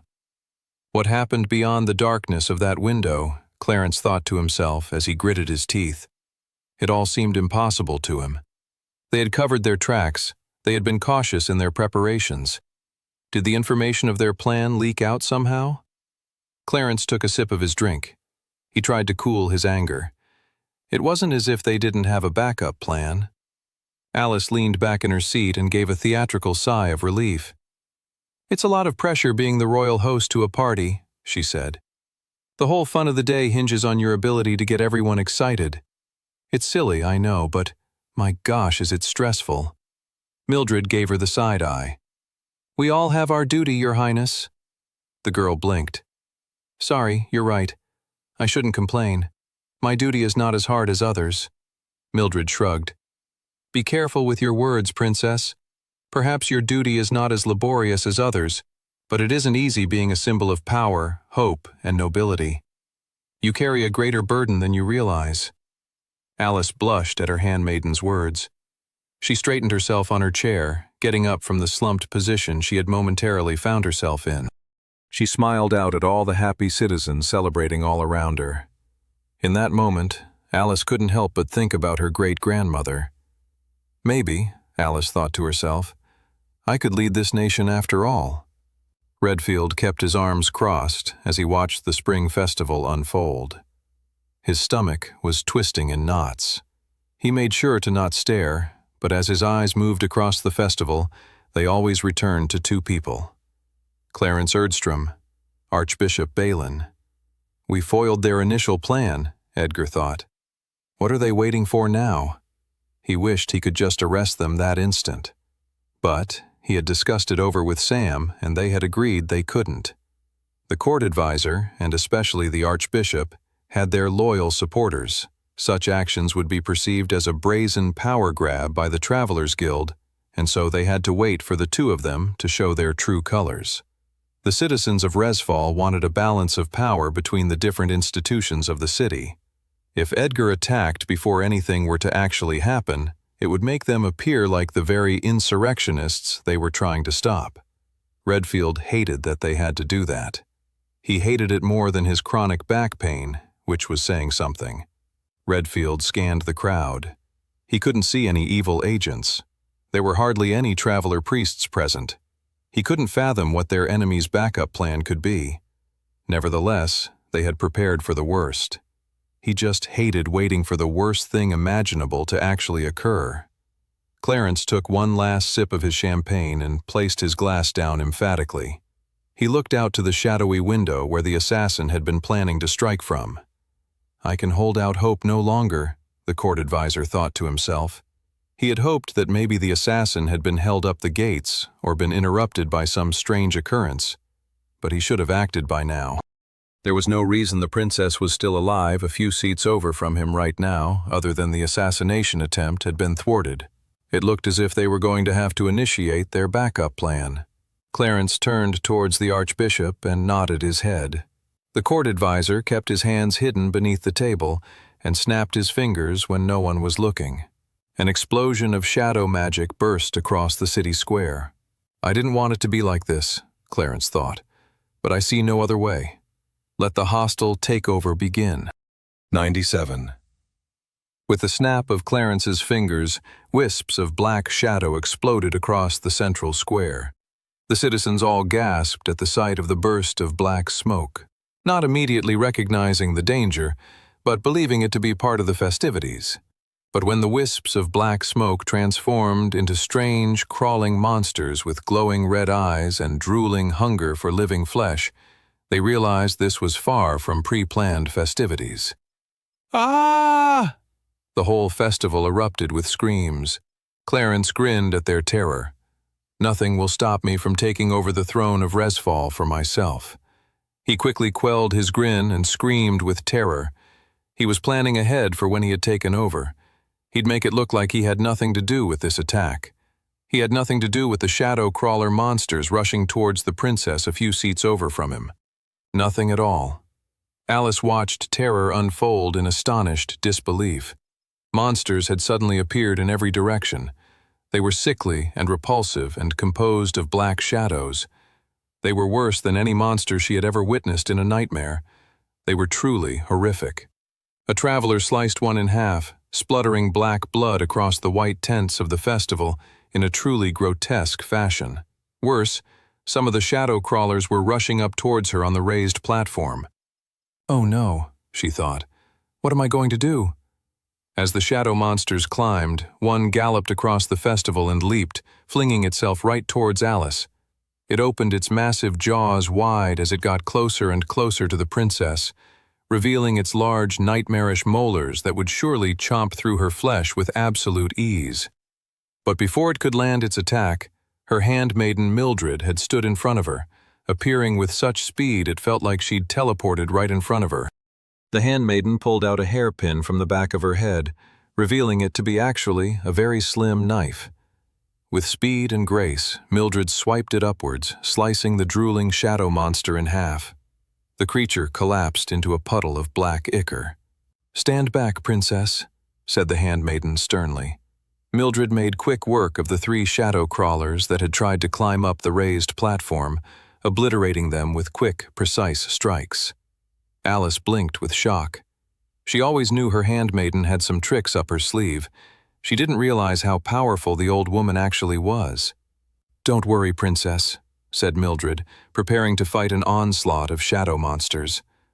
"My duty is to protect you, and I will fight until I die to make sure I live up to that duty." "Travelers, protect the innocent!" shouted Redfield. The festival grounds had turned into a chaotic battlefield of vicious shadow monsters and terrified civilians. He rushed up to one horrible shadow monsters and, imbuing his master-tier level mana into his fists, obliterated the lesser monster in a single punch. He looked around and saw the travelers of his guild all take on the monsters with a similar zeal. The other travelers were organized, some slaying the shadow monsters, while others herded the innocent civilians out of danger, clearing up the square of bystanders who could get hurt accidentally in the carnage. He felt a flutter of pride as he saw all the travelers, many of whom he had mentored, work so harmoniously together to protect the citizens of Resfall. His eyes narrowed at the sight of Clarence. The court advisor had been hiding the true level of his abilities for a long time. He must have been secretly training his powers out of sight for many years now. He must have been adept tier at least, if not higher, with the ability to summon so many monsters with ease. Even if no one was directly pointing at the court advisor as the instigator of these shadow monsters' sudden appearance, people would believe Redfield now if he told them Clarence was the culprit. It was time to finally remove him as a threat. Redfield rushed forward, imbuing mana into his feet to propel him with great speed. He then jumped in the air, and with the gift of flight he'd gained from having master-tier magic affinity, he flew towards the court advisor with his fist raised. Special mana imbued around his fist, different from the punch he'd dealt on the lesser shadow creature seconds before. This was an attack he only displayed in moments of great portent. He was using one of the abilities of his mythic class that he rarely displayed. He threw out his fist of spirit energy gathering around his clenched hand. The bright, somewhat transparent energy turned into a powerful fist of destruction as it met the flesh of Clarence Erdstrom's face. The court advisor's head exploded. But it wasn't an explosion of flesh and blood. The court advisor burst into a cloud of black smoke. What? A doppelganger? Redfield looked around. Before he could even attack the archbishop, he too burst into a cloud of smoke. Redfield gritted his teeth in rage.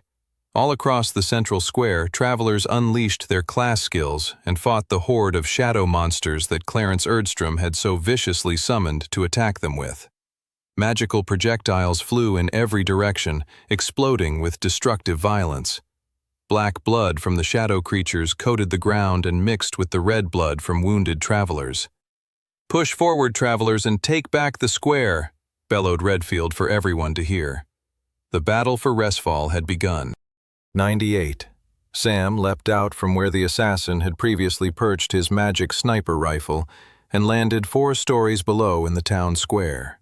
He made sure to imbue his feet with mana to protect him from taking damage from the long fall.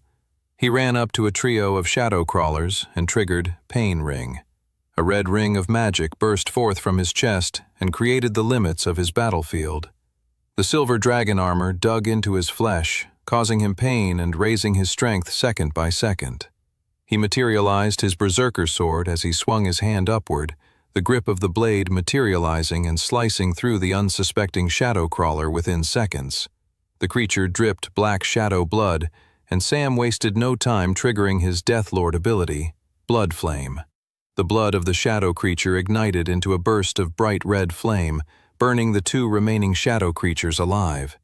They hissed and squealed as their bodies roasted, and then they suddenly burst into nothingness. Sam assessed the town square and quickly rushed to his next target. Their enemies had revealed their backup plan, and it was as Sam had expected. A more direct, hostile takeover. Sam and Guildmaster Redfield had prepared themselves for such a scenario, but preparation was a lot different from execution. They now had to fight their way through their enemies' minions. First, they had to reclaim the central square, and from there, take out the rest of the insurgency. Sam pushed ahead, gripping the hilt of his berserker sword tightly. His heart raced as he slashed through another shadow crawler. He was trying to simultaneously assess the battlefield while also making sure his allies were okay. Through the throngs of chaos, he made out Clara and Toby together, fighting alongside Olivia. Meanwhile, Curtis and Brock were on the opposite end of square, taking on a horde of shadow crawlers all on their own. They were all in this together. They were pushing back the shadow crawlers and showing them who was boss.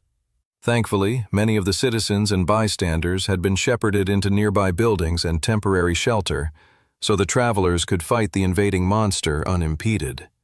Things are in our favor, Sam thought, gripping his berserker sword. At that exact moment, however, all the shadow crawlers let out a scream of rage and began to fight with greater fury. The shadow crawlers pushed back against the group of travelers in the square. Their attacks were suddenly fiercer and bolder.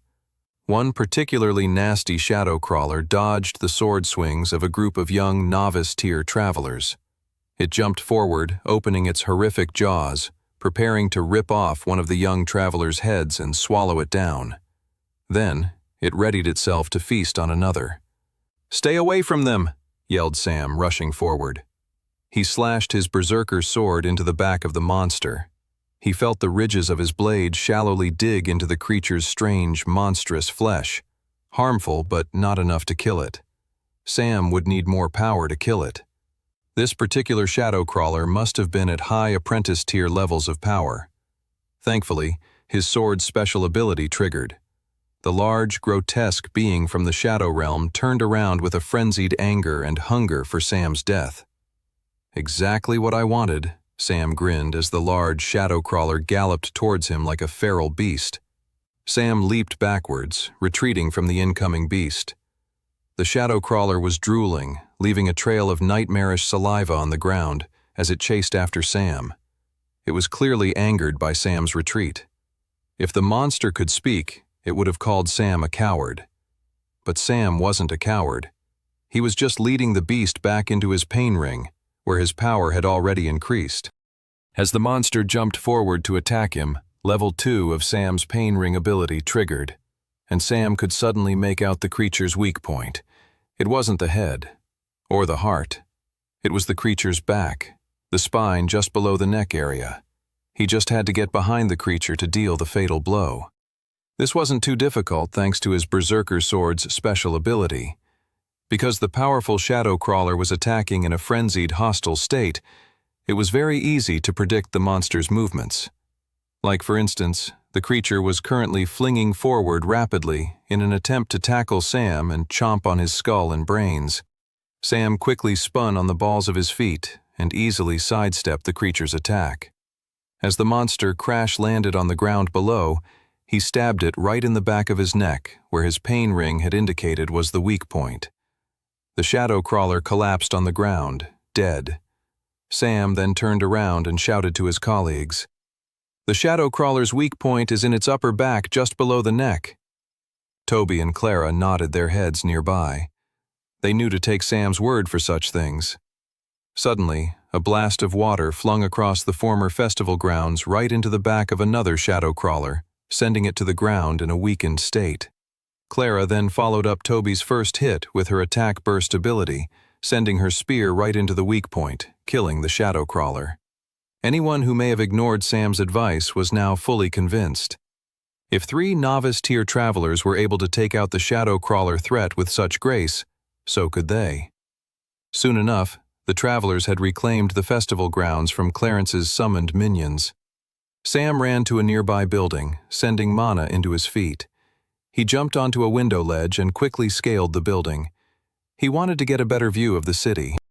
Maybe get a sign of where the plotting archbishop and the court advisor had disappeared to. His heart sank as he looked out to the city beyond the central square where they had been fighting. The whole city was overrun with monsters. Not just shadow creatures either. They were monsters from beyond the dungeon gates. Sam shook his head. It all comes back to what he'd discovered in that lab near Creekdale. The insurgents had clearly amassed an army of monsters from their experiments with artificial dungeons, along with powerful animals corrupted from mana leak. Alongside the deadly creatures, there was also a huge force of traveler priests. The treasonous actors were now going to use that army to take over the city. Sam's heart raced as he took in the full implications of the insurrectionists' backup plan. And then he grinned, knowing he'd outmaneuvered his enemies once more. 3 weeks prior to the spring festival, Sam and Guildmaster Redfield began having regular meetings in preparation for the upcoming festival and the chaos Sam had claimed would be unleashed there. I know for a fact the princess's life is in danger, Sam explained. But beyond that, it is my belief that the whole city is in danger. Our enemy's ultimate goal has less to do with killing the princess and more to do with seizing control of Resfall. I see where you're going, said Redfield. There are even more brutal ways of gaining control over the city beyond murdering the princess. Exactly, said Sam. We must prepare for a citywide fight against an army of mercenaries, monsters, and traveler priests. Don't worry, said Guildmaster Redfield. We'll be prepared. Sam looked out to the city of Resfall. Smoke, fire, and screams emanated from below the rooftops across the capital of Volsungur. Remnants of the clear blue sky and shining sun were still there, but Sam could already tell the air and sky would soon be covered in smoke and ash. The sounds of battle echoed across the city. The traveler priests and monsters on their side were pushing through. Sam clenched his fists. Any minute now, he thought to himself. The traveler priest known as Father Teo rushed through the streets with glee. He could hear the screams of terrified children, the cries of babies, and the tears of families in terror. The day had finally arrived, he thought to himself. The day when the spectral church took control of this blasted city. A new age is dawning, Teo thought. The time of the annoying travelers was coming to an end. The rise of the traveler priests was upon them. Teo saw a lone traveler in the streets, wounded and retreating. His blue cloak tattered and stained with blood. Easy prey, the traveler priest thought to himself. He conjured another fireball in his hands and readied himself to whip it at the weakened and defenseless traveler. Right as he was about to kill the traveler, Teo felt a sharp pain. He looked down to see a silver blade sticking through his stomach. What? A sharp, ripping pain coursed through his body as the blade of the sword was pulled out. What's going on? Father Teo couldn't understand. They had worked on this plan for months. All the fighters should have been focused around the festival grounds, not here in the middle of a random neighborhood. As Teo collapsed on the ground and his vision blurred, he witnessed multiple blue cloaks step out from the houses around them. Impossible, Father Teo thought. They knew we were coming. The last thing Father Teo heard before dying was a massive horn echoing across the entire city. The Travelers Guild reinforcements had arrived. Father Fernando crouched in the shadows at the bottom of a long tunnel beneath a sewer grate. From the darkness he hid in, he looked upwards to the shards of sunlight poking down towards him. He had been told to wait here until he heard the fighting begin. Finally, Fernando could hear with satisfaction the sounds of magical explosions and the screams of terrified citizens from up above. He'd received the final signal. The flare had gone up. It was time to act. It was time to take this city and make it theirs. He turned from his crouched position and went over to a cage full of dread bats. Large vampiric bats who could rip through the flesh of most non-travelers with utter ease. Once released from the cage, they would leave a mess of chaos and carnage behind them. I can't wait, Fernando grinned. Right as the traveler priest was about to open up the cage with his right hand, a glint of silver appeared from the shadows out of nowhere, swinging downward, sending Fernando's right arm onto the ground, where it then rolled into the nearby sewer water. Won't be opening anything with that arm anytime soon, said a voice from the darkness. Fernando's eyes bulged with shock as pain writhed through his entire body, shooting up from where his arm had been. He swung his left arm to retaliate, but he soon found that arm was no longer connected to his other shoulder either. The attacks are coming at me too quickly. Blood was leaking out of either side of him now, and his vision was going blurry. He felt a kick knock him to the ground. Finally, he could see multiple blue cloaks of the travelers who had attacked him. So, you knew I'd be here, huh? Fernando said, smiling with blood as he slowly died on the floor of the sewer. Even if you were that prepared, there's too many of us for you to catch us all. Stopping me will do nothing. One traveler lifted up his sword like an executioner above Fernando's dying body and said with calm, stoic confidence, "We plan on capturing and killing all you scumbags. Too bad you won't be there to see me prove you wrong." And with that, the traveler plunged his sword into Father Fernando's back, ending the man's life in an instant. Sam grinned as he saw his plan come into fruition. All across the city of Resfall, travelers stepped out from their hidden positions. Some had been hiding underground, others in abandoned buildings. Guildmaster Redfield had quietly requested recruits for a big dungeon gate mission a few weeks prior, drawing loads of extra travelers from the different guild posts throughout the country. If the monsters and traveler priests thought they could easily overrun the city, they were about to be very disappointed. 100 Edgar stood on the raised platform, fighting off shadow crawlers with his spirit druid claws. "You warned me something big was going to happen, Edgar," said Mildred. "I didn't know you meant this big." The two esteemed fighters stood on either side of the royal princess, protecting her from powerful attacks. Edgar's heart raced as he felt his skin get hot and sweaty. He was consumed with anger. He thought venomously about the scheming and traitorous archbishop and court advisor. "I'll destroy them both with my own hands," he thought to himself. He hadn't felt this angry in a long time. He hated the treasonous villains more than his chronic back pain or Hearthmas carolers or jesters who handed out pamphlets for their comedy shows on the street. And I really hate those jesters, Edgar thought between gritted teeth. He prepared himself to jump off the raised platform and penetrate deeper into the battle. "Edgar!" shouted Mildred. "Where are you going?" The guildmaster turned to the handmaiden. "Get the princess to safety. Protect her at all costs." "Like I don't know that already?" said Mildred, slicing a minor shadow crawler with her hairpin. "I'm not some lackey of your guild. I don't take orders from you." "I mean, protecting my life does sound like a good idea, though, doesn't it?" piped the princess. Edgar smirked.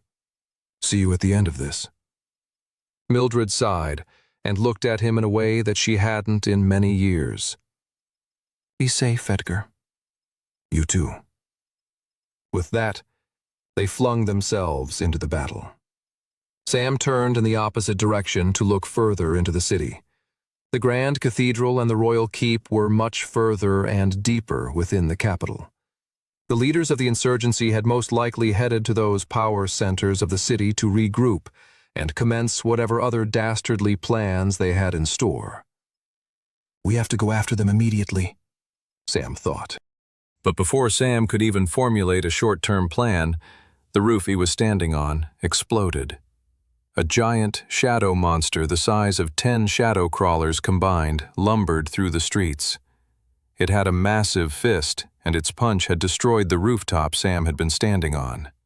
He got his bearings as he fell through the air and managed to land on his hands and feet, properly imbued with mana to help cushion his fall. "Sam!" shouted both Toby and Clara, rushing to his side. "What is that thing?" gasped Clara. "I have no idea," said Toby, "but I don't like it. It looks like it can kill us. Did you see what it just did to that roof?" "Now is not the time to get scared, Tobes," shouted Sam as he brushed off debris from his fall and rushed to take the monster on. Sam and Clara also rushed forward to take the epic monster on too, but then a bright, angelic light appeared above them, followed by a less tranquil battle cry.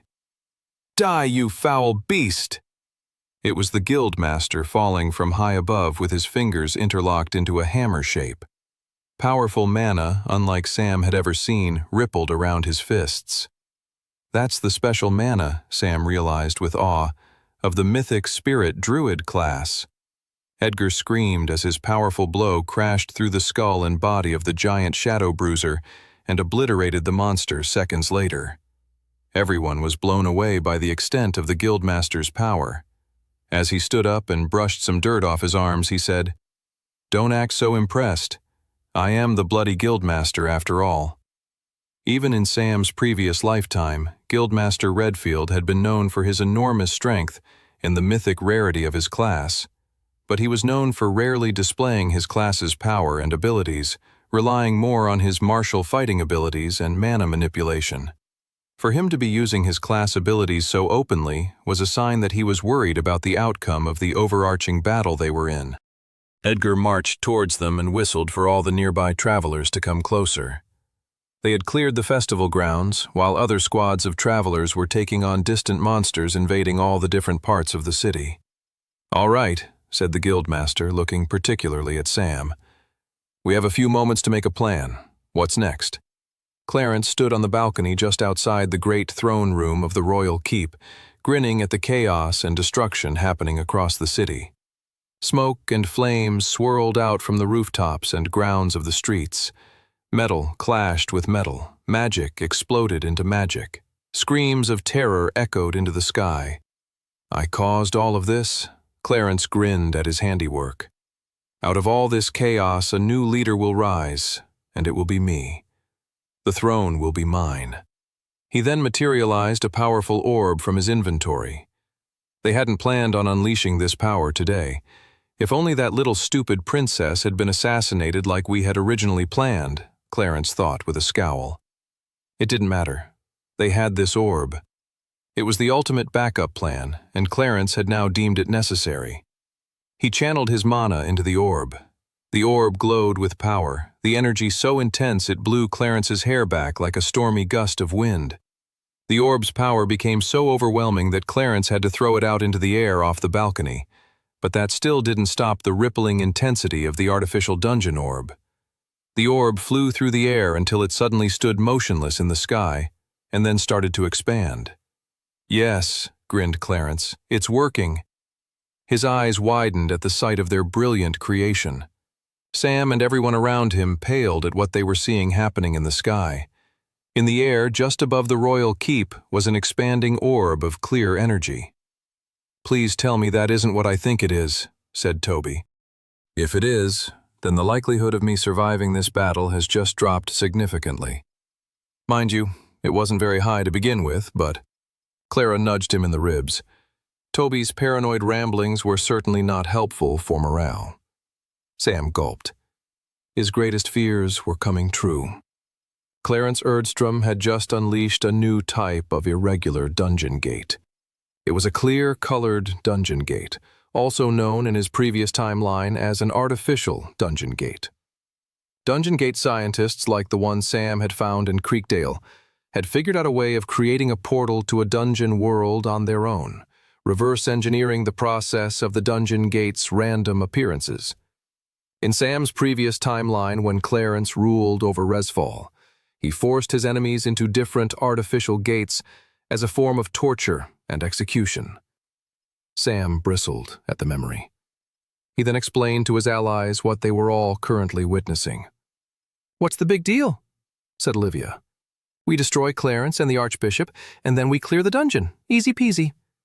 "I wish it was so simple," Sam explained. "If the artificial dungeon was like a standard dungeon gate, we would have enough time to do as you explained. But the clear dungeon gate is unique, in that it only takes an hour for the dungeon break to occur." Everyone gaped at Sam's words. "The likelihood of my survival just decreased by—" Clara nudged Toby to shut it. But the paranoid young wizard traveler was not wrong in his assessment. They now only had an hour to stop Clarence, the Archbishop, and the deadly dungeon gate hovering above them in the sky. 101. Chaos swirled around them. Everyone was looking at Sam for directions, even the guildmaster. "Okay," said Sam. "We need to split in—" "You should never split the party," gasped Toby. "Everybody knows that." "In this case we have to," Sam explained. "Clarence and the Archbishop are both channeling their mana into the dungeon orb. This all works in our favor. You see, artificial dungeons have one major weakness. The mana coursing through the original orb relies on a large amount of mana from others, so if you destroy the people whose mana are powering the artificial dungeon, the dungeon gate will be destroyed." "All right, that settles it then," said Edgar. "We need to split up." "Here's what I propose," said Sam. "Edgar and I will take on Clarence, while you three take on the Archbishop." Olivia and Clara nodded with determination. Toby gave more of an exasperated, "I guess I'll go off and die if you say so," esque shrug.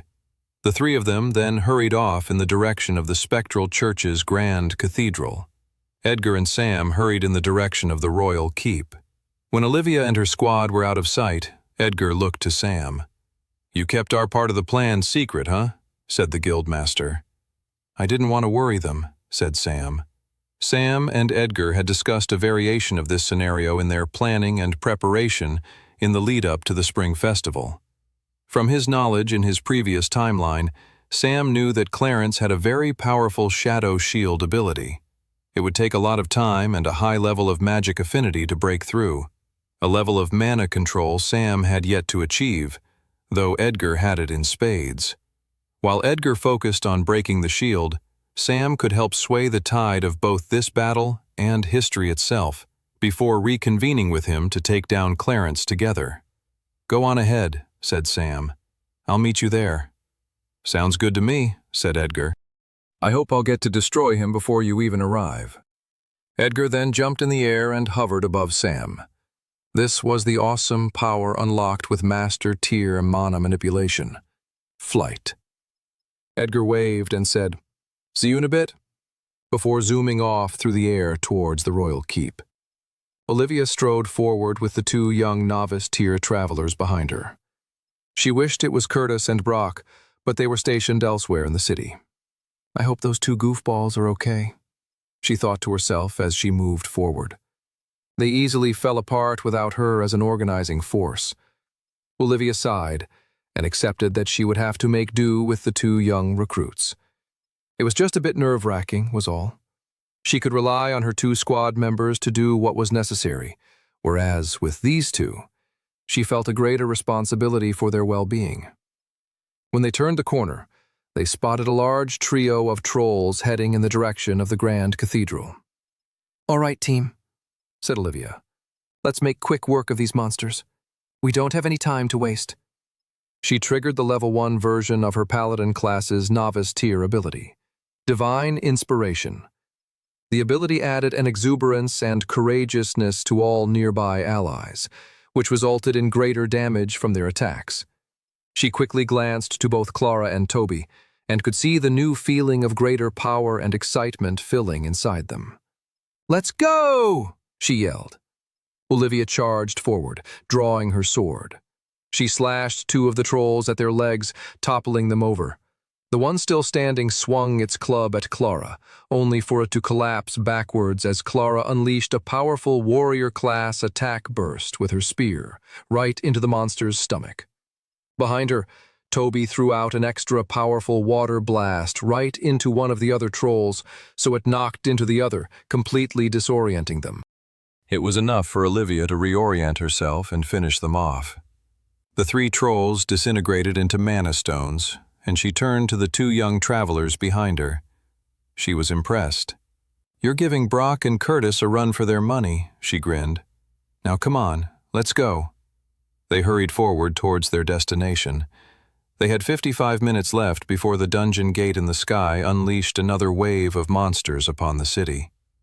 Edgar flew above the rooftops of the city. He witnessed the battles of monsters, travelers, and traveler priests. He wished he could go down and help all his allies and guild members. But they each had their own part to play, and he knew what his role was. He landed on the balcony of the castle, only to find he couldn't move any further into the palace. A shadow shield was blocking him, just as Sam had predicted. "Do you really think you can hide behind this, Clarence?"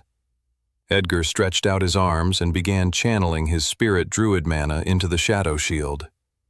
"Hide all you want, Clarence," shouted Edgar as he pummeled more of his master tier mana into the shadow shield. "I'm coming for you." Across the city, Brock was doing what he loved most, fighting and destroying monsters with his big and heavy warhammer. A small regiment of goblins rushed towards him and he obliterated them with a single smash of his hammer. Nothing remained but green goblin blood staining the cobblestone streets before disintegrating into mana stones. "Piece of cake," laughed Brock as he rushed forward at a new enemy that had emerged. His instructions from Olivia at the start of the day had been simple. Protect the innocent and destroy any threats to the well-being of Resfall. Brock was certainly succeeding at the latter. In fact, he knew no better way to protect the innocent than killing anything that threatened them. A group of boulder golems emerged, and Brock quickly headed towards them. Even before getting close to them, he swung his hammer on the ground and unleashed special apprentice-tier warrior ability, specific for hammer specialists. The ability was known as Shockwave. A ripple of energy shot forward from his blast and knocked the boulder golems on either side. By the time the boulder golems had regained their bearings, Brock had already smashed half of them into nothing but pebbly dust. The journeyman-tier dwarf warrior was looking around for his next target when a horrific shriek echoed from the skies above. 4 harpies descended through the sky towards him. Their skin was fleshy and disgusting, and they had narrow, slanted white irises for eyes. They flew towards him with inhuman finger-like claws ready to scratch and dig through his skin. "Arr!" he groaned. "I hate flyers." He searched for cover. If he could get the harpies fighting on the ground, he'd be able to use his hammer against them. It would be harder to land a strike if they were swirling in the air just above him. Unfortunately, he was in the middle of a wide boulevard, and there was no immediate direct cover. Retreating would only result in his death. He then took in his surroundings and came up with a new plan. He moved a few yards away, and as the harpies came closer towards him, he lifted his warhammer with both his hands and smashed it into the ground, unleashing his shockwave ability again. The ripple of energy went forth across the ground, but the harpies paid it no heed. They were in the air. A land attack was no threat to them. Except Brock had been clever in the way he'd smashed his hammer. The shockwave he created had managed to pick up a piece of debris and shoot it forward across the formerly broken ground Brock had already created in his previous fight with the rock golems. In so doing, Brock had created a powerful projectile rock that smashed right into one of the harpies, leaving a gaping hole in its chest. Blood and guts splattered everywhere as the harpy plunged to the ground dead. "Bullseye!" cheered Brock. But he wasn't out of the woods yet, as the 3 remaining harpies were now much closer to him. He swiped his hammer in a wide arc, but the 3 harpies easily dodged the attack. Brock was beginning to panic. His warhammer was no good against these blasted harpies. It was too slow, and there were too many of them. He then decided to do something risky. He dematerialized his warhammer back into his inventory. He snatched his hand out and clutched onto an arm of one of the harpies. He pulled it forward, and it tried to rip its claws through the flesh of Brock's arm. "They didn't give dwarfs burly fists for nothing," he shouted, as he imbued mana into his right fist and smashed it through the head of the trapped harpy. The harpy disintegrated in his hands, and Brock turned to fight the remaining 2. But he had lost sight of them, and that was when he felt a pain in his left shoulder. "Ah!" he screamed in pain, collapsing on his knees. The harpies were stronger than he was expecting. They must have been on his tier level, or had at least a comparable level of strength stat. The pain was overwhelming. That was when another hot strike hit his other shoulder. Brock's eyes watered as he tried to resist the intensity of the pain, but that only made him squint and lose focus. He swiped the air with his fists, trying to grab hold of another harpy. "There's only 2 left, Brock," he commented to himself. "You're not going to let your whole dwarven race down by being destroyed by a couple of nasty harpies, are you?" He swiped the air once more, but now that he'd lost focus and the pain had slowed down his movements, the harpies were leveraging their air advantage, along with the fact that it was 2 against 1. Another painful scratch ripped into his back, and Brock found it a struggle to hold himself up. "They're too bloody fast," he thought. "I can't keep up with them." The harpies were moving so fast around him, he was continuing to lose focus. Is this really it? Just as Brock was about to pass out, a sound of crackling electricity filled the air. One of the harpies screamed out as a burst of lightning magic shot through its chest. It was bright purple and blue lightning magic in the shape of powerful interlocking chains with a massive hook at the end of it. The lightning hook first emerged through the front of one of the harpy's stomach. Its eyes bulged as it took in the newly formed hole in its stomach and then coughed out blood. Then, the lightning chain hook pulled back and flung the harpy into a nearby building, destroying it instantly upon impact. What? Brock couldn't believe his eyes. Across the street was his colleague Curtis, wielding his special lightning chain ability, spinning it in the air before throwing out the hook with such precision that it wrapped around the final harpy's neck. In milliseconds, the harpy was vibrating from the intense shock of electricity, and milliseconds later, the vibrating electric hook had cleanly removed the harpy's head from its neck. Curtis ran over and materialized a healing potion and poured it into Brock's mouth. As soon as the healing potion cleared up Brock's wounds, the dwarf got up and shoved Curtis away. "Thank you, Curtis," he spat the words, hating his own gratitude to his colleague. "You're welcome," smirked the wizard-class traveler. "Oh, don't look at me so smugly, elf." 103. The royal handmaiden Mildred held on to the princess's wrist tightly as she led the two of them through the dangerous, battle-torn streets of Resfall. Mildred's whole purpose in life, since she had accepted the role of taking care of the princess, was to protect her at all costs. The stability of the country depended on the princess staying alive. If she were to die, chaos would reign, and arrogant slimes like Clarence or Archbishop Balin would try and take hold of power, just as they were doing now. Even if they lost the city into today's fight, if the princess survived, so did hope for all of Resfall and Volsungar at large. Mildred felt that responsibility as she tugged the princess forward. "This way," whispered the handmaiden, as she saw a trio of traveler priests lock eyes onto them. They turned a corner. Mildred's heart raced. She kicked down a nearby door of an old abandoned building and shuffled the princess up the stairs. "Come on," said Mildred as they hurried up the stairwell. The handmaiden's mana sense could see the three traveler priests coming after them. The archbishop probably had special squads whose sole purpose in the fight right now was to find and kill the two of them. The three traveler priests were not going to let them go, not without a fight at the very least. Mildred and Alice were on the top floor. "What are we going to do, Mildred?" cried the princess. "Get behind that shelf over there," commanded Mildred. The princess did as she was told, and Mildred then walked over to a nearby wooden table, flipped it over, and then shoved it right in the doorway, blocking the entrance. Mildred then hid by the entrance to the room and held her breath. She continued to track the three men hunting them down with her mana sense, following their movements as they came up the stairs.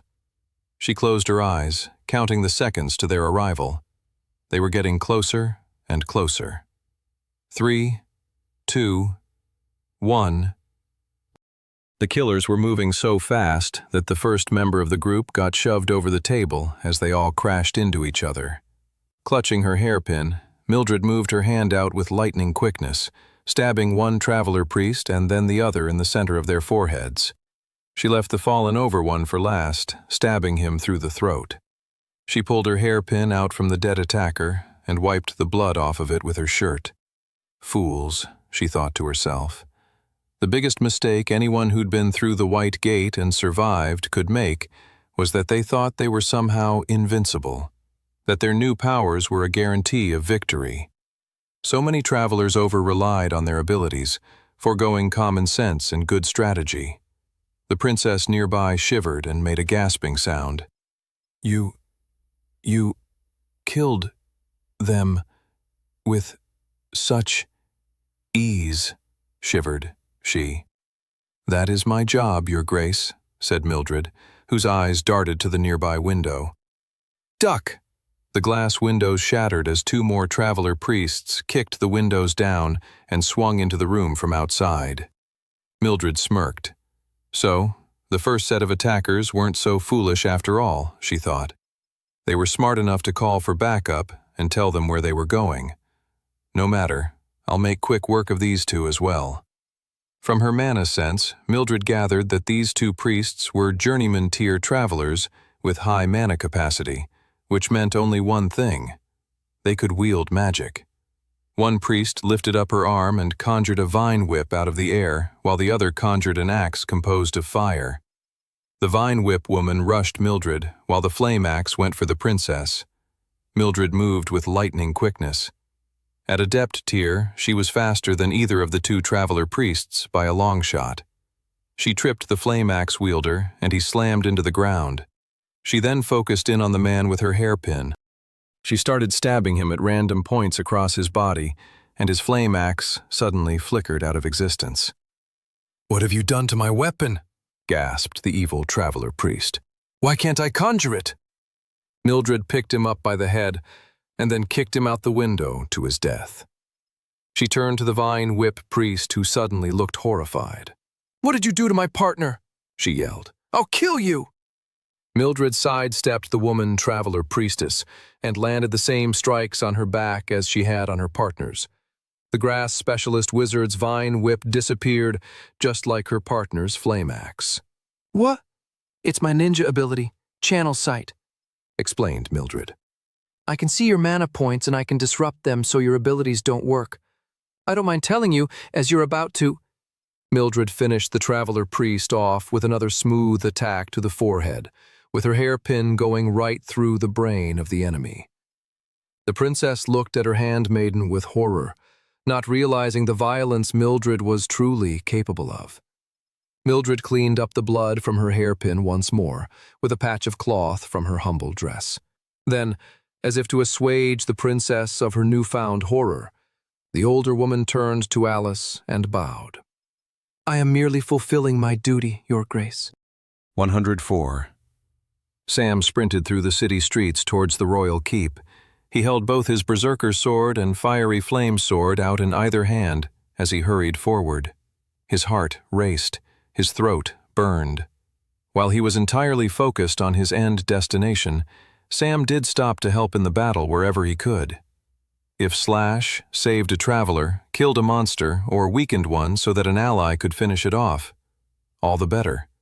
Sam was a roving one-man army of destruction, spinning his swords and erupting his blood flame ability wherever he could. He wanted to do as much damage to his enemies as possible, all while still moving forward. Eventually, Sam arrived in a small square where a Traveler priestess was cackling over a pile of dead bodies. Sam's eyes narrowed as he took in the woman. Eliza Shanklewood. "Exactly who I was hoping to find," he grinned. Olivia sliced a rock golem in half, clearing the way for her group to head forward through the battle-swept streets of Resfall. They still had another few monster-filled streets to get through until they were in sight of the Grand Cathedral, but they were making headway.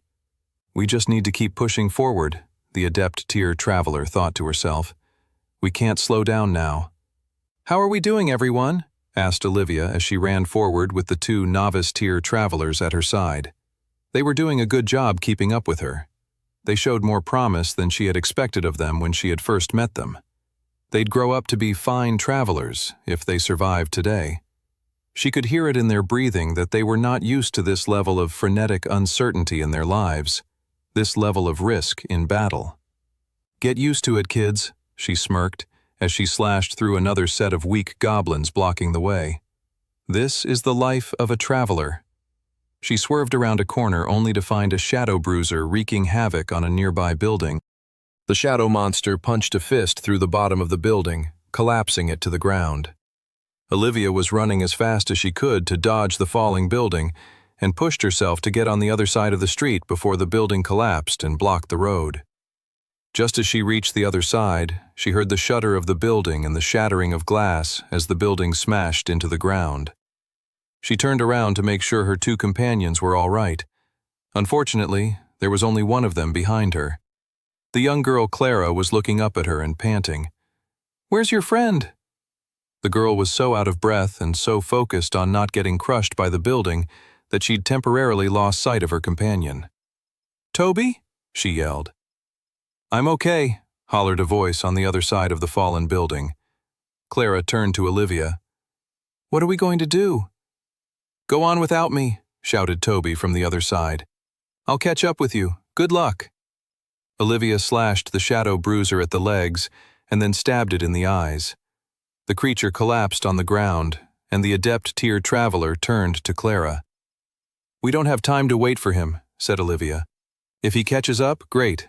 If not, it's you and me against the Archbishop. Now come on." Eliza Shanklewood had long black dreadlocks, pale skin, and wore black eyeliner and deep black lipstick. Sam bristled at the sight of her. "What's this?" she hissed. "A little novice-tier traveler all on his own?" Sam smirked. Eliza Shanklewood seemed to think that it was Sam who had accidentally come upon her, rather than the other way around. In his first timeline, the horrific woman had gone on to become Clarence's second-in-command during his reign of terror. She was his main executioner, killing thousands of innocent people. She had also been a key part of Clarence's ultimate betrayal of his alliance with the Spectral Church. She had fed him secret information that the Church had been withholding from him for pretty much the entirety of the treasonous alliance. And, maybe worst of all, was Sam's personal connection to the woman.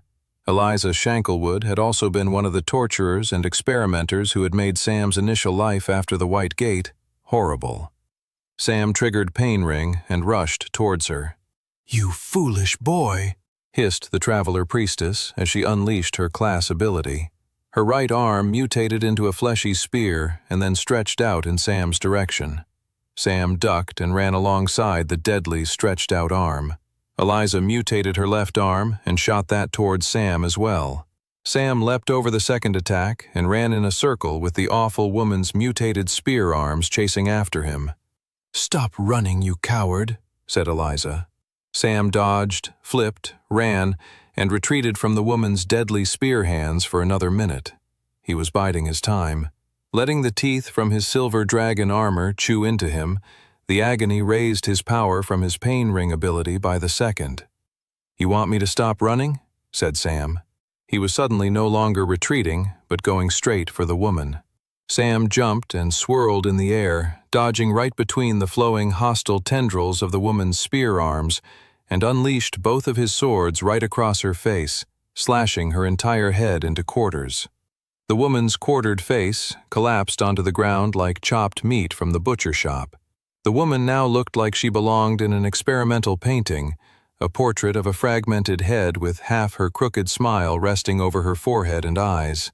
Blood leaked everywhere across the jumbled, horrific mess. "Nice to see you again, Eliza," Sam thought. Glad it was for the last time. Sam would have loved to stay and relish his vengeance, but he looked to the royal keep, knowing he had to catch up with Edgar. Even still, he was glad that within the chaos of this horrific day, he was able to destroy a nightmarishly evil woman and rid her from history once and for all. Within this single fight in the larger battle for Resfall, many future lives were now saved. Sam then started hurrying towards the keep. They only had 35 minutes left to stop the upcoming dungeon break from wreaking havoc and killing them all. 105. Curtis spun his lightning chain hook and threw it at enemy after enemy. Be it monster or traveler priest, he was happy to destroy any enemy of Resfall. He was running a tally in his head against Brock of how many monsters he'd slain, so that when they saw Olivia at the end of this, she'd recognize him as the superior suitor to Brock and confess her undying love for him and utter disgust for the dwarf, Brock. The daydream was incredibly motivating for Curtis as he swung his lightning chain hook of destruction all over the streets, slaying monsters and rescuing others with ease. Out of nowhere came a gang of 5 green, lizard-skin Naga spearmen. They hissed and rushed towards him. Curtis flung out his lightning chain hook and swiped it in the wide arc. The Naga all leaped high in the air, dodging the slash of Curtis's lightning hook. "Crap," Curtis thought. "They're gaining on me. I won't be able to deal with them all if they get too close." With his free left hand, he clawed the air and triggered his apprentice-tier wizard ability. One of the most incredible things about the wizard class was, despite its common rarity, it had a powerful amount of customization. At journeyman tier, a wizard unlocked a powerful elemental weapon conjuring ability, as displayed by Curtis's lightning chain hook. But the customization happened even before hitting the middle traveler tier. At apprentice tier, a wizard class user developed a unique elemental ability, and it was the unique elemental ability that was about to save Curtis's butt. His left hand sparkled with blue and purple electricity, and then Curtis threw out a ball of lightning at one of the incoming Naga spearmen. except the lightning ball was no ordinary lightning ball. Before it collided with the Naga, it expanded and transformed into a cage with powerful bars made of lightning. Suddenly, the cage had captured the central Naga spearman. The lizard man's body trembled spasmodically as paralyzing lightning coursed through it from inside Curtis's lightning cage. The other Naga were still heading for him though, so no time to waste. Curtis then used the level 2 evolution of the ability, slamming the cage up and down, creating lightning bursts across the whole area. The attack managed to stun and trip the other Naga. "I got you now," Curtis grinned. He then triggered the level 3 evolution of his lightning cage ability. The cage that held the central Naga spearman suddenly shattered into a countless number of glass-like shards of lightning that went in every direction. The lightning shards rained down on the squad of Naga spearmen, slicing and cutting them to death. Within seconds, the 5 of them were nothing but mana stones on the ground. Curtis wiped the sweat off his forehead. Glad that's over with. He then turned to find Brock, but amid all the fighting, the dwarf had disappeared. "I better go find him before he gets nearly killed by harpies again," Curtis thought. Curtis figured Brock couldn't have gone far, except when he decided to turn around and search for his dwarf companion, he came face to face with a rock ogre. It was a large ogre monster, but instead of normal green or grayish skin, the monster's body was composed of stone. Curtis grimaced at the sight of the horrific creature. He wasted no time spinning his lightning hook and then shooting it out towards the monster. The rock ogre grabbed hold of the hook and shattered it. "What?" Curtis was shocked. The creature was immune to lightning magic. Now that's a big problem, Curtis thought. He still had a few options at his disposal as he conjured raw mana and threw out a blast of basic mana. The rock ogre swiped it away as if Curtis's magic was nothing more than an annoying bug. The monster stepped forward, towering over Curtis. Curtis started creeping backwards. "What do I do?" he thought. It's completely immune to all magical attacks. As the rock ogre got closer and closer, Curtis looked around for his companion, Brock. He sure could use the dwarf's physical fighting prowess right now. It was at that exact moment that he heard a voice from above. "The horror show will be over soon, Curtis," said a voice. "Just say dwarves are superior to elves." "I would never say such a thing, you foolish numbskull," hissed Curtis. "Are you really going to hold my opinion hostage as my life is on the line?" "You tell me," said Brock. "Are you willing to risk your life on it?" "This is ridiculous," said Brock. "Fine. Dwarves are better than elves. Are you happy, you immature—" "I thought so," yelled the dwarf. The dwarf then unleashed level 2 of his journeyman tier warrior ability. The simply titled, yet incredibly powerful move known as forward charge. At this level, the ability allowed a warrior to thrust himself forward with incredible speed and unleash a devastating attack with their weapon. At level 2, the forward charge could become a forward leap for even greater destruction.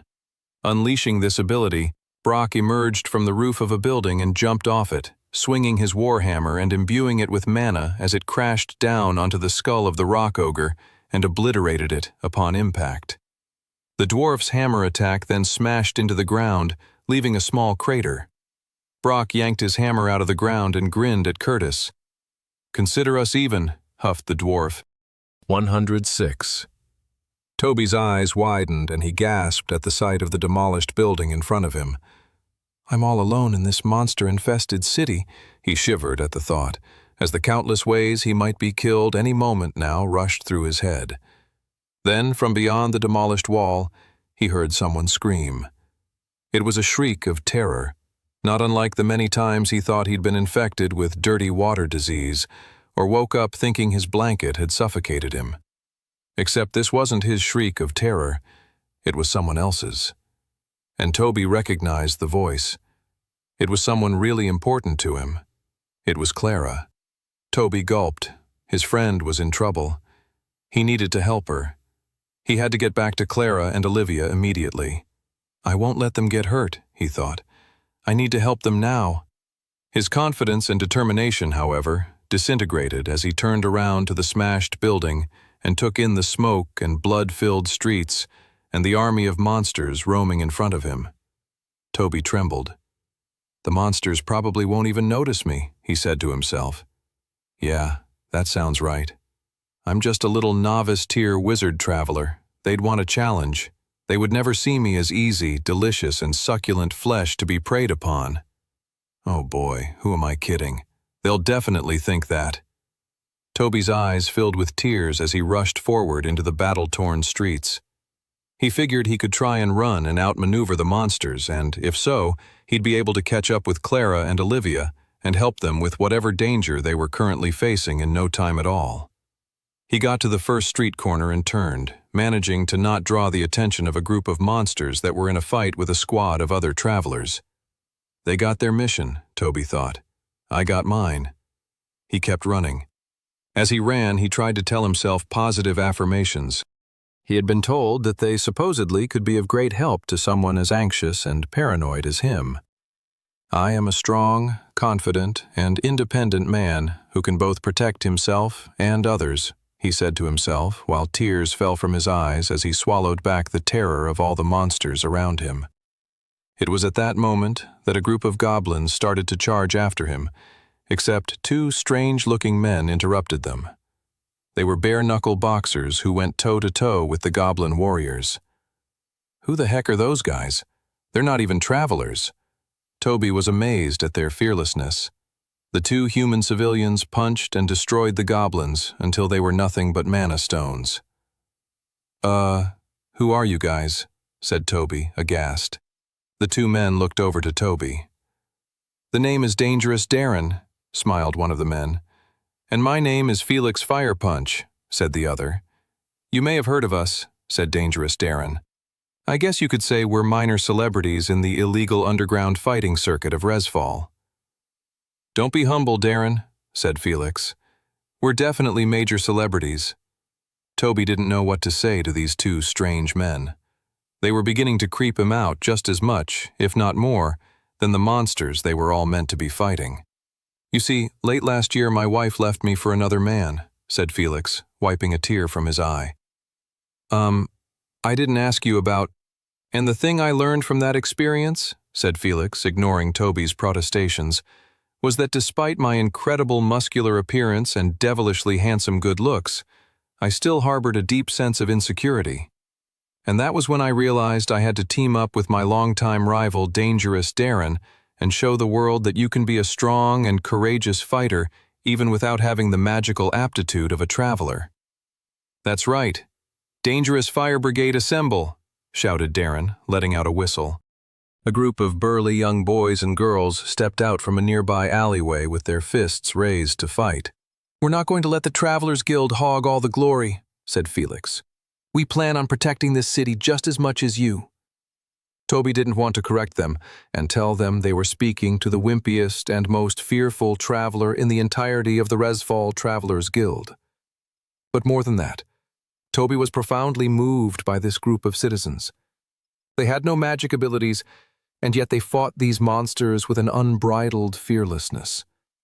How could Toby let fear control him so much when, unlike this group, he actually had the power to truly fight back and make an impact? He couldn't abide by such restrictions any longer. Toby wiped tears from his eyes and said, "Thank you for sharing your inspirational story. You've made me realize I need to fight with as much courage as all of you. See you all at the end of this." Toby rushed off on his own, only to come face to face with a group of growling and snarling ember wolves. "Ah!" shrieked Toby. He shivered at the sight of the vicious and monstrous wolves. The wolves snarled at him and took a step towards him. "Please don't eat me!" cried Toby. The wolves all pounced towards him, and that was when Toby snapped out of his fear. He shook his head. "Screw that," he thought. "They should be afraid of me." He gripped his wizard staff and clenched his fist and conjured a massive torrent of water and then pushed it out, knocking back the two ember wolves closest to him. "I refuse to be afraid of you," shouted Toby. "Especially because I can manipulate the very element that you're weakest against." There were still 3 more ember wolves rushing from the side towards him. Toby leaped back and clawed the air with his fingers as he manipulated the mana in and outside of himself to create powerful particles of water that came together in a swirling mass of hostile energy. He shot the water blast out at the incoming wolves and knocked them back. The wolves were hurled backwards by the force of the magic projectile, one smashing into the wall and instantly disintegrating down into a mana stone. A few other ember wolves lay weakened on the ground. Their formerly orange glowing skin looked like the surface of a wet, damp log. Toby had completely doused the ember from the ember wolf's skin, and it looked to be suffocating the monsters, almost like what would happen if you sealed shut the gills of a fish. The ember wolves whimpered, and they all slowly disintegrated around him. Toby wanted to pick up the mana stones, but left them behind because he knew he had to help Clara, so he kept pushing forward. As he ran, his eyes filled with tears. He was worrying about Clara. He didn't want her to die. He didn't want her to even get a little bit hurt. There was so much he still hadn't said to her about how he felt, about the life he dreamed they might one day have if they weren't killed by the thousands of possible ways one could be killed before then. There was so much he wanted to say to her, and hadn't yet. She can't die, he thought as tears welled up in his eyes. She just can't. He kept sprinting forward. His heart raced. His throat burned. Come on, Clara. Hang in there. 107. Towering over both Olivia and Clara was a monster unlike either of them had ever seen before. The monster was a giant that stood upright like a human, but had the fur and face of a tiger. It had yellow eyes, whiskers, and an angry face. It also wielded a giant axe. Any ideas on how to fight this thing? Asked Clara. Olivia gripped her sword and gritted her teeth and said, Yeah, up close and personal. Come on. Clara's heart skipped a beat as Olivia charged forward. She's expecting me to run up close to that thing as well, she panicked. That thing can squash us with its foot. But she didn't let her fears get the better of her, and she followed Olivia's orders, rushing towards the axe-wielding tiger giant. As she ran forward, she felt the effects of Olivia's paladin ability, her divine inspiration. She was now using a higher level of the ability than she had used before. Not only did she feel a rush of power surge through her, but she could see a light blue coating surround her as divine mana created a protective shield around her. "Attack its legs!" shouted Olivia. The 2 travelers rushed towards the giant's left foot. Olivia slashed her sword, ripping a large gaping wound on the calf of the giant monster. Blood, fur, and flesh exploded everywhere. The crimson liquid stained the fur of the tiger's giant leg. Clara followed up with an attack burst, sending a powerful burst of energy into her spear thrust, going right through the open wound Olivia had made. "Excellent work," said Olivia as she unleashed another slash attack. The monster wailed and lifted its foot to squash the 2 of them like bugs. "Move!" Olivia commanded. They jumped out of the way and missed the powerful stomp attack of the giant. "Again!" Olivia shouted. They moved back in again towards the giant's legs, and Olivia thrust her blade into the open wound and jerked the blade inside, ripping through the flesh and bone until the giant could no longer keep balance on both feet and collapsed on his knees. "We almost have this," shouted Olivia. Olivia ran towards the giant to climb its back when the tiger blinked its cat-like eyes, and suddenly Olivia froze. "Ugh," groaned Olivia. Her head and neck squirmed, but the rest of her body was frozen in place. "That monster's blink is a paralyzing ability. Don't look it in the eye, Clara." Clara gripped her spear, unsure what to do next. She had been following Olivia's lead. She didn't know how to take this giant monster down on her own. Worse, the power of divine inspiration had disrupted the monster's paralyzing ability, meaning all the stat gains and boosts disappeared, along with the protective divine mana shield previously coating her skin. "Clara, watch out!" Clara's thoughts were interrupted by the giant's axe coming right down towards her. She rolled out of the way as the axe smashed into the city streets, sending rocks and debris flying from the impact. The tiger giant then did something Clara wasn't expecting. Right as Clara was getting back on her feet, the tiger giant let go of its axe and swiped its paw towards her. Despite its giant size, the monster was fast and agile, and suddenly Clara found herself clutched in the grip of the tiger giant. She squirmed, trying to push herself out from the monster's grip. "Let me go, you monster loser!" she shouted, smashing her fists onto the creature's paw to no avail. Soon the tiger giant lifted Clara in the air. Her hair fell forward and her stomach lurched as the tiger giant held Clara upside down, dangling it over its wide mouth, ready to drop her in. She kept fighting and squirming. "This can't be it," she thought. "This can't be how I die. There must be a way to escape. Someone must be nearby. Sam, Guildmaster Redfield, or even Olivia's two ridiculous love-struck colleagues." "Help!" cried Clara. The tiger giant released Clara from its grip, letting her fall into its mouth and down its throat. Except, before Clara entered the monster's mouth, a giant water ball knocked her in the air, sending her flying away from the tiger giant's jaws. Clara flew through the air, disoriented, and she soon found herself falling back towards the cobblestone street. It looked as if she'd luckily dodged the bowels of the tiger giant, only to become a pile of blood-splattered flesh on the ground. But right as she was about to splat right on the ground, she found herself caught in the arms of a man. No, it wasn't a man, more a boy. She looked up and couldn't believe it.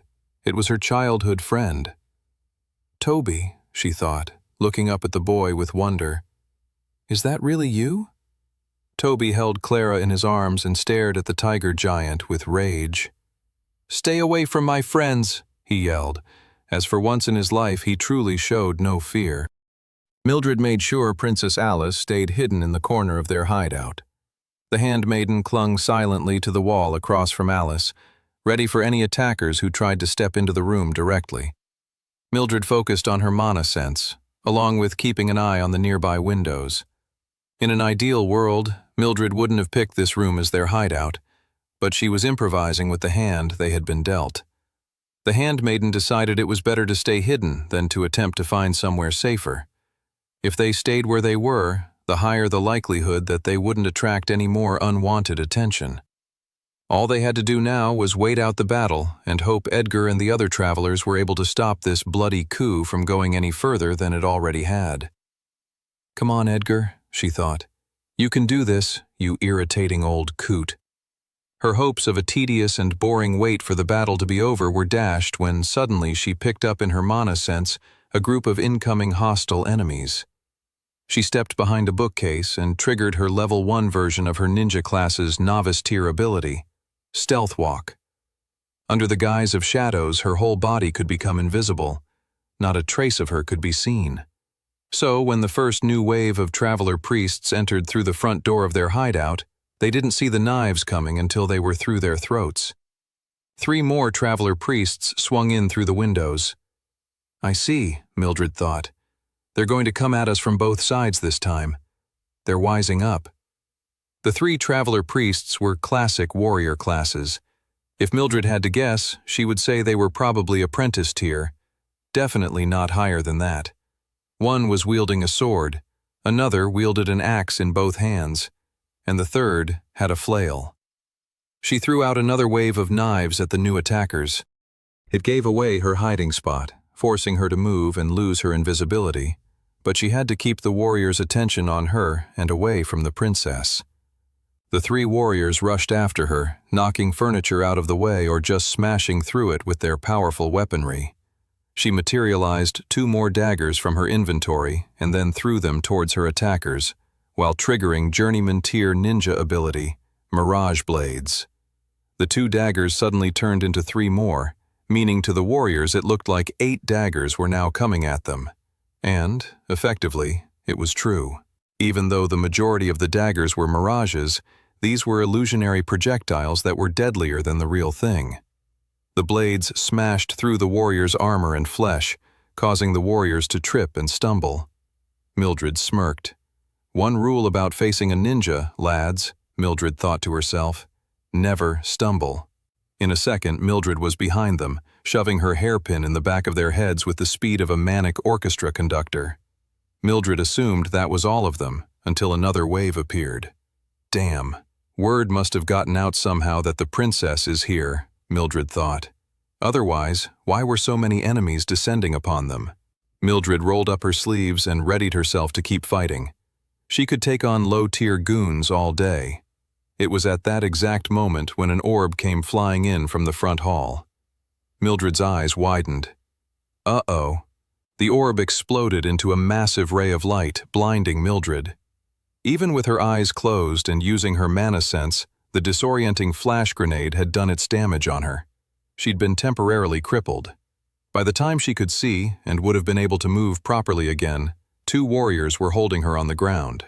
A man nearby snickered. "You like my little trinket, huh?" Mildred grimaced. The man clearly had the uncommon class known as engineer. The class allowed the user to create weird items of mana. She was great at fighting standard warriors or mages, but squirmy little tinkerers with the engineer class had always been tricky for her, especially if they caught her by surprise. 2 other warriors started to approach Princess Alice, who was cowering in the corner. The 2 warriors snickered. "Time to kill the weak little princess." Mildred squirmed, but she couldn't escape their grip. I can't fail the princess, Mildred thought. I must do something. Alice shivered in the corner as the 2 men approached her.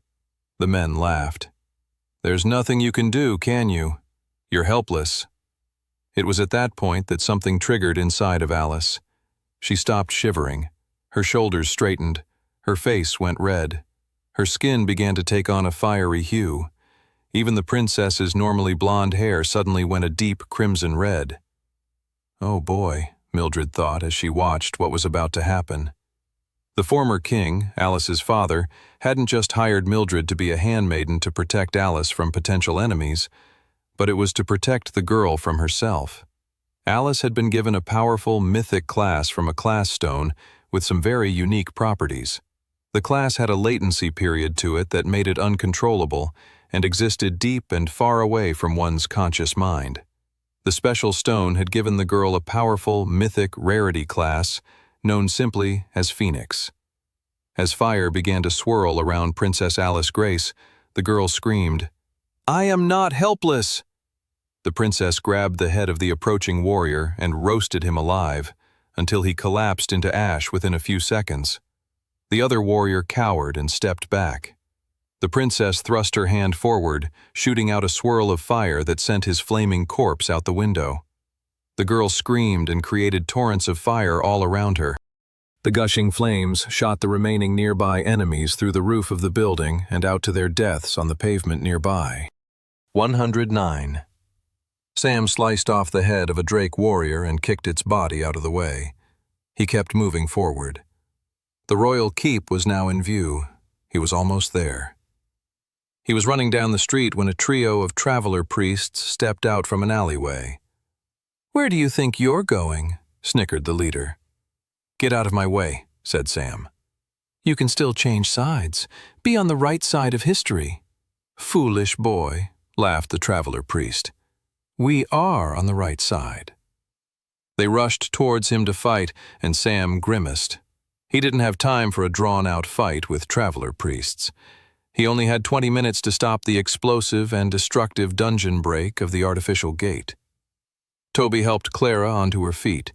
She blushed and smiled at him. "Thanks, Tobes." Don't mention it," said Toby, blushing. "But I think we need to deal with this horrible monster nearby before we do anything else." "You think?" said Olivia sarcastically. "Why aren't you helping us?" asked Toby. "Is this some kind of demented training exercise?" "No, I've been paralyzed," yelled Olivia angrily. "Don't look that thing in the eye. It has a blink ability that can paralyze you." Toby shivered. That sounded rough. The monster was clearly at least apprentice tier in its stats, meaning Clara and him both were going to struggle to slay it on their own. They definitely needed Olivia's help. The real question was, how could they undo Olivia's paralysis? "I have an idea," said Toby. "Clara, distract him for me." Clara nodded and rushed forward to the creature's non-wounded leg and unleashed a powerful attack burst into its flesh. The tiger giant's focus returned to Clara, and it snatched its claws towards her. Clara managed to sidestep and deal another painful spear thrust into its leg. The monster wailed. At that point, Toby conjured another water ball and whipped it towards the tiger giant, knocking him right in the eyelid. The creature reached for its eye in pain, its eyes fluttering and blinking from the irritation. He turned to Olivia. "Try moving now." Olivia stepped forward and was stunned. She smirked. "Curtis has been training you well." Olivia then jumped forward and shouted, "Holy slash!" A bright white light of energy formed as Olivia slashed diagonally across the tiger giant. It all happened within seconds. Olivia landed on her feet as the tiger giant that had been cut into halves slid off balance and collapsed on the ground, dead. Both Clara and Toby looked at the adept tier traveler in stunned amazement. The power at higher tiers is truly astounding, Toby thought to himself. "No more wasting time," said Olivia. "Time to move out. We're almost there." They hurried down the street, and within a few minutes they were outside the grand cathedral of the spectral church. It was time to take on the archbishop. Sam ducked his head as an ice blast came hurtling his way. He triggered Pain Ring, marking the battlefield, encompassing the 3 traveler priests within it. His silver dragon armor continued to eat in and out of his flesh in a symbiotic relationship with his necklace of healing. The silver dragon armor tore into his flesh hungrily, and the necklace of healing restored his body, offering an endless snack to the excruciating armor. The trade-off meant that the silver dragon armor filled him with pain that was then converted into strength and raw power. "You can't defeat us, wimp," said the traveler priests. "You're nothing but a novice-tier traveler." Sam ignored the men's taunts, knowing he was about to prove them wrong. He rushed forward and materialized his berserker sword, stabbing one traveler priest right in the stomach. A burst of blood shot forth onto the ground. "But how?" gurgled the traveler priest. "My defense stat should make it too difficult for you to harm me." Sam didn't care to answer the man's question, slashing his sword upward. He didn't have time to converse with people who wanted to contribute to the ultimate demise of Westria and everyone who lived in it. With the first dead traveler priest on the ground, Sam rushed forward and then triggered Blood Flame. The other 2 traveler priests roasted alive as he ran towards the royal keep. He arrived at the entrance a short time later and walked up the steps, readying himself for the final battle ahead. He only had 15 more minutes to finish the battle and save the city from utter destruction. 110. Edgar screamed as he pummeled excessive amounts of spirit druid mana into the shadow shield. He could feel the shield's power draining and weakening. Edgar roared as he gave one final push of mana into his enemy's powerful shield ability. Suddenly, the energy shield burst into a cloud of smoke. Black wisps blew away in the breeze, and within moments, if you hadn't been there beforehand, you would never have been able to guess that a shadow shield had once occupied the space. Edgar caught his breath and wiped sweat off his forehead. It had taken the guildmaster 45 minutes to break the shield, which felt like a colossal waste of his time, considering elsewhere people were fighting for their lives. But he was the only one with the master-tier magic affinity capable of breaking such a powerful shield in as quick a time as he had done. Edgar simply shook his head and stepped forward into the throne room. He caught sight of Clarence straight away. Edgar narrowed his eyes in anger as he took in the court advisor sitting casually on the throne. "You insult the royal family of Resfall and everything our nation stands for by sitting on that throne," shouted Edgar. "How could you betray your own people like this?" Clarence laughed. "Are you really so foolish, Edgar? Do you really think you'll be able to appeal to my feelings after everything I've already done? After I've tried to murder the princess and have staged a monstrous takeover of the city?" Edgar growled. "You really are a piece of garbage. You're a parasite and scourge on the innocent people of Resfall." "There you go again," said Clarence. "You waste all of our time. Resfall, Volsungar, honor, valor. These are all mere words. Words meant to control and enslave people. Call this place whatever you want. but it will soon be I who recreates it to suit my vision." "Your vision," said Edgar, anger lacing his words. "Who gave you the right to make such a choice for so many innocent people? And besides, what do you think is going to happen? You think you and the Archbishop are really going to be able to work together so cozily once you no longer have a common enemy?" "Don't you worry about that," sneered Clarence. "I have plans for them." Edgar had heard enough. He had to stop this horrible man. Destroying him would eliminate the artificial dungeon from exploding forth over the city. There was no more time for talk.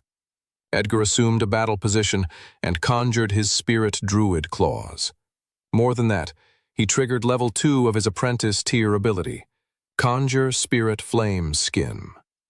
The angelic clear mana, with the faintest hint of a pink hue, began to cover Edgar's entire body. The level 1 version of this ability had been purely protective, a defensive shield against attacks. But at level 2, it allowed Edgar to channel the spirit mana into his attacks and movements, increasing his stats exponentially. Edgar rushed forward, and Clarence snapped his fingers, and 3 swirls of shadows emerged between the 2 powerful travelers, and 3 shadow minions materialized. "Stop hiding behind your minions, you coward!" shouted Edgar, as he rushed forward to take on the shadow minions as quickly as possible. The shadow minions galloped towards him, and Edgar elongated his claws, making them massive, and slashed right through them. They were obliterated straight away. Clarence scowled and snapped his fingers again, summoning 2 shadow bruisers that took up massive amounts of the throne room, their heads reaching close to the top of the ceiling. Clarence shouted, "Destroy him!" One shadow bruiser threw a punch right where Edgar was standing, but the Master Tier Traveler dodged it with ease, just as he anticipated the second shadow bruiser punching where they thought he was going to go.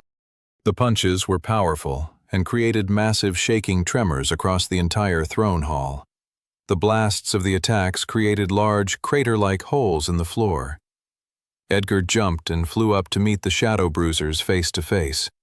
They threw out their large, wispy black hands, trying to snatch him within their dark, evil tendrils and grip, but Edgar moved with a speed that confounded them. He flew between their heads and began to spin in the same spot, creating a whirlwind of blades with his spirit druid claws, ripping shreds through the shadow bruisers' heads. They burst into dust and crumpled onto the floor. Edgar looked down at the sneering Clarence. "You won't be able to hide from me forever," shouted Edgar as he soared down to meet Clarence head-on, pulling back one of his clawed fists, ready to strike and stab him right through his smug, evil face. The front door of the Spectral Church's Grand Cathedral loomed over Toby and his 2 companions, Clara and Olivia. Toby gulped, just looking at the entrance to the horrible building. "I can't believe we're actually back here," he thought. "I can't believe we've returned here voluntarily." Toby bristled just thinking about the memory. He could feel the sneers and laughter of the malicious traveler priests who took them there against their will, who shoved them through the nightmarish portal of the White Gate. "Toby!"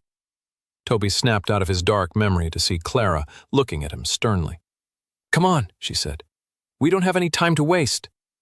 Toby nodded and tried to shake the traumatic memory away as they took a step into the large, grandiose building. Olivia led the way into the Spectral Church's Grand Cathedral. She was slightly perplexed that there had been no guards stationed at the entrance. Were all the traveler priests out fighting and causing havoc in the rest of the city? But if their leader had come here to hide out and orchestrate things from the sidelines, wouldn't it make sense to have a few guards on deck? It was at that moment that she noticed a pale foot poking out from one of the nearby pews. It wasn't any type of foot. It was the foot of a corpse. Suddenly the corpse lifted itself up, followed by other seemingly dead people. "Don't tell me," said Toby, shaking his head with tears in his eyes. "Are those zombies?" A horde of them rushed towards them. Olivia lifted her sword and triggered her apprentice-tier paladin ability, Divine Blade. The silver sword gripped in her hand suddenly took on a bright blue hue of divine energy. Olivia slashed her sword at the first incoming zombie, chopping its head straight off. She triggered allies' abilities as well. Divine inspiration, boosting her. "Come on, we need to fight through this horde as quickly as possible," said Olivia, stabbing the zombie right through the center of its forehead with her divine blade. Just as she slashed another incoming horde of vicious zombies, she felt the young girl Clara right beside her, gripping her spear. She thrust her spear upward towards the zombies' brains with grace and precision, obliterating them before they could get close enough to harm her. Over their shoulders, Toby threw out water blasts, knocking the zombie hordes back and keeping them at bay. But even as the three of them got into a rhythm of ultimate zombie destruction, the Archbishop had clearly left the whole church filled with undead monsters, and the horde appeared to be unabating. Worse, flying down from the ceiling were more than just undead zombies, but zombie hawks. The deadly and vicious birds had black feathers and glowing green eyes. "Incoming!" screamed Toby, as he hurled powerful blasts of water at the birds to keep them back. Clara roared as she triggered her attack burst spell, sending an explosion of powerful energy forward in the direction of the incoming zombie hawks. But there were too many of them. The zombie hawks began to descend towards them and surround them in a huge flock. "This is getting annoying," Olivia thought. She triggered the level 3 evolution of her divine blade and thrust it forward to the sky. Multiple bright blue swords of divine energy surrounded the adept tier traveler and shot upward in the sky. The sharp, deadly projectiles flew upwards, cutting through the undead flesh of the birds. The divine blades ended up killing many of the nightmarish birds, stabbing them right through their small heads and brains. For those who weren't killed by the multiple divine blades, their bodies were deformed enough, with a wing being cut off, sending them hurtling to the ground where Clara finished them off with an executing plunge of her spear. "This is taking too long," thought Olivia. She spun on her feet, manipulating her divine blades to do so in a destructive whirlwind. Within seconds, the zombie horde was nothing but destroyed flesh rendered into obliterated dust. Finished with her attack, Olivia took in Clara and Toby, who were both staring at her aghast. "I've never wanted to be adept tier so badly," said Clara. "Me too," replied Toby. Olivia grinned. "Come on," said the adept tier traveler. "The Archbishop must be hiding in the rooftop pavilion." A few minutes and another few zombie hordes later, Toby and his allies had fought their way to the top of the Grand Cathedral. They stood in front of a large doorway. It was the entrance to the Archbishop's chambers. Toby was still in shock and awe that this was really happening. Only 6 months had gone by since he'd officially become a novice tier traveler, and now he was preparing to fight one of the strongest travelers in the city. "This is madness," Toby thought. "Get ready, you two," said Olivia, taking a step forward towards the doors. "Prepare yourselves for the most difficult traveler battle you've ever encountered." 112. Archbishop Balin stood at the far end of his chambers, grinning to himself. He was looking out his window to the chaos that he had helped orchestrate. "It's beautiful," he thought. He stared out to the artificial dungeon gate growing in the sky, looming over the city. It was growing with his and Clarence's combined mana. Only 10 more minutes now, and the city would truly be under their control. He then heard the doors to his chambers open behind him. What annoyance is this? He turned around and scowled at the sight of 3 measly travelers, interrupting his moment of rejoicing. "How dare you intrude upon me?" he said, conjuring nightmarishly green lightning from the palms of his hands. "Let me take care of these meddlesome flies." Olivia gripped the blade of her sword, readying for the battle against the Archbishop. Her eyes narrowed at the sight of the sinister man. She felt anger swell up inside of her as she thought of all the pain and suffering the Archbishop had caused so many of her loved ones, along with countless other innocent people. "This man is a menace," Olivia thought. "It's time we remove this parasite from our city." Nightmarish green lightning emanated from the palms of each of the Archbishop's hands, and he whipped the lightning towards them. Olivia's eyes narrowed. She could actually stop the Archbishop from summoning more undead monsters. She snapped out her left arm and hand and triggered her paladin's level 3 journeyman tier ability, Spell Cancel. An explosive burst erupted around the Archbishop's palm. The ghoulish green magic had taken on a blue hue before exploding into deadly shards of divine magic. The old man scowled in pain as he shook his hand, removing the painful divine shards. Olivia's spell cancel ability was best used to stop deadly area of effect spells like Meteor Storm or Lightning Strike. It was outside of the ability's current parameters to cancel any spell that was considered a conditional spell rather than a hostile spell. Such conditional spells would be anything like stun, paralysis, or poison-based abilities. Olivia hadn't been sure if the ability would have worked to stop a summoning attack before it even happened, but it looks like it could. She'd leveraged that power to the best of her ability now then. The Archbishop smirked. He stretched out his hands and began a necromantic summoning spell from both his hands. The clever jerk, Olivia thought, gritting her teeth. I'll only be able to stop one of the spells. She triggered spell cancel once more, but it was futile. The Archbishop created a large group of over a dozen undead creatures. The group included quite a few skeleton warriors, an undead shaman, a few necro-wolves, and other horrible monsters. The monsters rushed towards them, and in that moment, the Archbishop was free to summon as many more fiendish monsters as he wanted, free from having to worry about Olivia's spell cancel, as she'd have to deal with all of his monstrous minions now. Crud, Olivia thought to herself. She triggered spell cancel once more to see if it would undo the summoned monsters, but it was no use.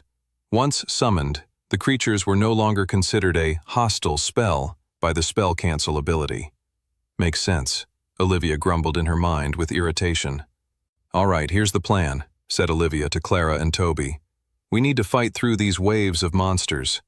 I'm going to try my best to get through the waves and take on the Archbishop. You get rid of the distractions and, if needed, come in to back me up. Got it, said Clara and Toby with determination. Before I go, though, let me give you both one last boon. Olivia reached into the air and triggered her divine inspiration ability.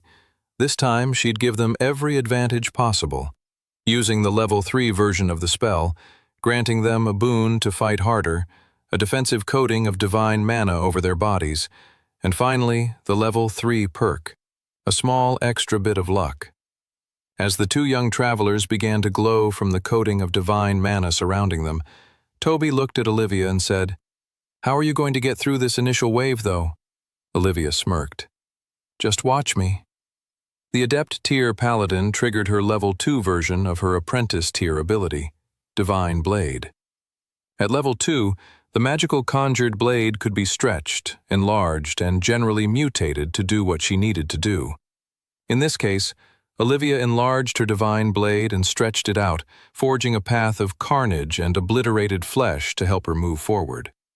As she rushed ahead and the undead horde surrounded her once more, she lifted her divine blade to the sky and unleashed her Paladin class's Adept tier ability, Pillar of Light. A huge obelisk of bright white light emerged, knocking back all the surrounding undead monsters and harming any that attempted to get close to her or the Pillar of Light. Olivia then triggered her level 3 spell cancel, obliterating her own hostile attack spell to create a massive blade of deadly shards of divine magic. Magical glass shot out in every direction, ripping through the flesh and skulls of the undead, killing many and injuring more. By the time Olivia's spell was over, she had crossed the divide between the undead horde and the Archbishop. She looked over the horde and back to Clara and Toby. Remember, you two stay back and handle the lesser monsters, shouted Olivia. Leave the Archbishop to me. 113. The Archbishop rushed forward and met the Adept tier traveler woman head-on. He conjured magical necromantic daggers composed of green ghoulish energy in either hand.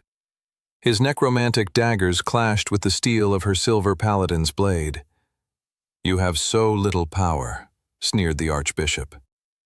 At Adept tier, the woman could clearly hold her own against his powerful undead monsters, but against him directly, she was still no match. He lifted his arm and shot a wave of powerful energy into her chest, which sent the woman hurtling into the nearby wall. "Face it, you little wench," hissed the Archbishop. "You can't defeat me. You're not strong enough. I'll kill you, and then I'll kill your puny little friends over there too, and I'll smile while doing it." The Archbishop grinned as he watched the traveler woman struggle on the ground, barely able to pick herself up. "You're an absolute piece of trash," said the woman as she wobbled back onto her feet. The woman screamed and rushed to attack the Archbishop once more. "A stubborn little fly, isn't she?" thought the powerful spectral church leader. But a stubborn fly only gets squashed faster than the rest. Clara thrust her spear into the chest of a corpse knight. She then held the corpse up, only to smash it into the ground. She ripped her spear free and then thrust it back into the undead creature's head. The glowing red eyes faded away after that final attack, and Clara ripped her spear free to keep the battle going. Toby hung behind her, flinging hostile water attacks for extra support. As they made their way through the small regiment of undead monsters, Clara would glance over to Olivia, fighting against the Archbishop. Clara couldn't help feeling concerned for the adept tier traveler going head-to-head with the Archbishop. "Hang in there, Olivia," thought Clara as she stabbed another undead warrior. "If we clear these lesser monsters for you, we can come in and help you." Elizabeth triggered level 3 of her divine blade, sending multiple blasts of sharp, sword-like divine energy right in the Archbishop's direction. The man ducked as the powerful energy smashed into the wall behind him. Olivia, however, didn't let her onslaught abate. Using level 2 of her divine blade, she gripped her sword and thrust it forward, elongating the divine mana and power right to where the Archbishop had crouched. In seconds, this should all be over after the sword obliterated the pathetic man's head. The Archbishop rolled to the left, narrowly dodging the attack. Olivia narrowed her eyes, assessing the man. He was old, but agile. While his class abilities clearly suited summoning monsters to do his bidding, he still had plenty of one-on-one powers and fighting prowess to match it. Over the course of the last few years, no one was in denial that the Archbishop had a traveler class and was most likely extremely powerful. But to have trained this hard and gained this much power while keeping knowledge of such gains so secret from the rest of Resfall was truly a feat on its own. Olivia took in the Archbishop's movement once more, beginning to understand his power set and movement patterns more and more. "I think I got it," she realized. She rushed forward with her blade, and the Archbishop met her halfway with his dual-wielding necromantic daggers. He lifted his arms to block and defend, but Olivia had only been feinting. She sidestepped the Archbishop, managing to get around him. She then imbued her blade with all of her mana and sliced downward, chopping the Archbishop's right arm off. The Archbishop screamed in horrific pain as blood burst out all over Olivia's face from her incredible attack. She kicked the Archbishop's arm so hard it smashed through a window and fell out into the streets. "That should do it," Olivia grinned. She realized that so much of the Archbishop's power stemmed from his hands and arm. By removing one arm, she'd cut his power in at least half. "Looks like you're the one about to be defeated," smirked Olivia. The Archbishop's eyes bulged as pain erupted throughout his body. My... His vision wobbled. "My arm. It's gone." Anger and pain swirled around the inside of his body, and he realized he couldn't waste any more time. He needed to finish this battle as soon as possible and tend to his wounded arm. Otherwise, he might actually lose this thing. "You stupid little fly," hissed the Archbishop as he thrust his arm forward, sending a powerful burst of green, nightmarish, necromantic energy right into Olivia's body. He was able to lift her up and smash her spasmodic, shivering body again and again on the ground until she was nothing but battered, bruised, and silent like a corpse. 114. Clara was in the middle of stabbing the brains out of an undead priestess when she saw the Archbishop's necromantic flames take total control of Olivia and knock her out completely. The adept tier traveler lay pale and unconscious on the ground. "Olivia!" Clara cried. She looked over to Toby, whose face was now going white with shock. "Clara, said Toby. What the heck are we going to do? Olivia was our trump card, our saving grace, our ticket out of here, our only guarantee of survival, our only hope in this entire— Now is not the time to spiral, Tobes, said Clara. The young novice-tier traveler with the warrior class quickly dispatched with the final zombie warrior, leaving the archbishop as the only remaining enemy to fight. Even with his arm bleeding profusely, the archbishop managed to laugh at the sight of Clara and Toby. "What are you going to do?" he laughed. "Your only hope of defeating me is dead on the floor over there. You're just two novice-tier travelers. There's no way you'll be able to beat me. Face it, you've lost." "Shut up," said Clara. She quickly turned to Toby. "Come on, Tobes, we got this. Follow my lead." Toby blinked as Clara sprinted forward with her spear at the ready to confront the archbishop. His heart pounded. His eyes widened with fear. "Is Clara freaking crazy?" he panicked. "She's going to get herself killed fighting so boldly." He took a deep breath. "I have to protect her," he thought. "I'd rather be dead than live in a world without her." Over the course of their battle with the zombie horde, Toby had leveled up his novice-tier water manipulation ability. It was time to test out the new evolution of the skill. Toby conjured all the mana in his body and created a powerful gushing force of water from his two palms. "Tsunami blast!" he screamed as he unleashed the wickedly powerful magical attack on the archbishop. The old master-tier traveler snickered as the attack hit him head-on. The archbishop wobbled on his feet and had to take a step back as the hostile water pounded against him. With his free hand, the archbishop sent out a flicker of ghoulish lightning that smashed into Toby and flung him against the nearby wall. The boy slumped over. He wasn't getting up. Clara's eyes welled up. "Toby!"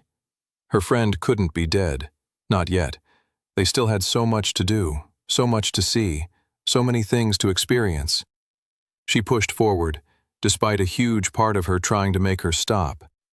A small, anxious voice in her head that she tried to ignore day in and day out finally gnawed inside of her, hissing, "If everyone is dead, who are you going to protect? You failed everyone. Sam, Olivia, Toby, and all the kids at Orphanage H. You weren't strong enough to save them, to help them. They're now all dead because of you. There's no need to keep pretending that you're so tough and strong anymore. No one to perform your fake courage around. Face it. Give up. Admit it. You're scared, weak, and alone and can't save anyone." Clara shook her head violently, still rushing at the archbishop. "No," she thought to herself. "I'm not giving up. I'm never giving up." Clara gripped her spear tight as she sprinted forward. If she was going to survive this fight, if she was going to have any semblance of saving Toby and Olivia and defeating the horrible man in front of her, it all came down to one powerful hit. That was all she could hope to manage to do before the archbishop crushed her, like he'd crushed everyone else in this fight. Under normal circumstances, there was no way a novice-tier traveler could have the hopes of penetrating through the defenses of a master-tier traveler. But Olivia had left her an opening. Clara charged and then unleashed a powerful attack burst from her spear. The spear went head-on towards the archbishop. "Pah! Such a puny attack won't hurt me head-on, you fool." That was when Clara snickered and revealed a powerful special ability that came with her new apprentice-tier mithril spear that she had gotten in the blue dungeon alongside Sam and Toby. "Twist!" she yelled, and the energy of her ranged attack burst suddenly swerved and then swerved again, no longer heading directly at the archbishop, but at an angle. Her attack burst blasted right through the hole in the archbishop's arm, chest, bone, heart, and out the other side. The archbishop coughed up blood as his eyes bulged in shock. Clara screamed as she dug the spear attack in even further. "That's for the crap childhood, you piece of garbage." 115. Across the city, at the royal keep, Edgar rushed forward to attack Clarence. The plan was simple: to rip the court advisor to shreds with the guildmaster's powerful spirit druid claws. "Die!" screamed Edgar, slashing forward. Clarence jumped backwards, dodging the attack. "He's fast and slippery," Edgar noted. Edgar realized he needed to step it up a notch. He had mainly been using his novice tier and apprentice tier and a portion of his journeyman tier spirit druid abilities, but it was time to stop holding back. When Edgar had first started his journey as a traveler, he'd been disappointed with his first two abilities. He didn't understand the point of them. What he didn't realize was that the power to imbue spirit mana and to conjure spirit F lame skin were all preparing him for his journeyman tier ability, Run in spirit werewolf transformation. For the majority of the battle, he'd already been using the level 4 version of the ability, which was to mutate and use isolated aspects of the spirit werewolf transformation. But Edgar realized if he was going to take down Clarence, he was going to need to unleash the level 5 version of the skill, Total Transformation Mastery. He triggered the ability and felt the angelic spirit mana spiral around him, integrating with his skin and body. He grew in height, his muscles bulged, and his whole face snarled, shifting into a growling, angry wolf with narrow eyes and even sharper teeth. With hugely enhanced speed and power, Edgar rushed forward. He was in front of Clarence in less than a second. The court advisor had no time to escape. Clarence smirked right as the spirit druid claws ripped through his flesh. Except blood and guts did not burst from the open wounds, but rather black, shadowy wisps as the man disappeared into smoke in front of Edgar. Looking for someone? Edgar spun around to see the court advisor behind him, coming in with a shadow magic pincer attack of his own. Edgar leaped forward and gritted his teeth. Clarence has some kind of shadow blink ability then, Edgar mused. That's a problem. But how long can he keep such a cowardly strategy up for? Edgar rushed at Clarence with even greater speed. He slashed, and Clarence would shadow blink in retreat. Except, now that Edgar knew that Clarence could shadow blink, Edgar's years of fighting prowess meant he knew where to attack next. He could anticipate Clarence's moves. Clarence shadow blinked again and again until he finally teleported to the other end of the throne room and conjured 2 new elite shadow warriors in front of him and rushed towards Edgar. The guildmaster galloped towards the 4 shadow warriors. He slashed one to death, sending it hurtling right towards a window, shattering the glass and sending it out into the sky. He grabbed another by the neck and ripped its head off with his spirit werewolf mouth and spat it out on the ground. "Enough of your tricks," shouted the guildmaster. I need to finish this, Edgar thought. He morphed out of his spirit werewolf form. He then breathed out a whistle, triggering his master tier ability. The air from his mouth took on the same angelic mana that formed around his fists, and slowly a large griffin appeared, composed entirely of spirit mana. Edgar quickly jumped onto his new summon and charged at Clarence with so much speed, the court advisor did not have the opportunity to shadow blink. Edgar gripped the man's neck and then spiraled high into the air with his spirit griffin, blasting through the roof of the palace and high into the sky. They went so high, and then the griffin swerved heading back down to the throne room. "You won't survive the impact when we land, you fool," said Edgar. "It was nice knowing you." The griffin dove straight back down through the air with Clarence positioned to take all the impact. The 3 of them slammed back into the throne room, creating a massive crater of marble and concrete. Edgar's spirit griffin flickered away, and he stood up to take in his defeated enemy.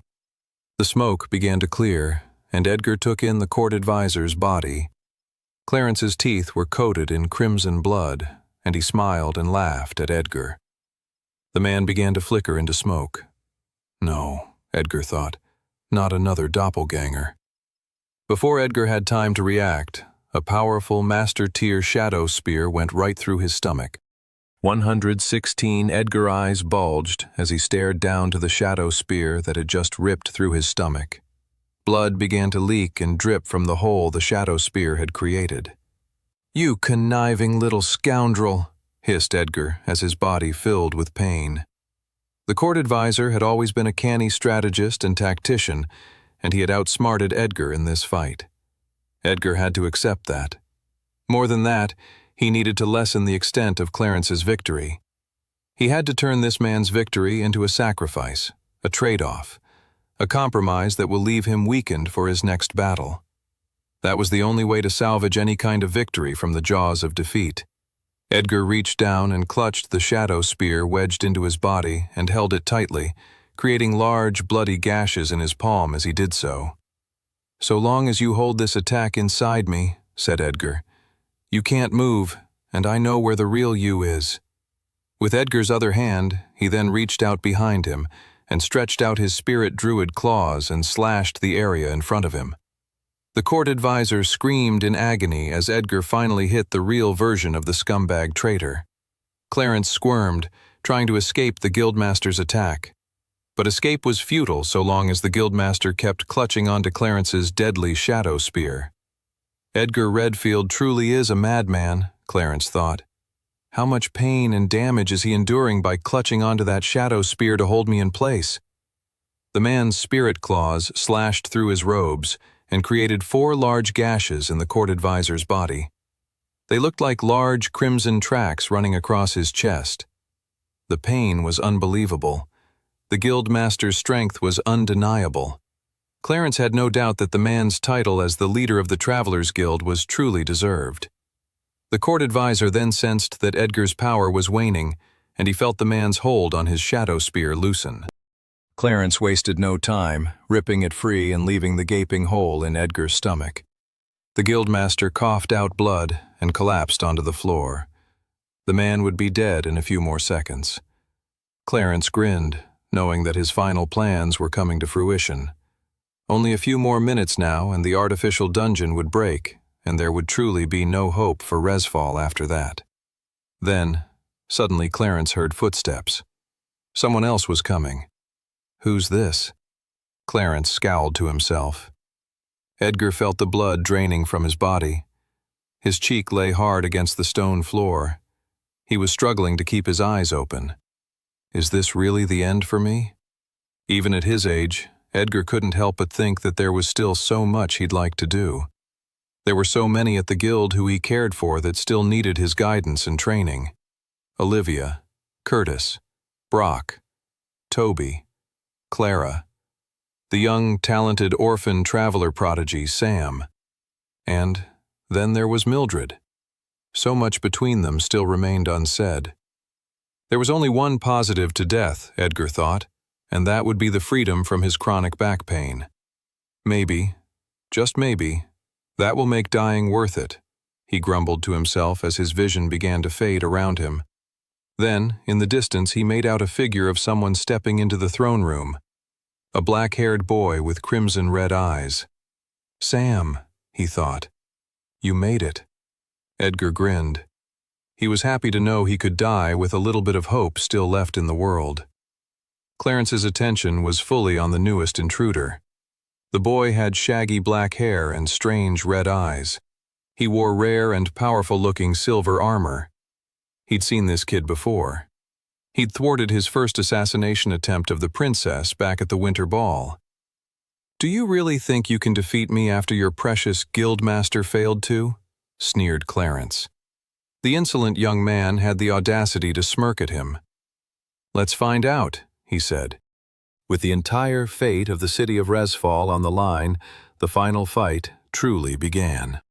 117, Sam materialized his berserker's sword, readying himself for his upcoming battle with the deadly Master-tier Shadowmancer.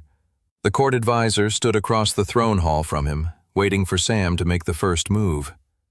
Makes sense, Sam figured. He has no incentive to defeat me immediately. He just needs to run down the clock for when the artificial dungeon gate breaks. Sam had a plan to defeat the evil court advisor. The only thing he had to do before he initiated that plan was figure out whether or not the Clarence in front of him was a shadow doppelganger or not.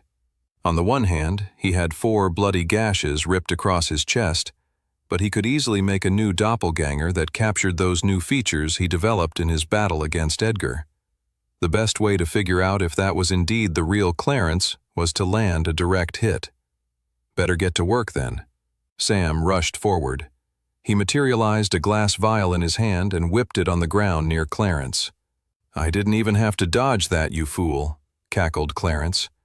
"You're the real fool," Sam thought as he triggered his Deathlord class's Blood Flame ability. Red flames erupted, and Clarence leapt away. Sam triggered Blood Flame once again, now utilizing the puddle of blood dripping out from Edgar's dying body. As Sam expected, Clarence retreated backwards in the only direction he could, the point on the battlefield Sam had been orchestrating him to get to from the very beginning of the fight. Sam was there waiting for him.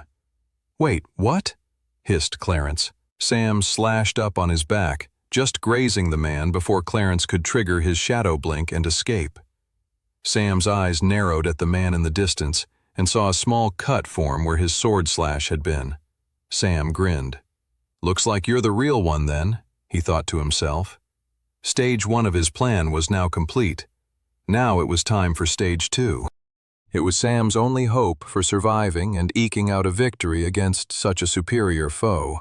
Clarence whipped his hand forward and conjured 3 shadow wolves to distract the boy. The wolves didn't hesitate to rush towards the young traveler with the intent to destroy and feast upon his corpse. "The kid is better than I thought," Clarence mused. "Still, he's no match for me. The wolves should be able to finish him off."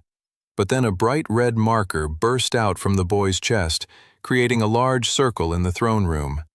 The boy then kicked the shadow wolves off of him and began slicing them in half, one by one. What is that ability he's just triggered? Clarence wondered. I've never seen such a class before, same with the strange blood magic. The boy would have made a good ally if he hadn't chosen to fight me with such dedication. Insolence must be punished with death. The boy finished fighting the shadow wolves and ran towards Clarence with his fearsome sword raised. Clarence summoned his shadow spear and raised it defensively. The boy's sword crashed into the shadow spear, clanging off one another before both of them retaliated with a follow-up attack. On the 5th time they clashed like this, the boy came out of nowhere, materializing a flame sword, manifesting right towards Clarence's undefended stomach. Clarence's eyes widened in shock. He shadow blinked behind the boy. "It was nice playing with you, young man," said Clarence. "But enough is enough. Goodbye." Clarence then stabbed the boy in the back between his armored plates, dealing a devastating wound. The boy writhed on the floor with an immense amount of pain. He would be dead in a matter of seconds. 3 weeks ago, as Sam and Edgar prepared for the large battle looming over them, Sam explained the intricate powers and abilities of his newly acquired silver dragon armor. "It can absorb pain," Sam explained, "and can redistribute it to mitigate pain. It can even hold pain back for a later period of time." After that, Sam explained how he wanted Edgar to help him.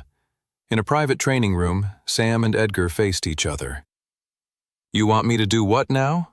balked the guildmaster. "I want you to cause me the most amount of pain possible," explained Sam. "The pain can bring me to the brink of death, but it must not kill me." The guildmaster looked at Sam as if the boy was crazy, but understanding the special abilities of the silver dragon armor, he could understand what Sam was trying to do. "Okay, I can send hostile mana into your body, causing mana overload. It won't kill you, but it will make your body feel like you're exploding from the inside. It's the main method rogue travelers use for torturing people. My master tier traveler mana will overwhelm your body and make you feel as if you're experiencing 10,000 deaths all at once. Are you okay with that?" That was when Sam smirked. "More than okay," the young man explained. "I want you to cause me mana overload every day for the next 3 weeks. "But that's insane." "You said it wouldn't kill me, right?" asked Sam. "Yeah, but..." "No buts. Just do it." And so, the days passed, and every day the guildmaster would send an overwhelming load of hostile mana into the boy. It always shocked the guildmaster when the young man didn't even flinch. It was because he wasn't experiencing any of the pain in that moment. It was all going into reserves for later. Finally, on the day before the spring festival, after sending another massive wave of hostile master-tier mana into the young man's silver dragon armor, the guildmaster asked, "But when it comes time to unleash this pain on yourself, you're going to be incapacitated for at least a minute. Your enemy will know you're up to something." Sam smiled. "Not unless I make my enemy think he caused the damage himself," said Sam. "It's a big risk," sighed the guildmaster. "The whole plan will hinge on that." Sam smiled once more. It's a risk I'm willing to take. Clarence grinned as he watched the boy spasm on the ground, his pool of blood growing larger and larger. You're dead, foolish boy, he spat. Resfall is mine. Clarence walked away from the dying boy and towards the balcony of the throne room. The artificial dungeon would break in just under a minute. His plan was complete. He had succeeded in his hostile takeover. With the guildmaster and the kid dead on the floor, truly no one could stop him now. But just as Clarence was basking in his success, he heard a shuffling sound behind him. He turned around, and his eyes bulged in shock. What's this? Wobbling, the kid was getting up off the ground. How are you still alive? Sam smirked. This is impossible. The boy should be dead. Sam grinned as he took in Clarence's shocked face. As Clarence asked him once more how the heck he was still alive, Sam thought quietly to himself, "It wasn't your attack that hurt me, you fool." 3 weeks of mana overload had been the greatest pain Sam had ever suffered in his entire life. The minute he'd spent on the floor had felt like almost a year of intense torture, every millisecond splitting off into tiny micro-temporal units of agony and suffering. From the moment he had triggered the Silver Dragon's ability to unleash the pain on him, to when he finally came back to his senses as the pain began to subside, felt like an eternity. It was such an overwhelming amount of suffering and agony that Sam felt as if he was waking up from a nightmare to end all nightmares when he finally came back to his senses. He was briefly disoriented, forgetting where he was and what he was doing, but only for a second. Then the pain and suffering began to morph and fill Sam's body with an immense amount of power. Power that kept surging and surging, filling every muscle and atom of his body. The intensity and rush of power going through Sam gave him a glow beneath his skin from all the mana filling inside him. The pain was not only filling him with strength, but at level 2 pain ring, he could see Clarence's weak point with utter ease. The Shadowmancer was clever and had formed parts of his body with shadow armor, but he could see through all of that to where he was weakest. It was the 3rd scar Edgar had left from the bottom. It glowed out to Sam in his vision, like a big, easy target to aim for. Sam rushed forward with increased lightning speed and slashed his berserker sword right into Clarence's open wound. Sam was wielding so much power, his strength was temporarily beyond even master tier. The power was so great that upon impact, Clarence exploded into dust. Mildred lay crouched, holding the body of the princess she had sworn to protect. She was unconscious but still breathing. "Come on, princess, wake up," said Mildred, looking down at the girl beneath the sky in the top-floor building that no longer had a roof after Alice's eruption of phoenix magic. After the girl had destroyed their attackers, Mildred had gotten close enough and, with her ninja's channel sight ability, was able to block Alice's mana channels and disable her phoenix transformation. Mildred looked out across the city and began to smile. At that exact same moment, the princess came back to consciousness. "Mildred, what's going on?" she said. "Are we still under attack? We must arrest whoever destroyed the roof of this building." Princess?" said Mildred, awkwardly. "You may have been the one to do that." "Oh," said the princess, blushing. "Look," said Mildred. Princess Alice Grace looked across the city with amazement. Mildred's face was soft as she looked outward. She knew something had clearly changed, but she wasn't sure what. She saw the artificial dungeon gate had faded away. The clouds were disappearing, and the sun was returning to shine down on all of them. The monsters in the nearby streets were fading away as well. The princess turns to her handmaiden. Could it really be? Felix Fire Punch, Dangerous Darren, and the Dangerous Fire Brigade all punched the air in victory as the monsters around them began to fade away and disappear. "The Dangerous Fire Brigade saves the day yet again!" they cheered. Surviving travelers looked at the group with a quizzical expression. Citizens who were hiding nearby also chose to stay hidden, rather than interact with the deranged group of citizen fighters. Felix Firepunch wiped a tear from his eye and said, "I can't believe it." Brock and Curtis both raced to destroy a goblin chieftain when it flickered out of existence before either one of them could slay it. "You stole my kill!" shouted Brock. "I call foul. You monstrous elf! What did you do to that poor goblin chieftain I was about to split in half with my hammer?" "I'm sorry, can you explain who I should have sympathy for? The goblin chieftain or your axe?" balked Curtis. "Neither," huffed the dwarf. "You should have sympathy for me." "You goof, look," said Curtis. The monsters in the streets were all fading away, flickering into nothingness. "The monsters," said Curtis, amazed. "They're disappearing." Brock rubbed his eyes. "Does that mean—" Clara was rushing back and forth between Olivia and Toby, trying to heal them both. As she knelt beside Toby, pouring red liquid of a healing potion into his mouth, his eyes began to open. He swallowed the healing liquid down and looked around. "Clara?" he asked softly. "What happened?" The sun began to poke through the windows of the Archbishop's chamber. Clara turned to the window and looked out to the middle of the sky. She could see that the artificial dungeon gate had disappeared, replaced by a bright, clear blue sky. She smiled and sighed with relief. They really did it. Edgar's vision went in and out as his consciousness wavered. He looked over at Sam, standing as the disintegrated dust of the former court advisor swirled around the boy.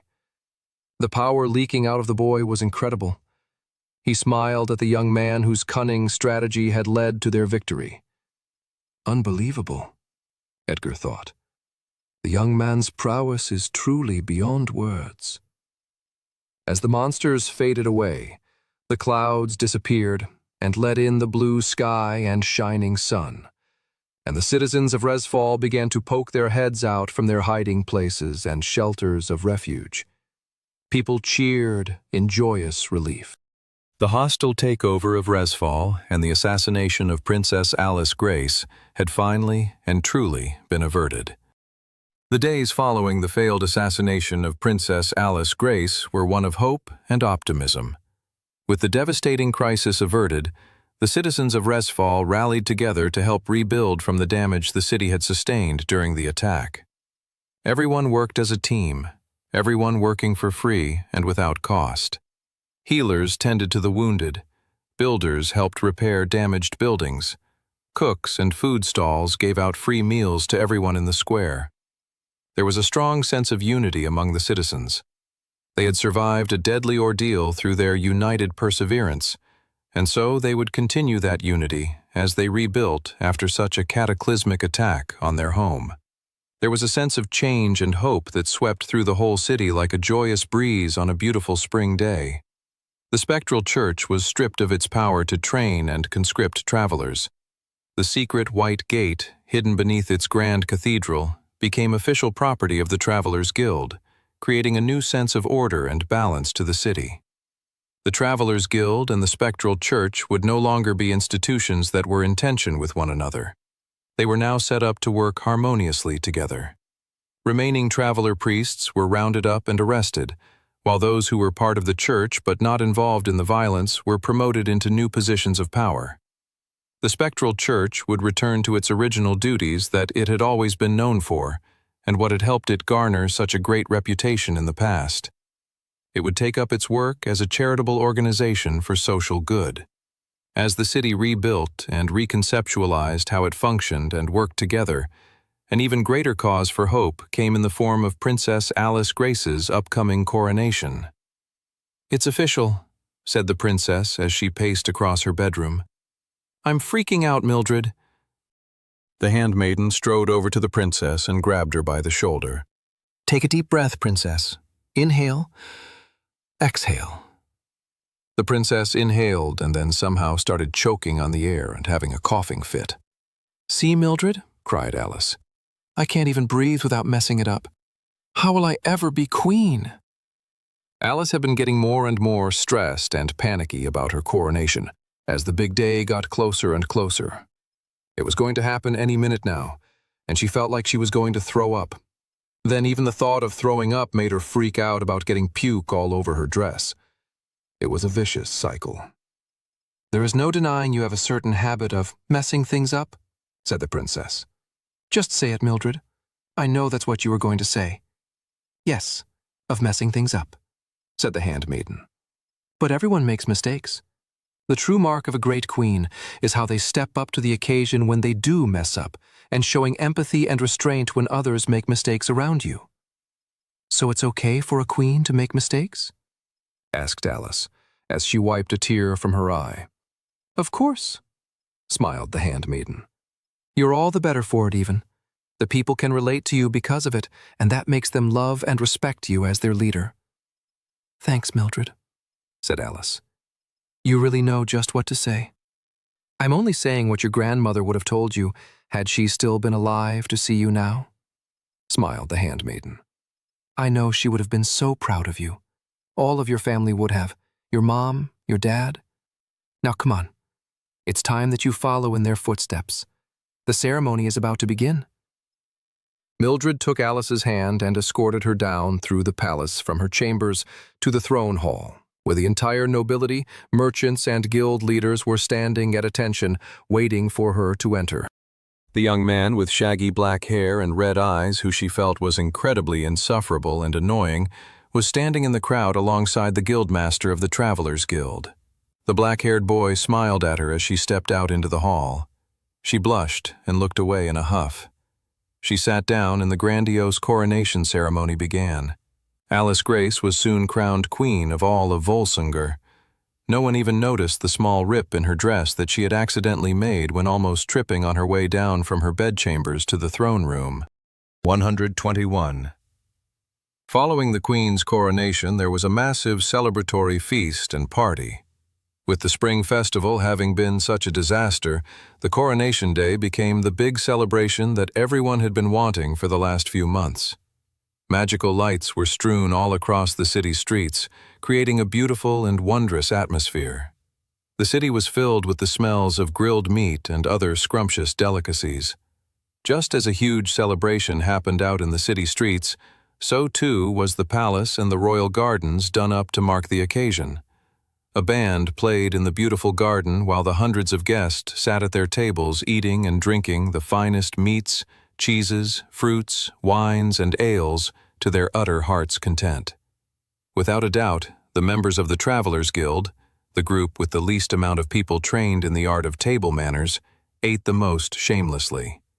A constant regiment of waitstaff cleared the plates away as the group of magical fighters gobbled up the tasty food like they were enjoying the last meal they were ever going to have and wanted to make it count. Nobles and merchants at neighboring tables first looked on with fascination and then slight repulsion, before smiling with inspiration and ordering a second helping for themselves. After dinner came dessert. Out came a quadruple-decker white cake with glistening strawberries and fluffy vanilla icing, followed by a large chocolate cake dripping with salted caramel glaze. "Are they trying to kill us?" gasped Toby as he dug into his 2 slices of cake. "They keep serving us delicious food. I don't have the room for all of this." He almost fainted when the waitstaff brought out apple pies and an assortment of different ice cream flavors. "I must eat all of that," sighed Toby. "Even if I don't survive, I must eat that ice cream and pie." With dessert over, the band kicked it up a notch, and the different groups of people started dancing. On top of that, with the eating portion of the evening over, the drinking portion started in earnest. As Brock went up to pour himself another glass of ale, he accidentally knocked shoulders with a priest of the spectral church. "Aye, watch where you're going," barked Brock. The priest sneered at Brock and said, "I'd say the same to you." Everyone nearby suddenly froze. A simmering tension could be felt across the party. Would the newfound peace and order between the rival institutions crumble so quickly? Was the strife that had plagued the city for years not truly gone? Then Brock smirked. "You know, there's a dwarfish saying," said Brock, "that if you bump into someone on your way to get a drink, you buy the person you bumped into a drink as well. So what are you having?" The priest blinked and then smiled. "An ale, please."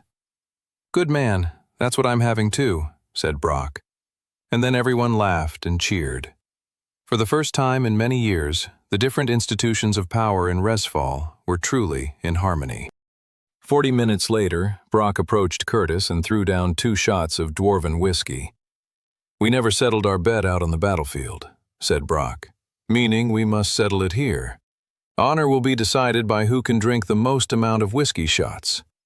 That's the most ridiculous thing I've ever heard, said Curtis, before cracking a grin. You're on. Everyone at the nearby table gasped. But dwarven whiskey is known to be extra powerful. It's been used to put raging giants to sleep. I'm not afraid, glared Brock. Are you, elf? Just line up the shots already, said Curtis. I'm looking forward to defeating you once and for all. And so began the epic dwarven whiskey shot debacle. After the first 3 shots, the competition got even fiercer. Both Curtis and Brock's cheeks were flushed red, but neither one looked as if they had had enough. 10 shots later, their bodies were both shaking. Another, they both declared. The waitstaff shivered. That was our only bottle of dwarven whiskey. We ran out. Both Brock and Curtis stared venomously at the waiter. Then Brock turned to his elf companion. I guess we'll have to keep calling it a tie for now. That's fine by me, said Curtis, who looked like he might fall off the table. Brock put his hand on Curtis's shoulder and said, You know, Curtis, I don't say this enough, but I want you to know, I love and respect you, elf.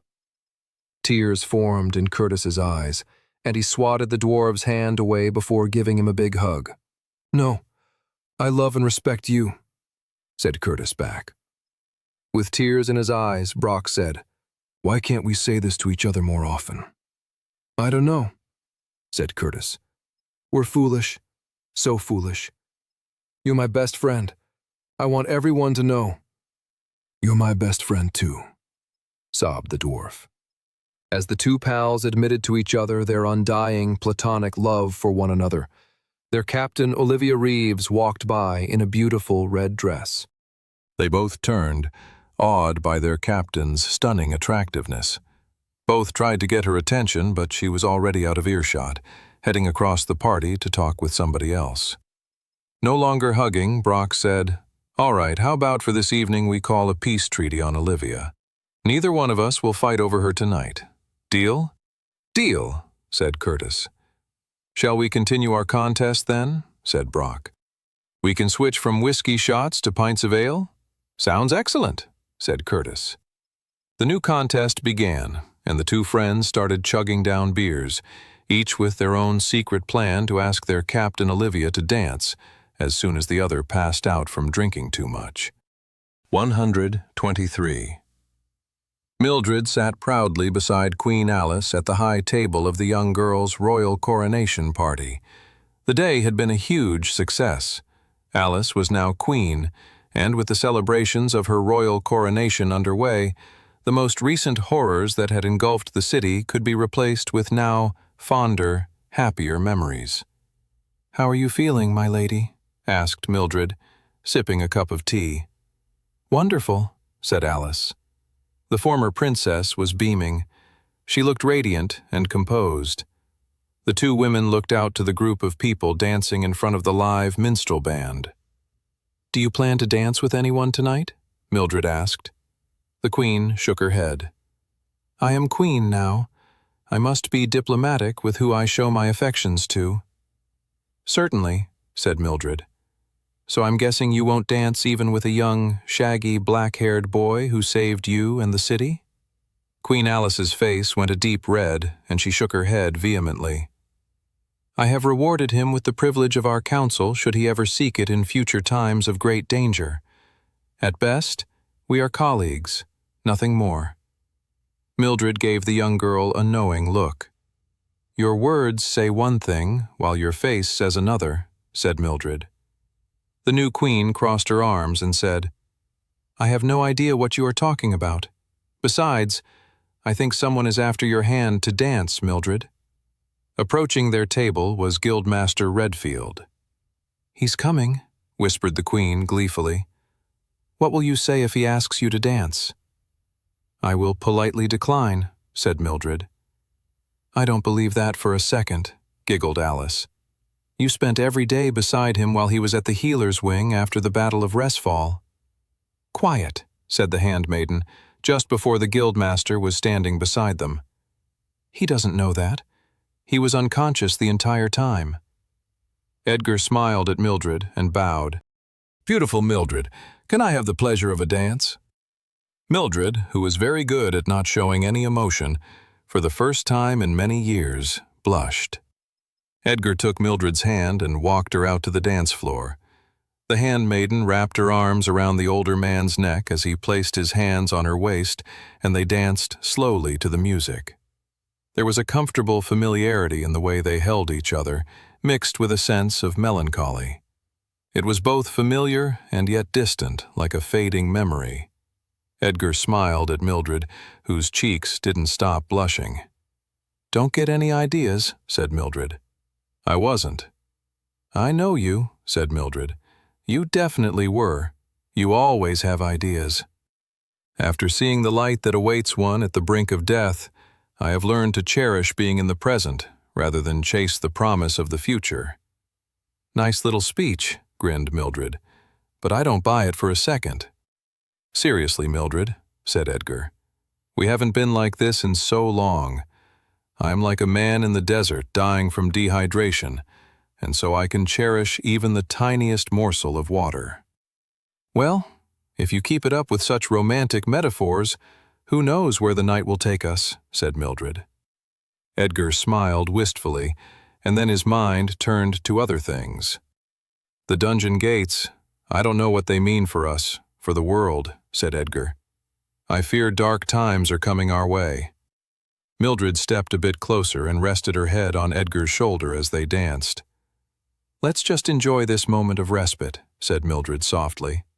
"You know as well as me that we get so precious few of them across a lifetime." 124. Clara looked around the royal coronation at a loss of who to speak with or what to do. Every noble who made eye contact only made her bristle with disappointment. Where the heck is he? All she wanted was to spend the night with her best friend, Toby. She realized, after fighting together during the Battle of Resfall, she never wanted to be far from him ever again. More than that, she felt herself admiring her friend more and more as she thought about him. She had always thought she was the braver one, pushing away her fears, not letting anyone see them or knowing that they were even there. But there was something deeply courageous the way Toby didn't shy away from his fears. Occasionally annoying, yes, but somehow special too. "I wish I could be more like you, Tobes," she thought quietly to herself. "Now, where the heck are you?" She asked the others in the guild whether they'd seen him, but Toby had seemingly disappeared from the party. Did he go back to the guild for an early night? Or did he, and she felt a flutter of sadness in her stomach, just not want to spend more time with me? As the royal coronation party progressed, Toby found himself in a position he was quite familiar with. He was hiding and terrified. He stood behind a fountain of red wine, furtively glancing over at Clara, who was standing alone near the dance floor. She clearly wants someone to ask her, he thought. Why shouldn't it be me? The question seemed simple enough, but Toby's brain was good at cataloging potential disaster. He could ask her and she'd beat him up for ever considering the idea of them dancing together. He could ask her and she could tell him that she was actually waiting for one of the noble guys who was attending to ask her, and then Toby would subsequently die from the most severe form of heartache ever witnessed in all of Westria. He could ask her, and the universe recognizing that it was such an absurd idea that someone like him could ever dance with someone as amazing as her, that he would accidentally rip open the space-time continuum and cause the entire universe to implode on itself. All of those things might happen, he thought. Or we might just dance and it might be really nice. He gulped, struggling to believe there might be any hint of truth in the latter. He took a sip of water and thought of the words Brock had said to him at the winter ball all those months back. Drink hype juice, not haterade, and do what you gotta do, fella. He chugged back the glass of water, wiped the sweat off his brow, and started walking across the garden party towards Clara, who was standing all alone.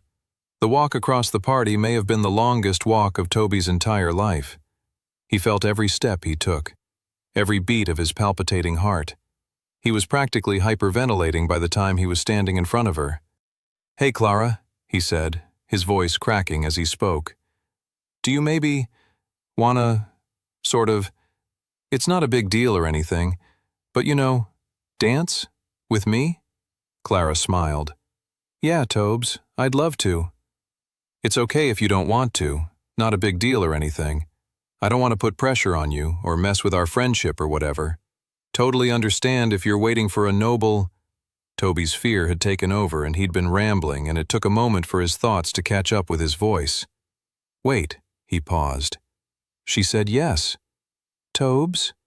Clara looked up at him with her gorgeous green eyes. If his heart had been beating rapidly before, it was going even faster now. Oh man, I was so worried about asking her to dance, I'd never considered what would happen afterwards. "I don't know how to dance." Clara took Toby's hand, and they walked out to the dance floor. Once they started dancing, Toby felt himself calming down as they swayed to the slow, gentle rhythms of the band's soft, romantic song. As the music continued, they moved closer and closer together as they danced. If Toby's hands started on Clara's waist, they were soon on her lower back. If Clara started the dance holding onto Toby's shoulders, they were soon wrapped around his neck with her head resting on his chest. As the song came to a close, Clara pulled away and kissed Toby on the cheek. She whispered, "You're the bravest guy I know, Tobes." Toby's whole face blushed. In that moment, he was the happiest young man in all of Westria. 125. Sam sat alone at his table at the royal coronation party. He was happy just sitting there. After the most recent events, he was happy to take a quiet, tranquil break. He smiled at the sight of his friends Toby and Clara holding hands as they went for a walk following their dance. "I'm happy for them," he thought. In the distance, he saw the new queen surrounded by noble gentlemen, all trying to impress her and get her to dance. For a second, his eyes locked onto hers, and he felt a strange feeling in his stomach. The queen herself blushed and looked away. Should I maybe go and— He shook away the thought. Alice Grace was now the freaking queen of all of Volsungar. Who knew what mayhem Sam could cause in the ripple of time and history if he pursued her romantically? Not that he even necessarily wanted to. For one thing, he was a few years older than her, though only by a few. And then there was the fact that she was incredibly annoying. Sam had forgotten about that for a second. He crossed his arms contentedly. "That's right," he thought. "The queen is no good for you. Plus, you have other things to worry about anyway." He sighed with a wistful smile and looked at her once more. She was preoccupied with the nobles surrounding her now. She is pretty, though. Sam had figured he had had enough partying for that evening and stood up to go when he saw two nearby gentlemen who were staring at him oddly. "There he is," whispered one of them. "Let's go talk to him." They were both wearing the finest suits, yet looked a bit scraggly and uncomfortable, like they weren't quite used to wearing such fine materials. Sam looked at them oddly and then walked towards them. Do I know you two?" The two men looked to each other nervously, and then one of them began speaking. "You probably don't remember us, but we wanted to come say hello to you and say thank you. You changed our lives." Sam smiled. He had no idea what these two were talking about. He assumed they were just thanking him for his contributions during the Battle of Resfall. "No problem at all," said Sam. "Just doing my job."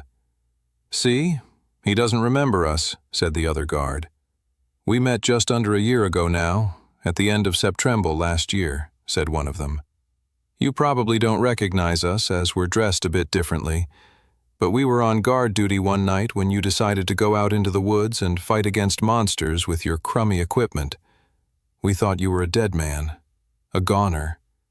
When you showed up the following morning, more determined than ever, I don't know, something sparked inside of me, and then later my friend here as well. See, I realized I wasn't living my truth. I may have been a mere guard, but my passion was for birds and bird watching. And boring the heck out of me about it, chimed in the other. Well, I decided I was going to retire from being a guard and use whatever resources I had to create a book to help people get better at bird watching. And I wasn't going to just let him abandon me on guard duty, so I quit alongside him, to support him in his annoying bird-watching habit. And together, they smiled, we created the book, and it was a huge bestseller. We're now opening a shop to sell bird-watching equipment. Sam looked at the two men aghast. I don't know what to say. Don't say anything, said one of the former guards. We just wanted to let you know how much you changed our lives. Thanks again. The two men then walked away, and Sam stood there, stunned. Since being sent back to this new timeline, Sam had been so focused on stopping the big events from his past that he hadn't really considered some of the smaller details. The threads of time were truly rich, complicated, and mysterious. He was realizing, as much as he could influence some of the bigger dominoes of fate, there would still be a ripple effect that would expand outward and influence so many different people beyond Sam's own ultimate goals. It wasn't just the major differences in the timelines that could alter people's lives, but the small changes as well. Watching the two former guards walk away into the garden, presumably to look at more birds, Sam couldn't help but smile. The following day, the entire Travelers Guild was in shambles. Brock and Curtis had fallen asleep in the front hallway. Food was strewn all about from the late-night snacking provided by the dining hall. Some travelers were even sitting around still drinking, having stayed awake the whole night, never making it to bed. Even Roxy the Unicow was snoring louder than usual in her stable, having stayed up late at the celebrations as well. The only person bright-eyed and awake was Sam. He got up first thing, had a quick bite to eat in the dining hall along with a large cup of coffee, and then stepping over Curtis and Brock's drunken, sleeping bodies, he moseyed over to the mission board.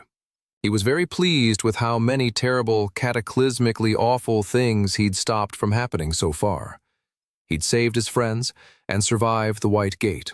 He'd stopped the assassination of Alice Grace and the hostile takeover of Resfall. Not to mention all the more smaller, benevolent changes as well. Sam was pleased, but he also knew his job was far from done. In just under 3 more months, he'll have been back in time for a year now, meaning they had just barely over 4 more years to prepare for the apocalypse brimming on the horizon. And before that, there was still the Dwarven cataclysm and the Elven genocide to worry about. He went to the mission board, picked up an assignment, and headed out of the guild towards the city gates. He had a lot more work to do. Edgar Redfield had fallen asleep at his desk and had been woken up by the sound of movement in the guild hall below. "Who's causing that ruckus?" he grumbled out loud as he rubbed his eyes to wake up. He heard the guild hall door slam shut, and then walked over to his window to see who was causing so much noise at such an early hour, after such a big celebration the night before. He smiled as he saw the shaggy, black-haired boy run off towards the city gates on a new assignment. Why am I not surprised? The kid was something else. He was pure potential. It was like he knew what was going to happen a second before it actually happened. Maybe whatever dark things were still approaching on the horizon, this kid might be their one and only hope. Meanwhile, a similar sentiment to Edgar Redfield's was being composed in a deep, forgotten, and obscure basement of Resfall's ancient libraries. A forgotten historian was writing upon a scroll the events that had just passed. He wrote about a young man with black hair and crimson-red eyes, a hero of incredible potential, a traveler who seemed to be writing history with his own blade, a savior who fought as if he could actually see the future. The historian dipped his feather into its pot of ink and finished the end of the scroll, writing the words, "And so concludes merely the beginning of this chronicle, this history of the second chance swordsman." Sam awoke to the early morning sun flickering through the window of his dorm room in the Travelers Guild. He blinked and rubbed his eyes and pulled himself up so that his back was leaning against the wall at the front of his bed.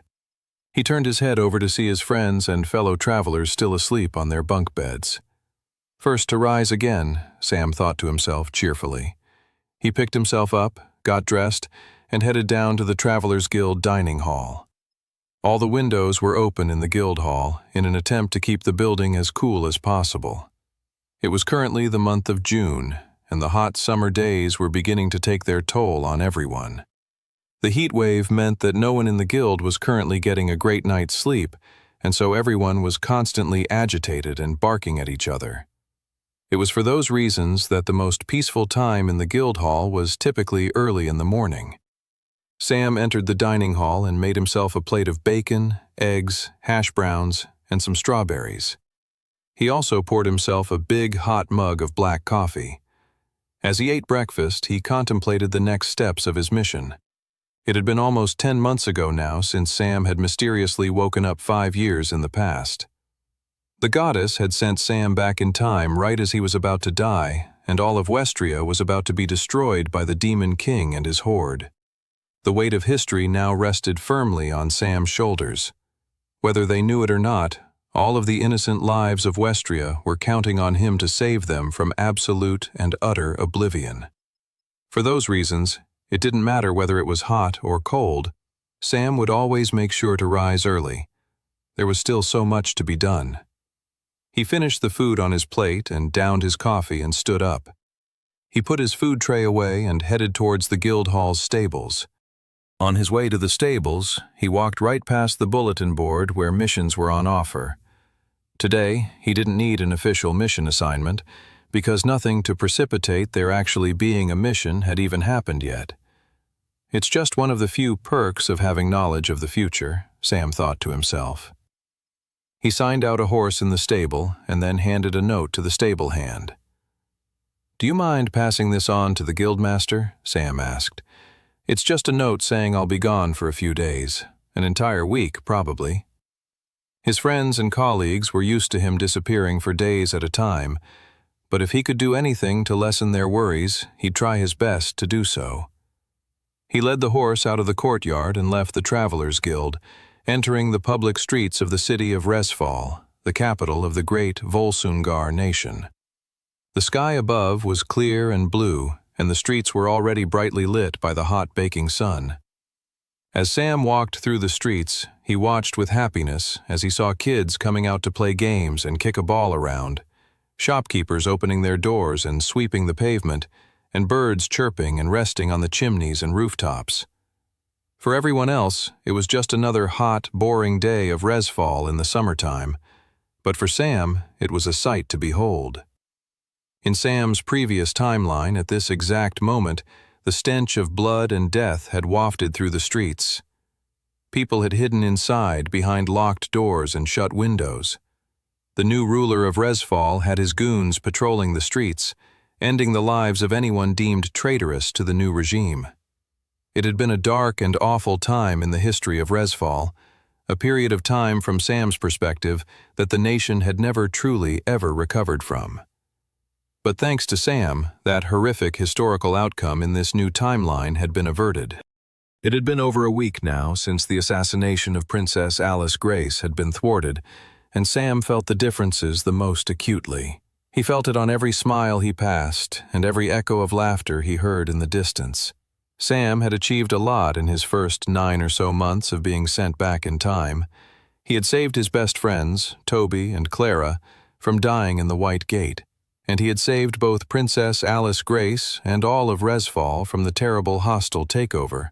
Yet, despite all of Sam's accomplishments so far, nothing would stop the threads of history from moving forward, and they all still led to the destruction of Westria by the Demon King and his monstrous demon horde coming out from the black dungeon gates and wiping out all of existence. Sam shook his head as the grim end to his previous timeline flashed through his mind. He stepped through the western city gate and then got up onto his horse and started galloping off into the distance. There's still time, he thought to himself as he considered the impending apocalypse of all of Westria that would occur in roughly just over 4 years' time if Sam didn't do what was necessary to stop it. Before the final battle against the Demon King, however, there were much closer historical catastrophes on the horizon. Most notably was the upcoming dwarven cataclysm in roughly a year's time. The tragedy that befell the dwarves resulted in the utter obliteration of the dwarven race, an ally whose help humanity desperately needed in Sam's previous timeline against the Demon King. A year was enough time for Sam to train and prepare, which was easier said than done, as there were two other upcoming events that would need to be dealt with prior to then. First, there was the Crystal Sea Mermaid crisis, and then there was the Secret Gate affair. The situation was growing even more challenging now, as Sam had changed history significantly now. He had no doubt that bad things were still on the horizon. Very bad people still existed both near and far away, and they were definitely up to no good. What troubled Sam was that he didn't know how his alterations to his previous timeline's history would now affect those upcoming events. He'd have to leverage his knowledge of the future while employing some strategic guesswork as he continued forward on his mission from the goddess. Sam held on tightly to the reins of the horse as he galloped across the countryside. A few hours later, he arrived on top of a large, grassy hill.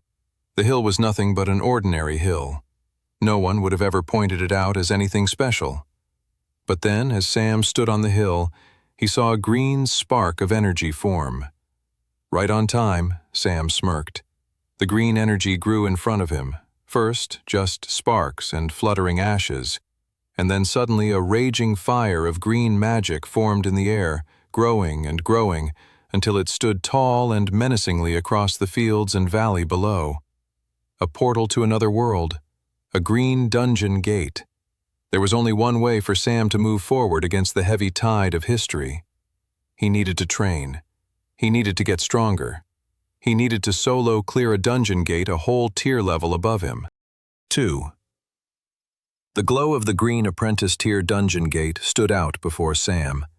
He felt his horse pull back and gesture with its head that it wanted to turn around and get as far away from the green dungeon gate as possible. "Don't worry, bud," said Sam, patting the horse. "I'm not going to make you go in there with me." Dungeon gates were incredibly dangerous for those who weren't travelers, people who had unlocked classes and special abilities in the irregular gate known as the White Gate. Even for travelers, though, the dungeon gates were still deadly. They were just the only people who stood a fighting chance of surviving after entering one. Sam got off his horse and then materialized a metal post and hammer from his inventory. He then walked a few paces down the hill and hammered the post into the ground. He dematerialized the hammer and then got a rope to tie the horse to it. "You'll be a good boy while I'm gone," said Sam, petting the horse. He then materialized two final things from his inventory. They were two large magical bowls that would fill with water and food as the horse would need them. There was enough sustenance there to keep the horse content for over a week. This was important because Sam couldn't predict how long he was going to be in the dungeon. Most typically, the time remained in parallel, but sometimes you could enter a gate and spend a few hours there and come out and a whole day would have passed in the outside world. It was very difficult to predict, which made entering a dungeon gate a huge risk, especially for Sam. He couldn't afford to lose a whole month of time, not with the heavy weight of the mission resting on his shoulders. Thankfully, though, when Sam hadn't been training in his first timeline, he had been a dedicated scholar of all things traveler-related. He had spent his recovery time and late evenings in the dusty stacks of libraries, going over ledger notes and scholarly catalogs of old dungeon gate reports, poring over every detail. Sam knew even back then that being a great and powerful fighter wasn't just about strength and incredible magical abilities. To be great, one needed immense amounts of knowledge as well. So, even before stepping into the glowing green dungeon gate in front of him, Sam already knew there would be no time discrepancy between the inner dungeon world and outside reality. "All right, time to get to work," Sam thought. He took a step forward and entered the dungeon gate. The transition between worlds was instantaneous. 1 second, Sam was standing on a scorching hot hill in Westria, and a second later, he was in a cool, breezy forest. Sam breathed in the cool air through his nostrils. The change in climate felt better than the coldest of showers. It was just right. Sam looked around, getting his bearings. The forest was bright green and felt lush and ancient. The trees were thick and powerful. Their roots poked in and out of the ground, creating homes for purple-colored mushrooms. Sun flickered through the leaves. The environment reminded Sam of the forests where the elves lived. Sam took a deep breath. He had come to this particular landscape to train, and with no immediate threat in his vicinity, he took a moment to go over his stats and see where he was and where he needed to get to. He called up his profile. Sam class, Blood Knight, super rare, rank, novice tier. Ability, Pain Ring, novice tier, level 2. Mark part of the battlefield as yours. Within that circle, the more you are hurt, the more powerful your attacks. Battle awareness also now increases as you take more damage. Class, Death Lord, legendary. Rank, novice tier. Ability, Blood Flame, novice tier, level 2. Morph all spilled blood in a nearby radius into a powerful magical fire. Can also create blood flame projectiles in hand from spilled blood. Strength, 24.2. Agility, 23.4. Endurance, 22.2. Magic Affinity, 25.6. Skill Quests. Pain Ring, level 3. Destroy 3,000 monsters with the aid of battle awareness. 400/3000. Blood Flame, level 3. Seek the enlightenment of the blood flame, 2/10. He grinned at his profile. It hadn't changed since the last time he looked at it, but he couldn't help smiling at all the potential. He was the only traveler in all of Westria with 2 classes. More than that, as far as he knew, he was the only traveler with a legendary class as well. He'd come to this dungeon gate, however, with the specific intention to train his Blood Knight class. He knew that when he went from novice tier to apprentice tier, he'd access a new ability in his Blood Knight class that would be extremely useful for him in the upcoming Crystal Sea Mermaid crisis. To reach apprentice tier in his Blood Knight class, he would need to get his strength and endurance stats up to 31 each. This forest would be the perfect training ground for his endurance and strength stats. Sam was about to set off and start exploring this forest dungeon world when he heard a ruffle of leaves. That definitely wasn't the breeze, Sam thought. He spun around on his foot to come face to face with a giant wooden club coming right down towards him. Sam jumped backwards to dodge the attack. The club smashed into the ground, creating a tremor of destruction. With the club now temporarily wedged into the ground it had so vehemently destroyed, Sam could get a good glance at the weapon's wielder. A thick blue hand was gripped around the club, revealing a large, muscular, and hunched troll-like giant. It had red eyes and sharp, yellow-stained teeth. It also had 2 sharp enamel trunks shooting out from either side of its chin. Sam didn't waste any time. He triggered his Pain Ring ability, creating a large red circle across the battlefield.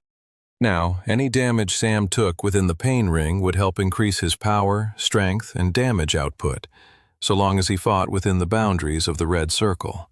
And, luckily for Sam, a few months ago he had acquired an incredible set of silver dragon armor that had gnawing teeth on the inside of it that constantly wore away at the wearer of the powerful equipment.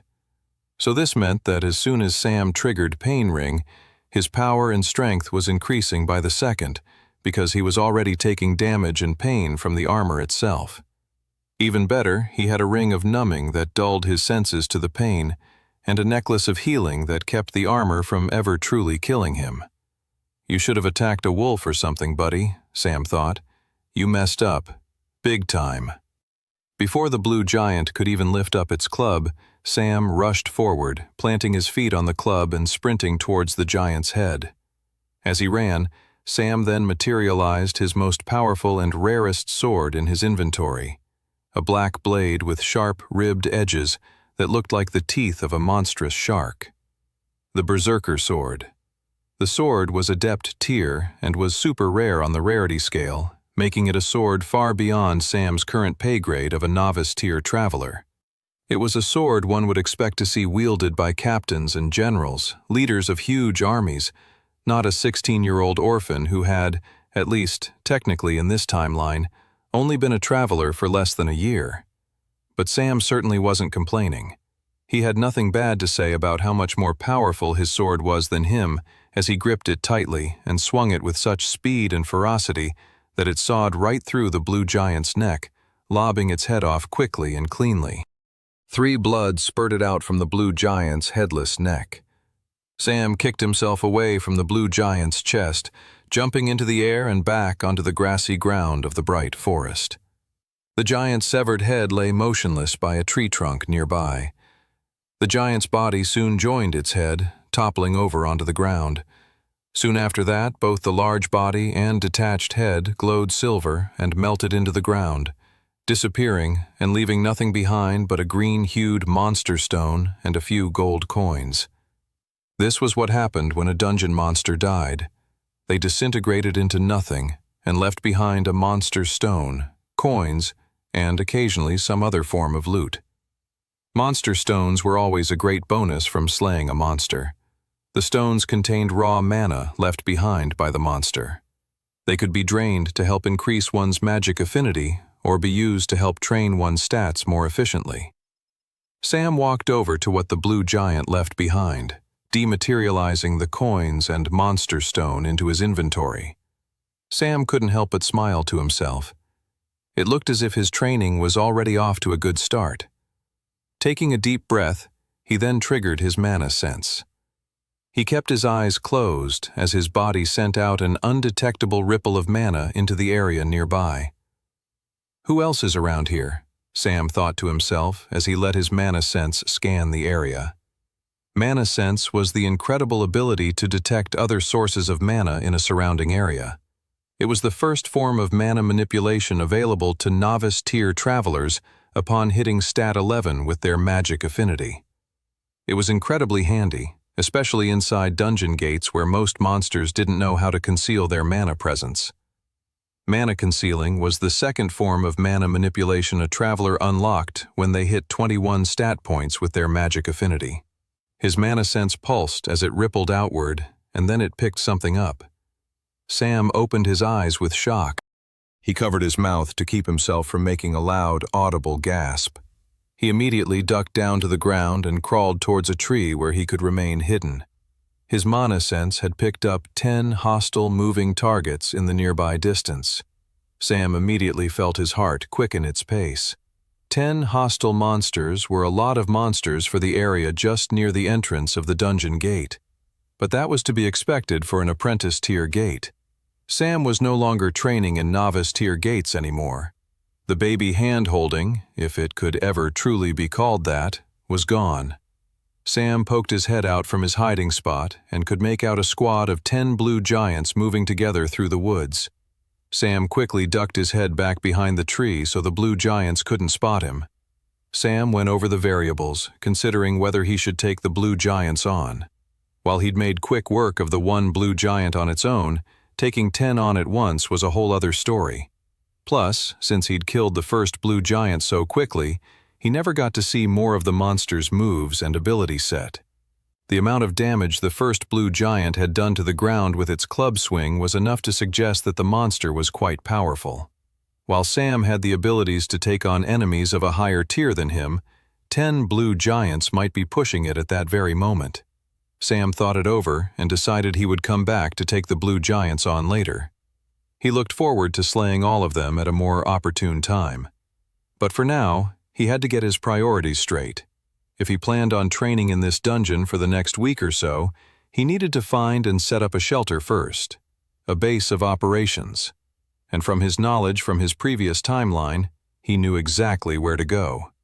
Sam stayed hidden and waited a few minutes for the blue giants to move farther away from him in the forest. Once they were a short distance away, he stood up and started moving in the opposite direction of the deadly squad of giants. Sam moved briskly through the forest. He tried to move fast while still keeping his movement gentle and not creating too much noise and attention. He was in a tough spot. He needed to move quickly as he desperately needed to get to his shelter before nightfall. And yet, he couldn't move so fast that he brought on unwanted attention from deadly creatures. As he scoured the forest, he kept his mana sense going at all times, making sure to avoid any large groups of hostile mana entities that his mana sense picked up. He traveled in one direction for over 2 hours. He was growing more and more astounded by how vast this one dungeon world was turning out to be. After sneaking through the massive forest world, Sam eventually came across a small creek. Finally, Sam thought, eyes widening.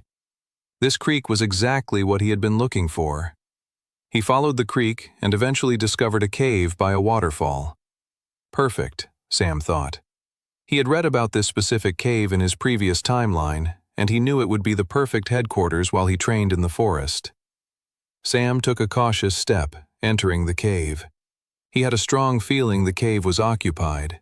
In fact, he hoped it was. He triggered his mana sense and could see a pulse of mana coming from the back of the cave. Sam materialized his berserker sword, gripping it in one hand, as he took another cautious step forward into the cave. After a few more steps, a giant hairy spider leaped out from the shadows. Sam reacted out of instinct, swinging his blade upward, managing to cut a huge flesh wound from it. The spider fell on the ground, crippled and draining blood. Sam grinned at the sight of the spider. He couldn't believe his luck. I was hoping to find one of these spiders, he thought to himself. Sam decided to finish the monster off and triggered his Death Lord's novice tier ability, Blood Flame. The blood, leaking out of the large, repulsive spider, suddenly turned into a bright crimson flame and roasted the monster alive. Before the spider turned into a monster stone and some coins, Sam was also able to collect a vial of the spider's blood that hadn't erupted into a blood flame. Sam pocketed the loot into his inventory and then triggered his mana sense once more. Sam sighed with relief when his mana sense picked up that there were no more nearby hostiles. Sam grinned. He looked around the roomy cave. Home sweet home. 4. After slaying the spider who had called the cave home, Sam got to work on creating his new temporary shelter. He swept the floor of the cave and then materialized a large mat to sit on. He also materialized a sleeping bag to go over top the mat. He created a small fireplace just outside the cave. Knowing that the smoke of the fire might bring unwanted attention, Sam set up traps all around the surrounding area. There was no way any blue giants or any other pesky type of monster would be able to penetrate the perimeter of his base without him knowing it. By the time he was done setting up his shelter, the sun was setting over the forest dungeon world. Sam yawned and returned to his fireplace. He materialized from his inventory a grill, a pan, and a piece of steak he'd brought with him. As he listened to the sizzle of his steak on the pan over the fire, he smiled at the sheer utility of the inventory ability. Having an inventory just allowed for such great levels of preparation. After cooking his steak, Sam found himself munching on it very slowly as he ate his food. Part of him was savoring the well-cooked meal, but another part of him knew that he was procrastinating, killing time. The fact that he'd found and killed the orange hairy spider in the cave meant he could move on to the next step of his training. Sam knew, however, that he wasn't going to like it. He dematerialized his food plates and then dematerialized the silver dragon armor he was wearing. He normally never removed it from his person, but he needed to do so for what he was about to do next. He removed all clothing from his upper and lower body and sat back in front of the fire in just his underwear.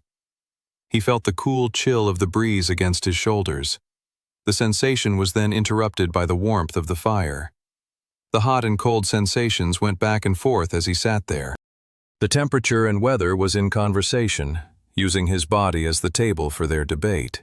While he normally took off the silver dragon armor set before he went to bed, he was used to keeping it on for long periods of time. He'd grown used to wearing the deadly armor that was constantly trying to kill him with its gnawing teeth. He certainly wasn't used to not wearing it in the context of a dungeon world. Next, Sam materialized the vial of spider blood he'd gathered earlier that day. Here it goes, he thought, grimacing. He then poured the spider blood into the fire pit. As soon as the spider blood made contact with the flames, the fire made a loud hiss, and the flames suddenly changed into a strange pink color. A thick cloud of smoke began to emanate from the fire, much thicker than it had been before. Great tufts of clouds flowed up towards the starry night sky. After less than a minute, Sam began to hear buzzing in the distance. Here they come, Sam thought. He grimaced, but he was happy. He kept reminding himself that he wanted this to happen. The buzzing got louder and louder, until large locusts with glowing red eyes flew out from the shadows of the trees. They soon were coming from all directions, pouring in from the surrounding forest as well as above from the night sky. The bugs were known as vampire locusts. They were known to be incredibly venomous and poisonous. A single bite would kill someone within a few days. Multiple bites would lower that time by a lot. In Sam's previous timeline, all the travelers who had cleared this exact dungeon had died a few days after exiting it. The only thing that connected them were the small, mosquito-like bites they all had on the back of their neck. After a similar occurrence happened in other dungeons, scholars were able to piece things together and eventually discovered an antidote. But many had needlessly died before the discovery had been made. And now Sam was actively welcoming them, baiting him with the orange, hairy spider blood. In the research process, scholars had figured out the vampire locusts, when not hunting humans, craved orange, hairy spider blood. It was almost like an addictive, sugary substance for them. Hundreds of locusts surrounded Sam now. The countless amount of bugs descended towards him and the fire he had used to bait them. The buzzing filled Sam's ears. He could hear nothing else. Sam's eyes twitched as he considered the fact that just one bite would have enough venom to eventually kill him. But soon enough, the excruciating wait came to an end, and a vampire locust bit into his neck. The pain was sharp and immediate. His neck throbbed excruciatingly, sending a ripple of discomfort and pain throughout his entire body. That was only the first bite. Soon, the locusts were crawling all over Sam, biting and tearing into his flesh. The vampire locust's venom flowed through his body and veins as hundreds of locusts continued to feast upon him. Sam was no longer sitting down, but gyrating spasmodically on the ground, being torn apart like a dead rat feasted upon by bugs. After taking hundreds of bites, Sam's vision began to wobble, and he knew he was at a breaking point. He'd be dead in less than a minute unless he started the next part of his plan. Summoning the strength, he materialized another vial in his hand. He'd brought this vial with him before entering the green apprentice-tier dungeon gate. It was one of 2 vials he brought with him, the 2 of which were the only thing that guaranteed his survival from his impending death by locusts. He couldn't even see the vial he was gripping tightly in his hands, for there were too many vampire locusts now crawling all over him, and beyond that, his vision was blurring as his consciousness was slipping away from him.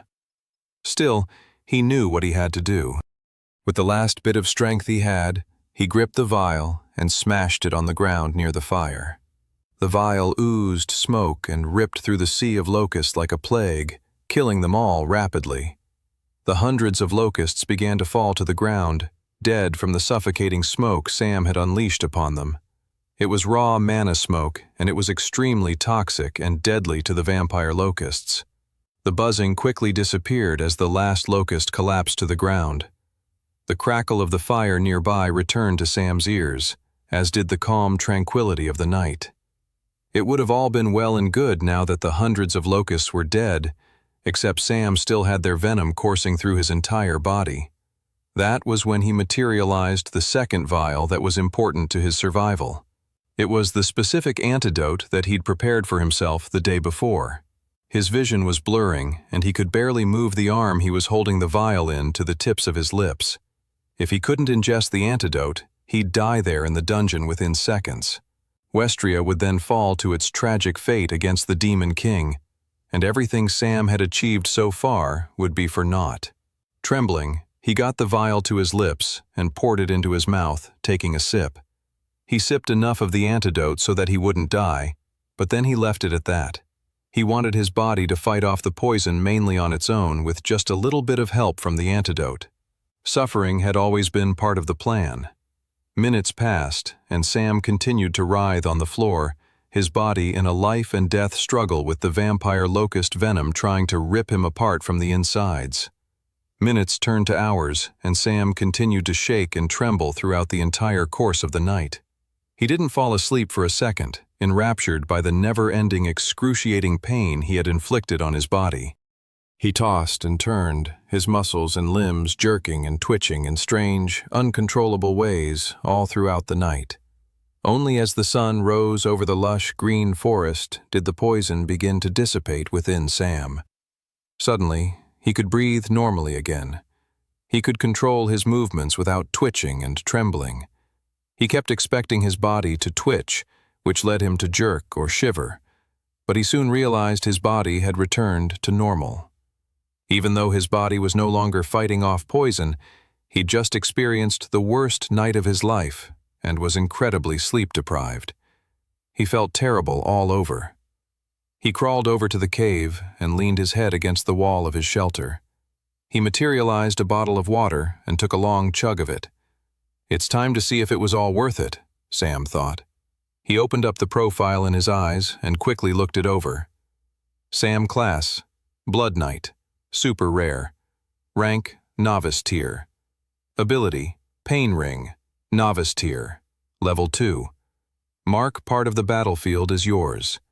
Within that circle, the more you are hurt, the more powerful your attacks. Battle awareness also now increases as you take more damage. Class, Deathlord, legendary. Rank, novice tier. Ability, Blood Flame, novice tier, level 2. Morph all spilled blood in a nearby radius into a powerful magical fire. Can also create blood flame projectiles in hand from spilled blood. Strength, 24.2. Agility, 23.4. Endurance, 31.1. Magic, Affinity, 25.6. Skill quests, Pain Ring, level 3. Destroy 3,000 monsters with the aid of battle awareness. 700/3000. Blood Flame, level 3. Seek the enlightenment of the Blood Flame, 2/10. Sam grinned. His plan had worked. After the excruciating night with the vampire locusts, he'd managed to push his endurance stat up to 31. He was now halfway towards hitting the next tier for his Blood Knight class. 5. As much as Sam hated taking days off when training, he had to accept that the day after the vampire locusts had to be a recovery day. His whole body ached. He felt nauseous and sick. Being completely sleep-deprived didn't help either. He materialized some comfy clothes from his inventory and then remade the fire and cooked himself a big breakfast of bacon and eggs. He also materialized a kettle to make coffee. Even before the coffee was ready, the smoky, warm smell of it had Sam's mouth salivating. When he took his first sip of the black coffee he'd made, he couldn't help but think it was the best coffee he had ever had. After breakfast, he cleaned up all the monster stones left behind by the vampire locusts. They were blue novice-tier stones, so even though there were hundreds of them, they actually weren't going to be super worthwhile in helping him reach apprentice tier with his magic affinity. Still, he could sell them, or give them to some of the beginner traveler recruits in the Travelers Guild. After cleaning up, he took a swim in the creek by the waterfall. The cool water felt like a salve against his battered body from the night before. Swimming beneath the surface, he felt an incredible feeling of being refreshed. As he swam, he spotted a yummy fish and managed to skewer it with his mithril blade. That's lunch, Sam thought. And so the day passed quite leisurely as Sam rested and recovered from the excruciating evening from the night before. He went to bed early that night.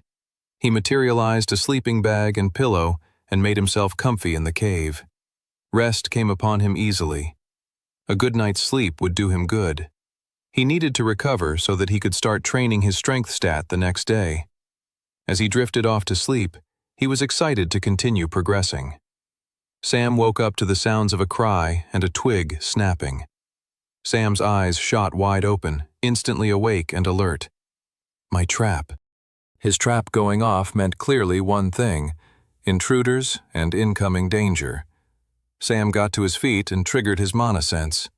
He detected 4 moving pulses of mana coming towards his base. They were all bunched together, going through the cleared passage made by the first trap that had gone off. He heard another snap go off as they walked into another one of his traps. Sam checked his mana sense and saw that 3 of the hostiles were moving forward, clearly leaving their trapped brethren behind. Sam quickly re-equipped himself, materializing his silver dragon armor set, followed by his berserker sword in one hand. He crept to the end of his cave, and from the shadows, he could make out his attackers.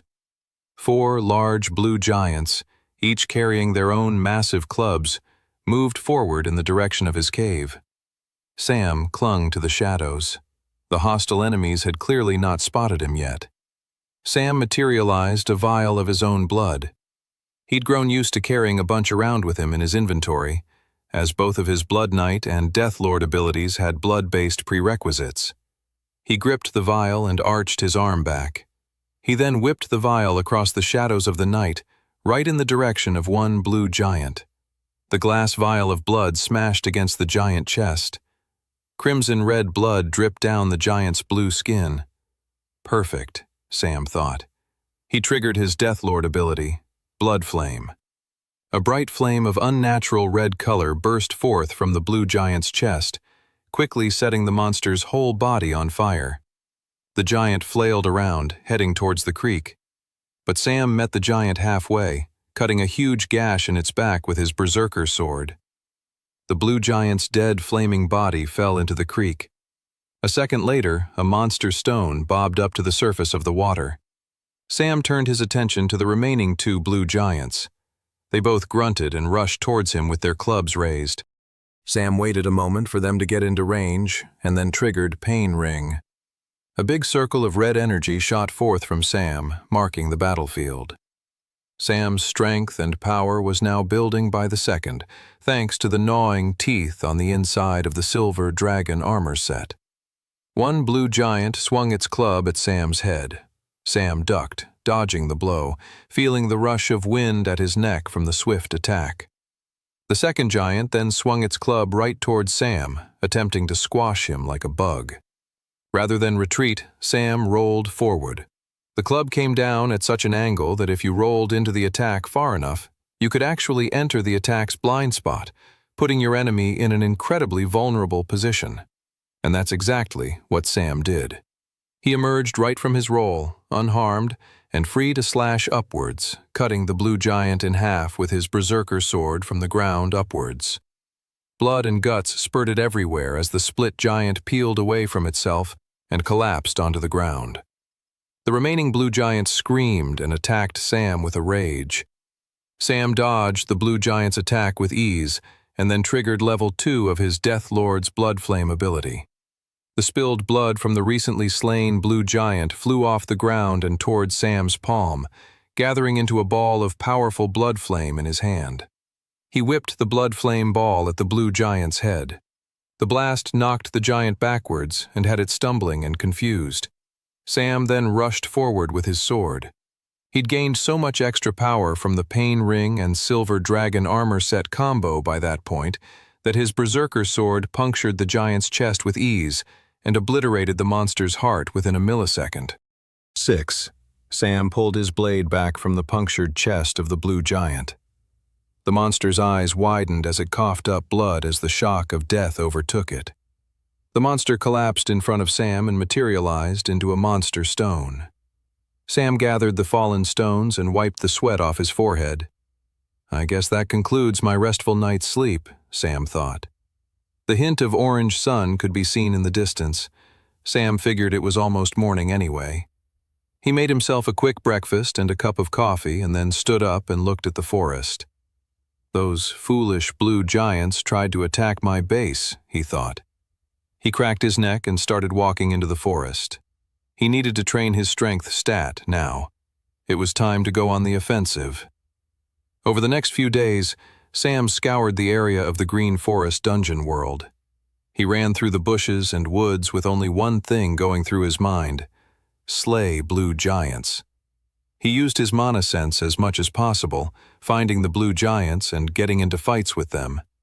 He didn't even try and kill them rapidly. Instead, he drew out the fights, clashing his sword with their clubs, all with the intention of raising and improving his strength stat. As he fought against the blue giants, he gathered more and more information about them. He quickly realized that it was a struggle for him to slay them without his pain ring. Obviously, he could sometimes get a critical hit when they were vulnerable, but generally speaking, he needed Pain Ring active so that he could eventually reach a level of strength and power where his strikes ripped through the blue giant's flesh with ease. During his days of hunting, he also learned that most blue giants scoured the forest in groups of 4 and 5. After days of hunting blue giants, Sam decided one afternoon to change things up and follow a squad and see where they went at night. And that was how he discovered an encampment of over 20 blue giants. The blue giants appeared to enjoy living near caves, as that was one of the few shelters where they could rest their long bodies. They had created an encampment around a series of caves and made a wooden defensive wall around the area. Sam took an hour hiding in the distance,